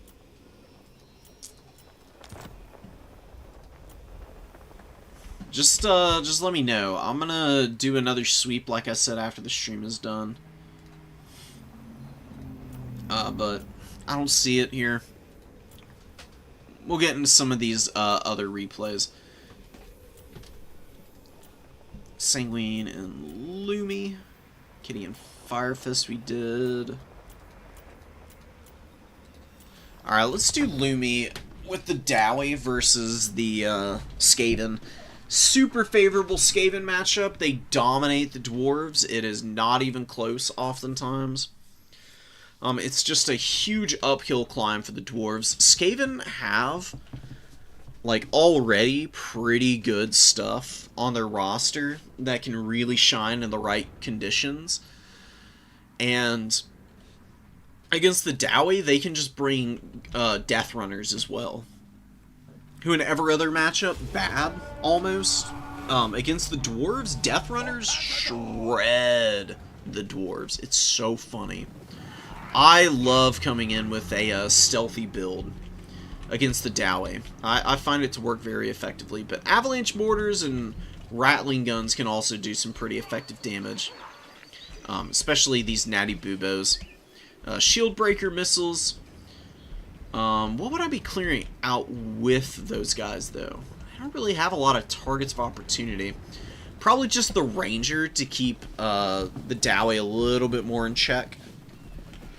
You can't see him now, obviously, but once you do get into range, that's what I would be focusing on.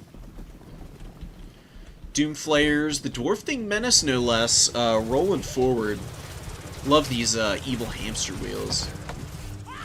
Hear the clanking of some of the mechanisms, which is kind of cool. The unholiest of Vermintides. Not the most rats I've ever seen, but a lot of them. A lot of Skaven slaves.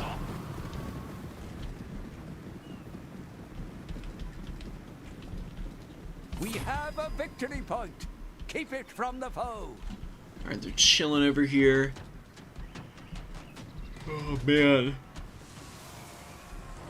Sorry for yawning so much, guys. Oh, my goodness. It's all catching up to me. Anyways, the Natty Boobos are just dropping some beautiful shots in here against the miners, doing some huge damage. You don't want to waste too much ammo on those guys, though. I mean, they're just not a very valuable unit, period. Oh, man, no, not the blasting charges on the wolf rats, please. Oh, these wolf rats are so cooked, dude. They're gonna die horribly. Yep. Don't worry about it, guys. They're fine. They'll be alright. A little bit of a setback. Avalanche Mortars. 0 value, pretty much. It's awkward. Oh no, the Thunder misposition. These guys overlapped and, very vulnerable. Could have been a really nice target for the Avalanche Mortars, but instead, opportunity kind of passes the Skaven by.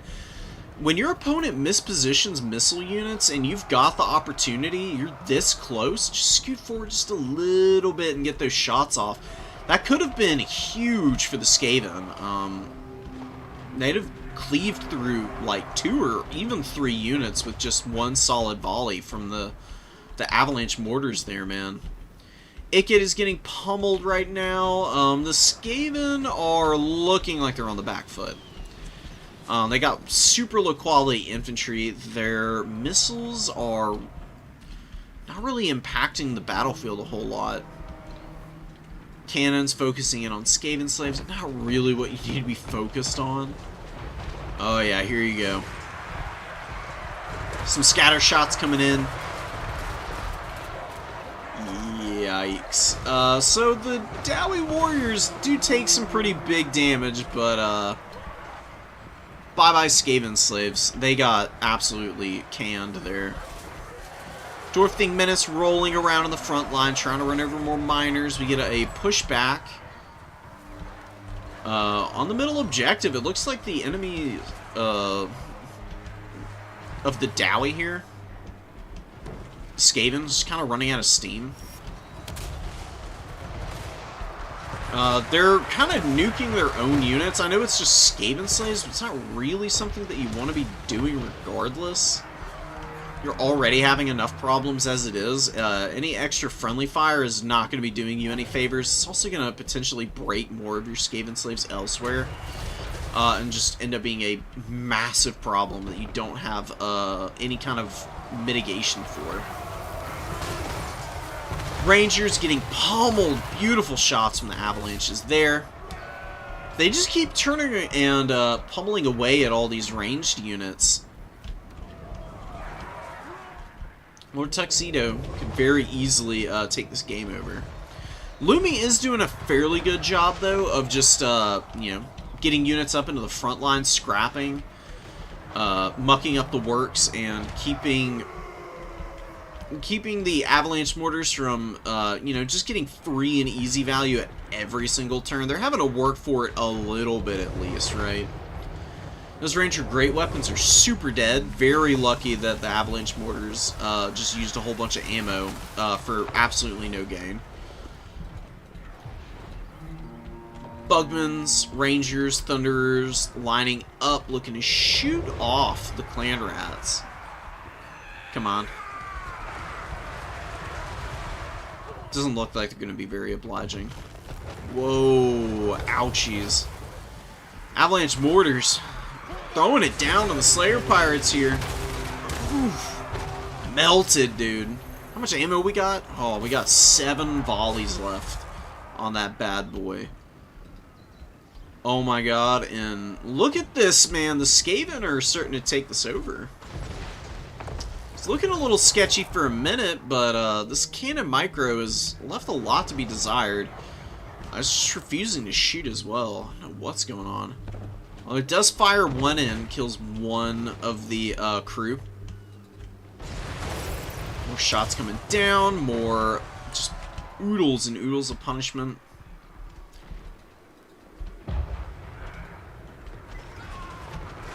Skaven Slave Slings coming in. The Dwarfing Menace. It's got a whopping 438 value. It was very useful, as you can tell. Is going to charge down some Thunderers. They do a little bit of damage. You can see how with 8 models these things can be kind of a nightmare. Not so much here. They're a little lackluster in appearance currently. Tuxedo is allegedly losing this game. I'm not super seeing it. I mean, he will be in a losing position if you lose Ikit, though. Your units are all going to run away if he dies. One of your units There's a has been big destroyed. wave of stuff coming in. One of our units was just destroyed. Oh, crumble out. Or what was that? It wasn't a crumble, was it? I have absolutely no idea. Beautiful shots again from the Avalanche Mortars. Night Runners and the Skaven Slave Slings looking to poke down the Slayers, who have 0 armor. Only have a small percent chance of blocking at 30%, which is nice. Not nearly enough to save them, though. And Skaven are going to get pushed back on the number 3 now. They're not going to be able to hold it much longer. Skaven still nuking the middle of nowhere on occasion. Zaps that cannon out. Avalanche Mortars need to be unsummoned. Come on, man. Let's see this thing hit. I don't think it will. That's okay.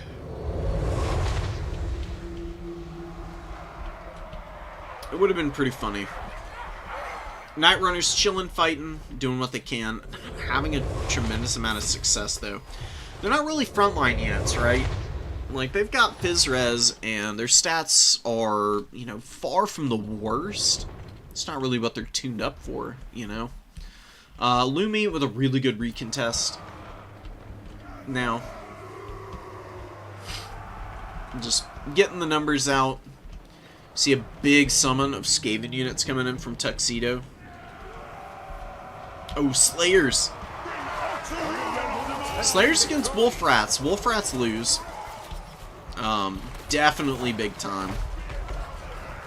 Shouldn't even be back here at all. But good catch by the Slayers, keeping their eyes open and prepared to do just about anything. Rattling guns getting unsummoned. We're positioning and jockeying a little bit. Doesn't look like my opponent. Not my opponent. Doesn't look like Lumi's opponent is going to be trying to push up onto the number 2 objective here. Just struggling to keep up the momentum. It's just been so back and forth, man. Like, both these players are swinging for the fences right now, and they've had some decent success at various points in the game.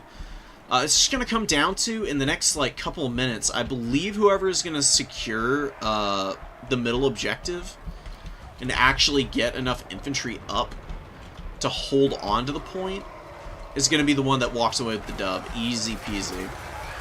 Thunder is getting absolutely pounded right now by the rattling guns.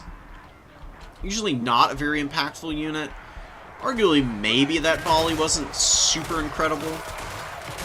They're shooting into a shield. They'll get rid of him in a moment. It's just taking a little too long for my liking. You know, people really don't love rattling guns for this very reason. They're just very niche at what they do, which is shooting flyers, basically. There's definitely matchups where rattling guns can work, but there's a lot of risks with bringing them. They're, you know, decently long range at 145, but their melee attack and melee defense is pitiful, man. And they've got pretty awful leadership as well. With 32 models and 3,900 HP, they're really squishy as well, so you can't just throw them up and hope they live. Usually got to play a little bit more discerning with them. The Dowie Tide cometh. Skaven will never be able to cap this point now. There's just too much cap weight for the dwarves here. And there's actually quite a few Skaven units that are on the verge of breaking or will break because they're, you know, garbage little starving naked mole rats, basically.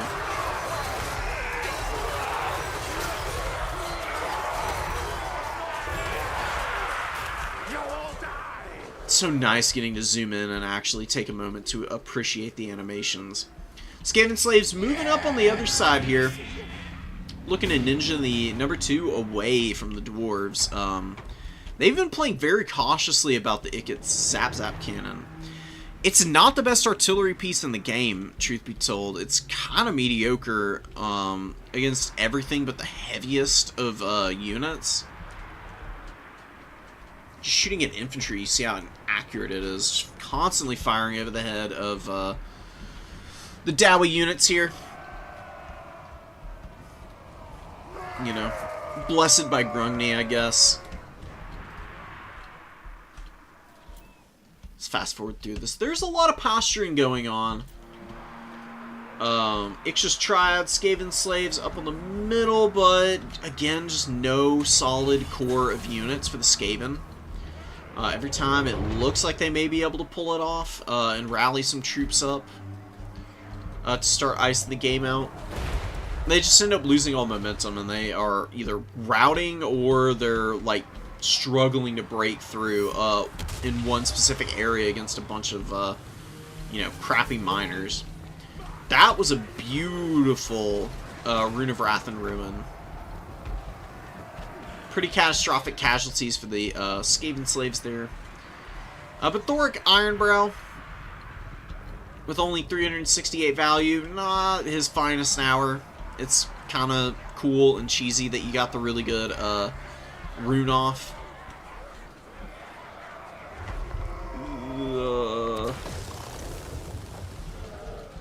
Skaven getting back in here, but not really swaying the front line a whole lot. They just keep bouncing off the Norskin infantry.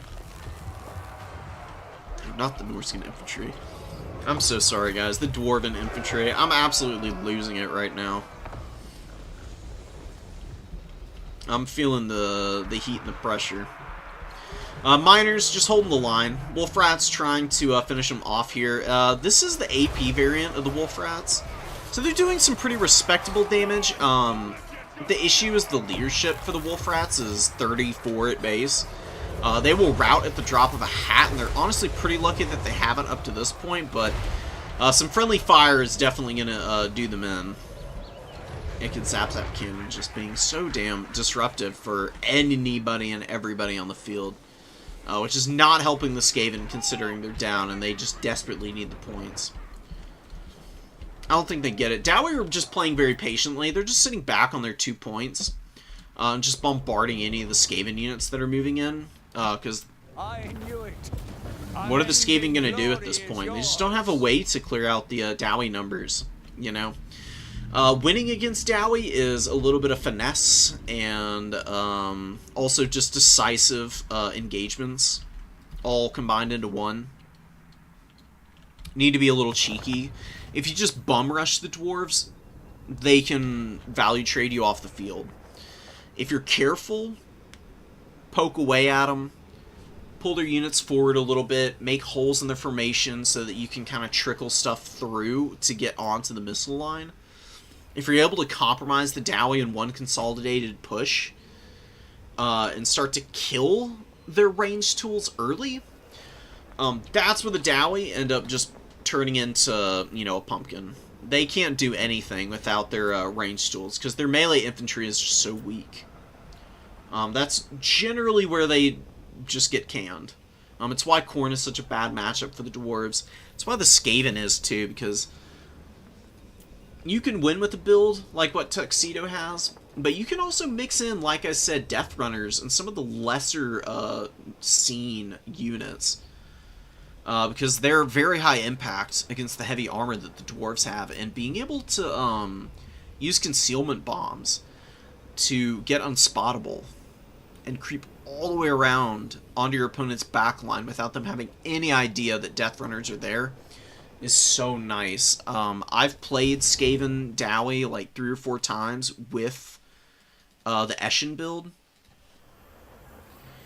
and if you can just bum rush the relevant targets with your opponent scrambling to try and respond to the sudden appearance of multiple Death Runners in their backline, they will get overwhelmed so fast, and there's not a lot they're going to be able to do to push you off.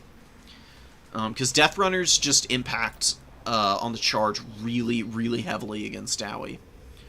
They clear him out pretty comfortably. Eat the Rich and the Lemur. Who have we not cast again? Whitebeard. Lizards versus Khorne. Let's just do Lizards versus Khorne. We'll do it. We'll run it. Wow, Valkia flying in here, but running into Gorok of all freaking people. I would never have Korok, or Gorok into Khorne. Korok into Gorn. Oh my god. Oh, thank you, Libby. I got the replay on Discord, by the way. That Google Doc link for the map layout, every time I look, it's blurred. Is there a way to clear it up? What do you mean it's blurred? Let me, I'll look at that after we get through this game. Anyways, Lizards coming in here. They've got a Skink Priest of Heavens. Does have Rolling Skies, which is actually kind of a cheeky tech against Khorne, since Khorne does like their Furies and also Valkia. Being able to debuff the speed on those units, as well as their melee defense down 20. It's kind of crazy. And it lasts for ages at 25 seconds, so you can really wreak havoc on some of Khorne's lords and best units just by using this one sneaky lore passive. It's very obnoxious. Rest of the army, decent number of Saurus. We do have, what is this? This also a Saurus unit? Oh, Skink Cohort Javelins. Look at them dancing forward right now. Very well synchronized. It looks impressive. Maybe a little too slow, albeit. Marauders getting the number 2. Horsemen and Hounds getting the number 3, with the Furies waiting in the wings and 1 Khorngor. Valkia just chilling back a little. Gorok's coming, man. Gorok does have some pretty cool items. Shield of Aeons is probably the weakest item he has. I usually cut it, but Mace of Ulamok and Rock of Itza are really strong. And To the Death is a good increase to his leadership. when he gets beat up, and he gets melee attack, which is very good because it also stacks with Primal Instincts. So Gorak below 50% HP actually has 60 melee attack, which is really good. And he can buff himself up with Mace of Ulamak to get up to another 40. And pretty crazy weapon strength at that point. I believe it's in the 600s. No, it's, oh my god. It's almost 700. So you can really pound characters that try to land in and grind against him. Not that that's what you really want to do here. What Khorne wants to do against Gorak is just use these throwing axes to, you know, do some damage to him. He does have the shield, but being a single entity, it's pretty easy to get on the flank of this guy and get a couple of shots in where you can get around the block chance and just hammer him with one solid volley, which would be really nice. Very patient play, lots of build-up. More Khorne Gores, Fleshhounds on the flank. The Pawhawk Sentinels are trying to run away from these Furies. The Furies are damn close to getting on top of them. Oh my goodness, beautiful shot from the Bastiladon. Massive damage to those Furies right now. And they're continuing to pull away. We do get a rear charge from this Fury. Landing on top of the Skink Cohort Javelins. Poking away at him. Nothing to countercharge this. So, they should be able to clear this unit out, in fact. Pawhawk Sentinels finally getting caught. They've just gotta go, man. They gotta run, or they're gonna just continue to get dragged down slowly but surely. So many of them are stuck up here. A lot of them are getting away. Oh, and the Furies are going for the Skink Skirmishers. Beautiful sandwich of the Fleshhounds. One did get caught by a Star Chamber Guardian, but more than worth it to kill all of the Skirmishers here. It's going to mean that the throwing axes are going to maneuver in. And they'll be the perfect unit to hit these Star Chambers. Because again, you can get around the flank and ignore that silver shield, and then you've just got raw AP from the throwing axes. Just wailing on this super elite unit. Would be very nice right about now for the Blood God. Source Warriors with shields. They're also another decent target. Come on, let's get some good throwing axes in here. Oh, trying to hit the Croxagores. Not super worth it. Croxagores are just not that big of a threat, in my opinion.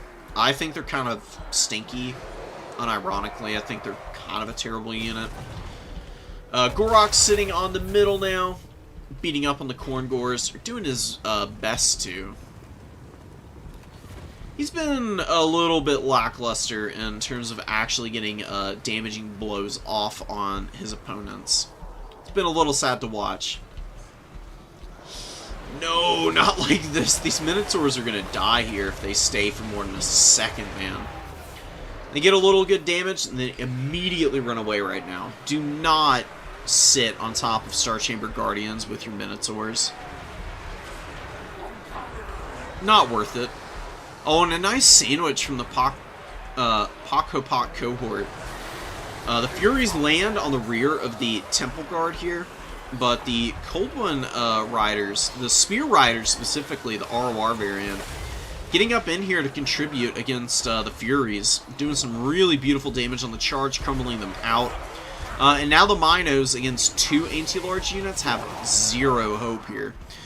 Just going to slowly get worn out, but it's not the end of the world for Khorne. They're looking alright on the value trade front. Outside of these two very expensive units for... I mean, they do actually have a couple Saurus as well. This game is not over. It is definitely not over. A lot closer than you might think. I have not seen the Skink Priest doing anything, dude. 170 value? Are you kidding me? What has he been up to? Curse of the Midnight Wind, maybe? It's like the only thing that I could imagine somebody using against Khorne in this particular situation. But dropping some Uranans right now, like, look at these blobbed up Chaos Warriors. Just drop a Uranans in the middle of that and do some massive damage. Same over here. Another good pocket for Uranans. And your opponent can react to a lot of stuff, but it can be pretty tough if there's lots of damage spells going off simultaneously to figure out what the priority is. And Wind Blast just isn't going to do damage to Khorne units.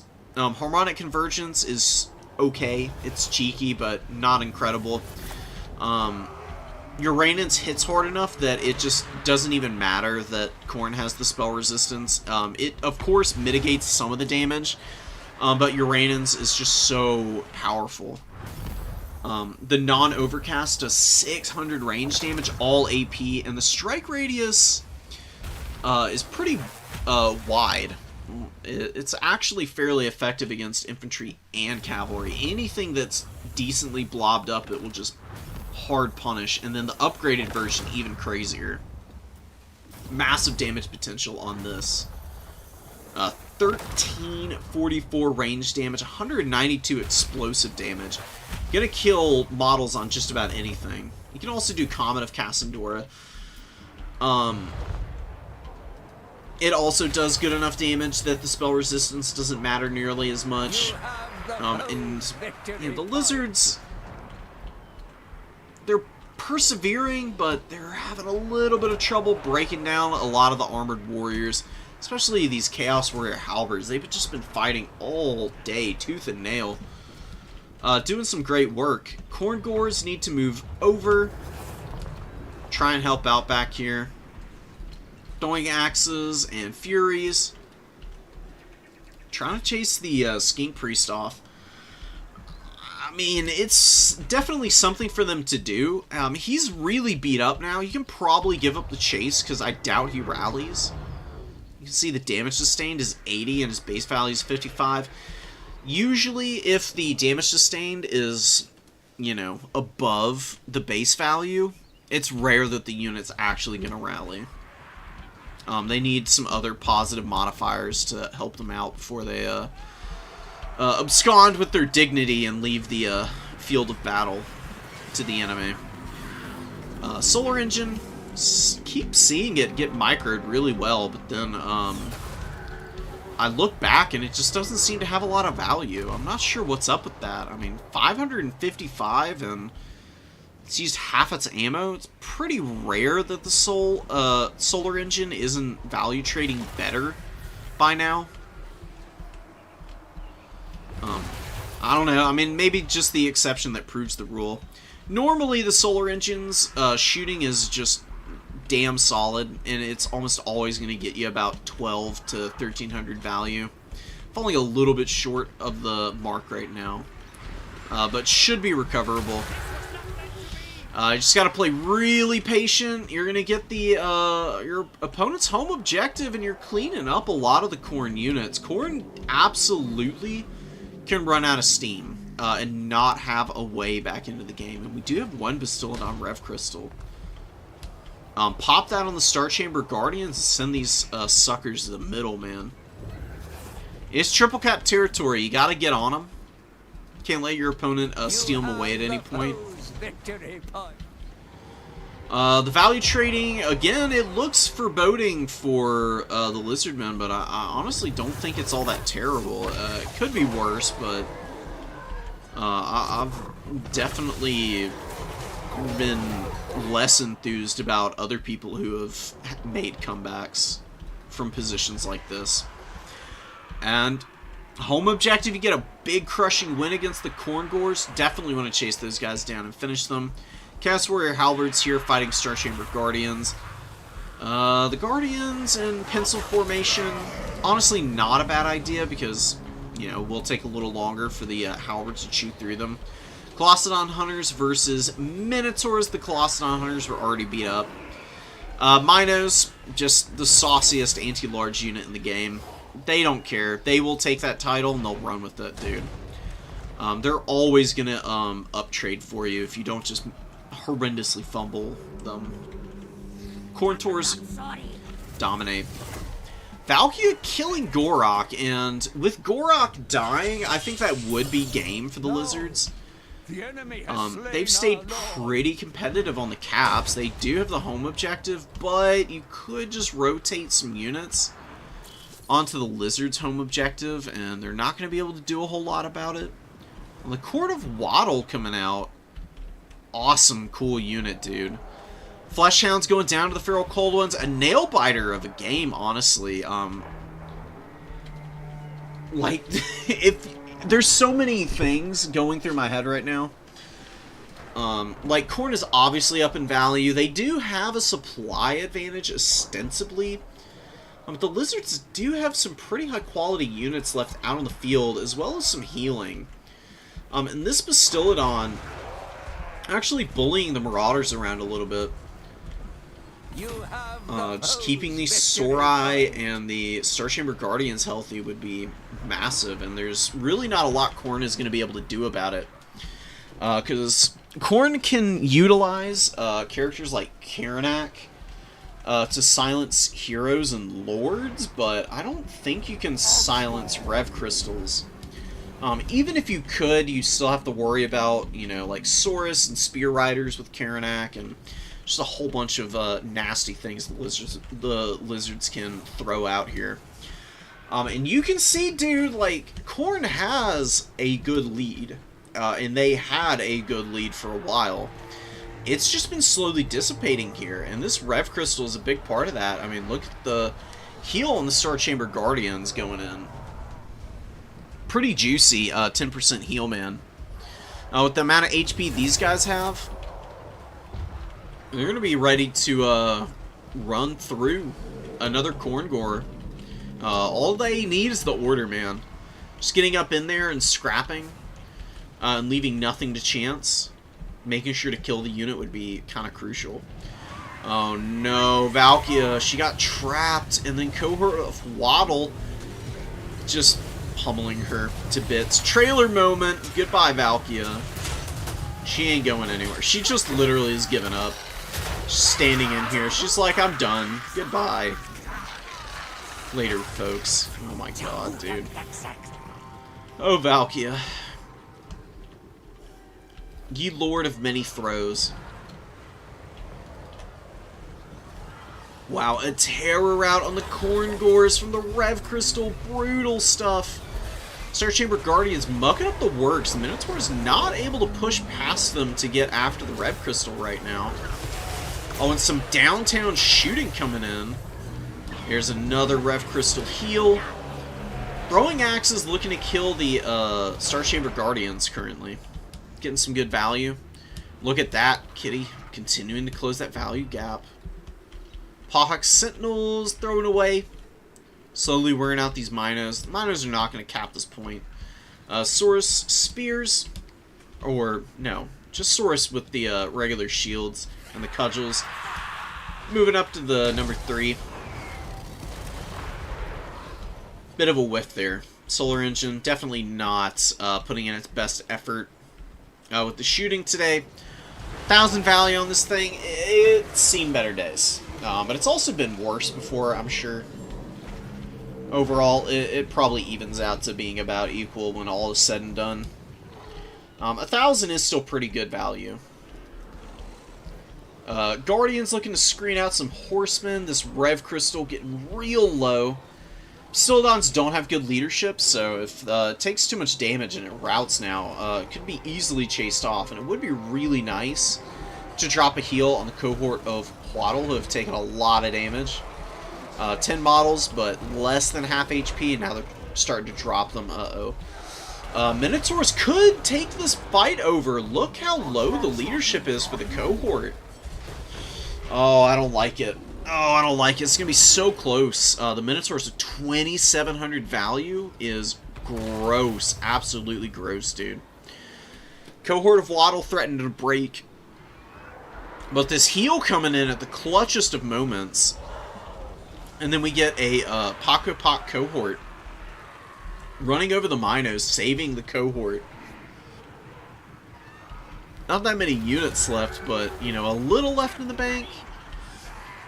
Something that they can throw out to, you know, maybe make something happen. Oh my god, man. This is so crazy. The Lizardmen just came all the way back and just steamrolled over Corn here at the end. I mean, they held this frickin' last point by the skin of their frickin' teeth. Absolutely amazingly well played. Did it with Gorok, too. Gorok got 1,000 value. It's not bad. It's not that expensive. The caster was useless. Caster got caught by Valkia. She killed him. Saurus Warriors with 1,100 value each. Almost 1,200. Good value on Skink Cohort Javelins. Pawhawk Sentinels okay. Star Chamber Guardians just carried this game so hard. 3,000 value. It's about as good as I've ever seen out of them. Beautiful, beautiful work from those guys. They're getting a pay raise after that one, for sure. Alright. Lumi sent me a replay. Let me download it again. Make sure that I get it in here.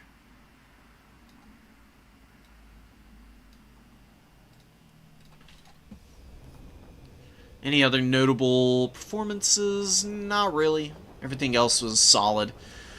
The Rev Crystal got 650 value, which is nice. You know, it's kind of crazy that it got that much, considering the Solar Engine was fighting in melee for quite a while as well, but also had 22 shots from its missile to get 1,000. Bastillodons can be a little bit infuriating. Sometimes they just aren't doing anything at all, and they just struggle and die. But other times they'll carry a match for you, and then it all feels worth it, you know? Alright, give me a sec. Let me check this link for the maps.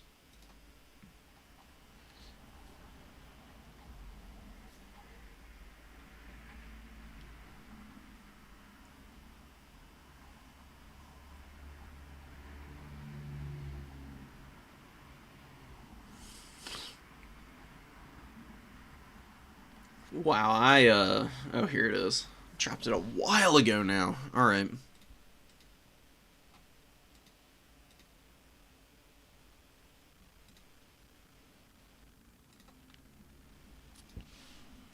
Here. This is the list of the maps that we're talking about. It's really handy reference. You should save this. It's in the Discord for the new player tournament. It has posts that link to all the maps. They're a little blurry, I guess, so that's probably what you're talking about. The most important thing is that you can see the deploy zones. You got your green line here, you got the lines for your opponent, summons, objectives. See the terrain a lot better from these overheads than the topographical maps that CA put into the game, which are a little infuriating to use. It's just a handy reference if you need it as a newer person. Once you get time under your belt, you'll be old hat at recognizing maps, and it won't be an issue. But until then, save that Google file, and you can just use it to make reference to stuff. And you can plan your strategies a little bit more carefully. So, we literally just watched this. I was trying to select the Dowie versus Warriors of Chaos game. I think I've got time for one more. You know, I'm getting a little batty. I'm crashing out a little bit because I'm hungry. So, let me get the matchup that I would like to cast to round it out today. Get out of here. There we go. We'll see about it. Is this the one you're talking about?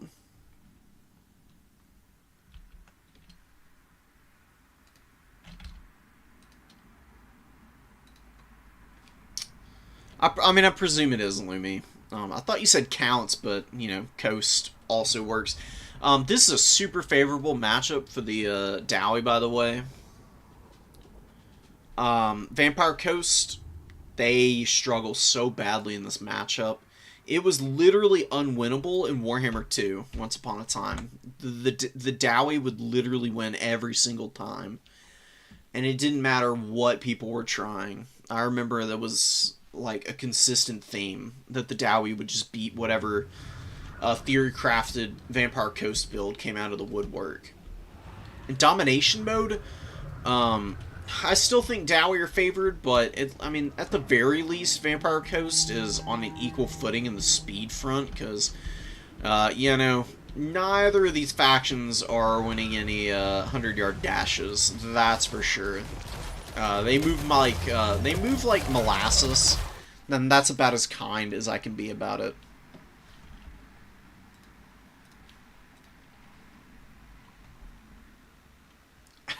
Yeah, for real.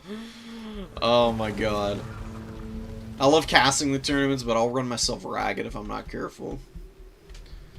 But yeah, I'll do another stream tomorrow with more replays, since, you know, this one's like a little bit shorter than some of my other new player tournament streams.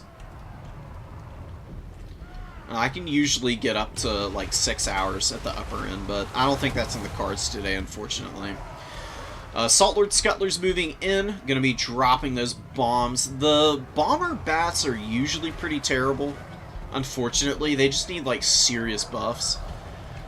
If the flyers were really good, that would be amazing for the Vampire Coast, because they could really use them for mobile support. As it stands now, they're just like abysmal garbage almost. They are squishy as hell. They are a little weird with their line of sight. It's too easy to pick them out of the sky, truth be told. Crabos, given the Stabbo here, though, and a lot of wasted blasting charges on the crabs. Never ever use blasting charges on crabs. They have 150 armor. Your miners are not even tickling these things. You know, they're like actively giving them a pedicure. They're just shaving down the crab's shell to be extra sharp so that they can kill more Dowie. A frickin' Vangeist Revenge coming out. What the hell is this? Whiffs pretty magnificently, but it's about sending a message. Who cares, man? Against the Dowie, barely even need magic to begin with. The secret sauce to beating Dowie is engaging their front line correctly.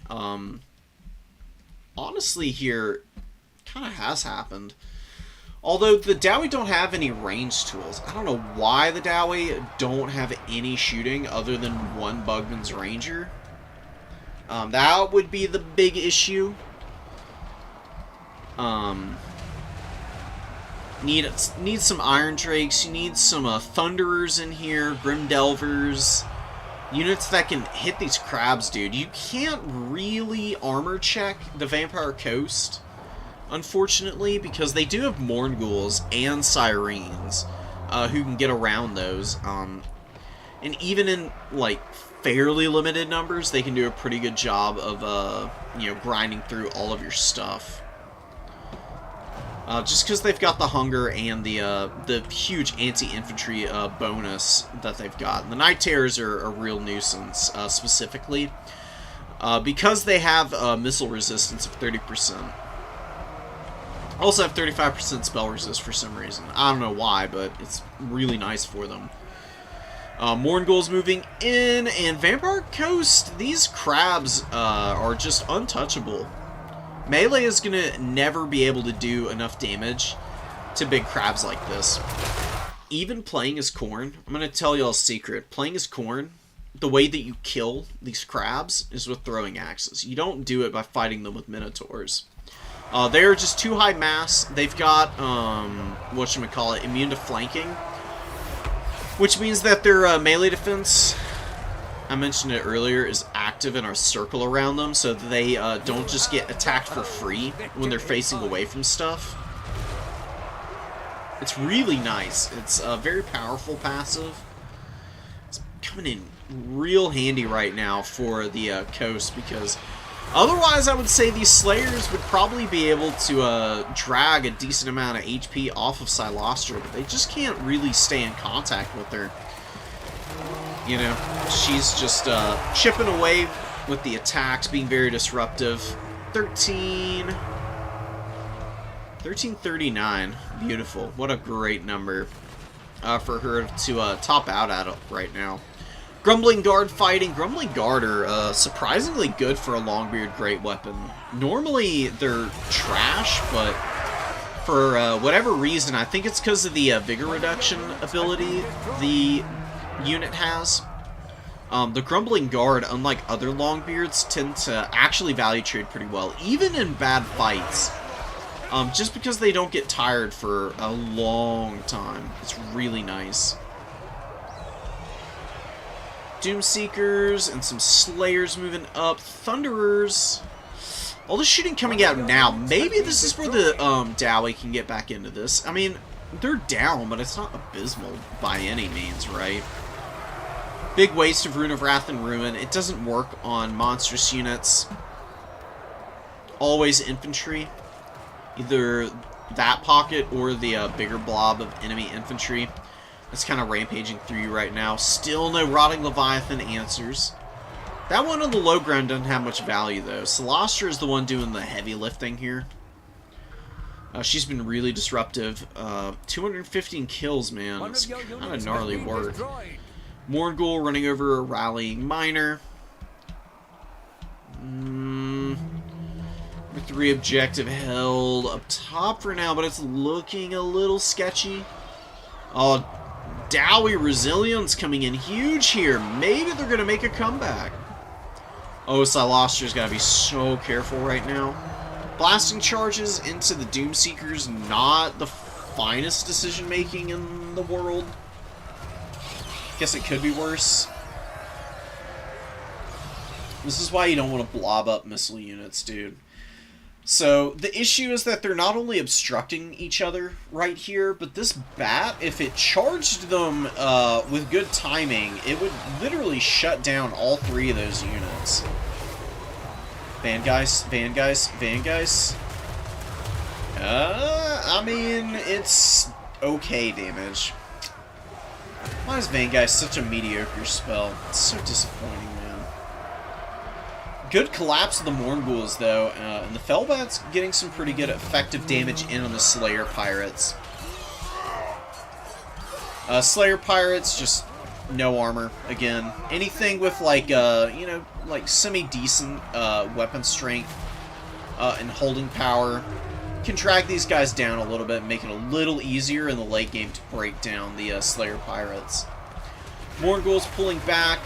2 crumbling out here. Not the end of the world. Night Terror's continuing to scrap over the number 1, dude. Very persistent over here, but the Grumbling Guard has been absolutely crazy. Look at these guys. What is this? They're fighting some of the scariest stuff in the game. And they still ground out more than their value in some of the worst possible positions that an infantry unit can be in. It's time to start auto-including those guys. I'm not even joking anymore. I've genuinely been wondering.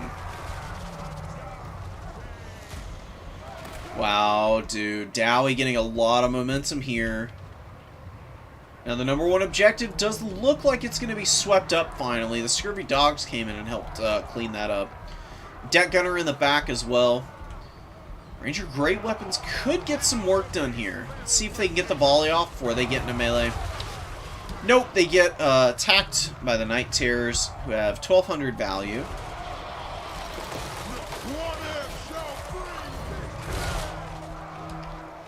Razor close game. Oh my god, the value's so close. Come on, Lumi. I want to see the Dowie come back.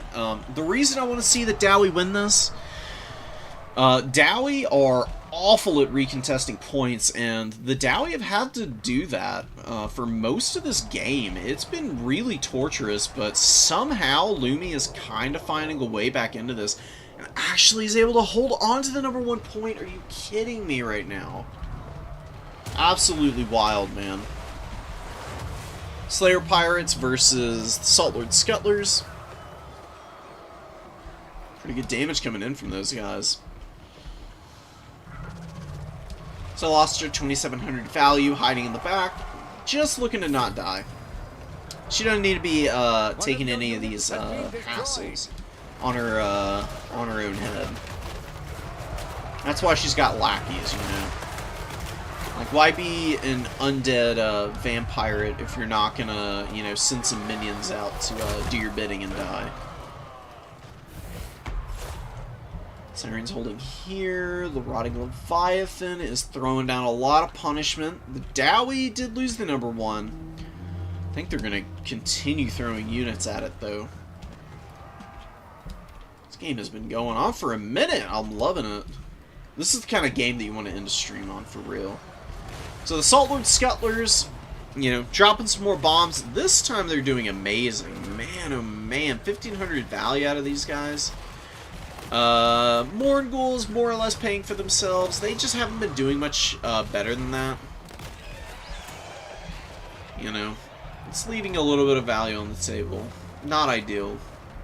This Rotting Leviathan with 1,000. Scurvy Dog's also helping out a little bit for the Vampire Coast. We do get a gunnery mob up on the objective here. I think Lumi's actually losing momentum again. I just don't know. I don't know how to read this battlefield right now, truth be told. I mean, I feel like the Coast are going to be taking this. They are also swinging in the number 2, so they're definitely going to be taking this game. But definitely in flux for quite a while. Is there any chance? What's going on here? Rune of Wrath and Ruin. Unfortunate miss there. It would have been really nice against these Sirens. They just get absolutely folded up by Rune of Wrath and Ruin. Pound screaming in underneath the Slayers, getting some pretty good work done. Oh, and the pistol mobs with a beautiful flank here.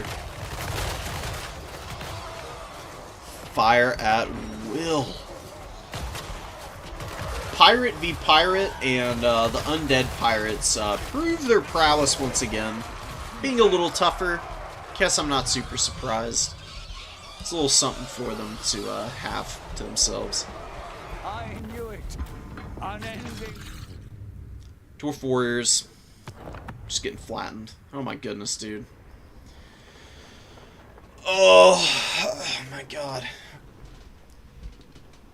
The recontests, just so brutal. Not enough missiles here, and Slayer Pirates are actually kind of bad.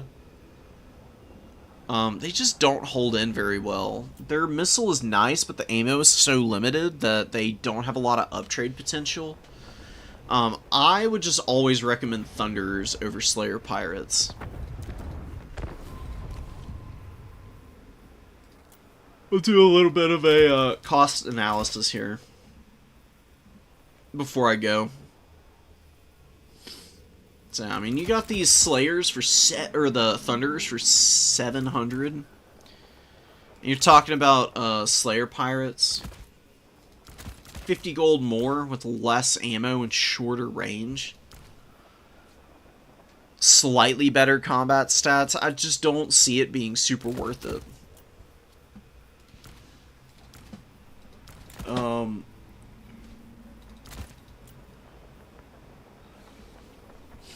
Just running a Thunderer line will help you out. You need some kind of ranged core as the dwarves, no matter what. I firmly believe that they can't win any fights in melee combat. Kind of did see that in that last game, and again, that is a genuinely amazing matchup for the Dowie. It's just not having the shooting that really hurt Lumi there. It's okay, man. Don't worry about any mistakes that you make, by the way. They happen, you know. I'm just trying to, like, elucidate on them so that you have a pretty good idea of what to avoid in the future, you know. If I'm a little overly harsh, with anything I'm saying, I apologize. It's not really my intention. I just want to make the point as firmly as possible, so that there's no, like, confusion about it. Just get those missiles in there, man. You'll beat the Vampire Coast if you do. And it might be worth investing in one cannon or a bolt thrower. Either or. Dowie cannons are great. Bolt throwers for the dwarves, also great. Either or works out nicely for you. Good anti-large option so that the big crabs don't just get to have fun in your backline for, you know, with absolutely no effort. You can also do some steam gyros. The armor-piercing ammo. They can hammer a Rotting Leviathan pretty nicely, but they're pretty short range, so you have to be careful of your enemy's own shooting and their mobility.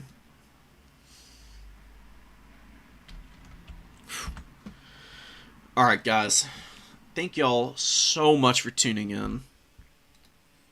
I'm exhausted. I'm gonna have to go get some food, crash out for a little bit, and read and go hang out with some folks. Catch me around tomorrow, hopefully. Fingers crossed I have time to do a stream. I should. I'm game planning on it later in the day. And Monday, 100% doing a stream around noon. As many of the other replays as we have left. Trying to finish them all then. So, I'll catch y'all around for that. Till then, guys, take care. It's wonderful to have you here. Peace out.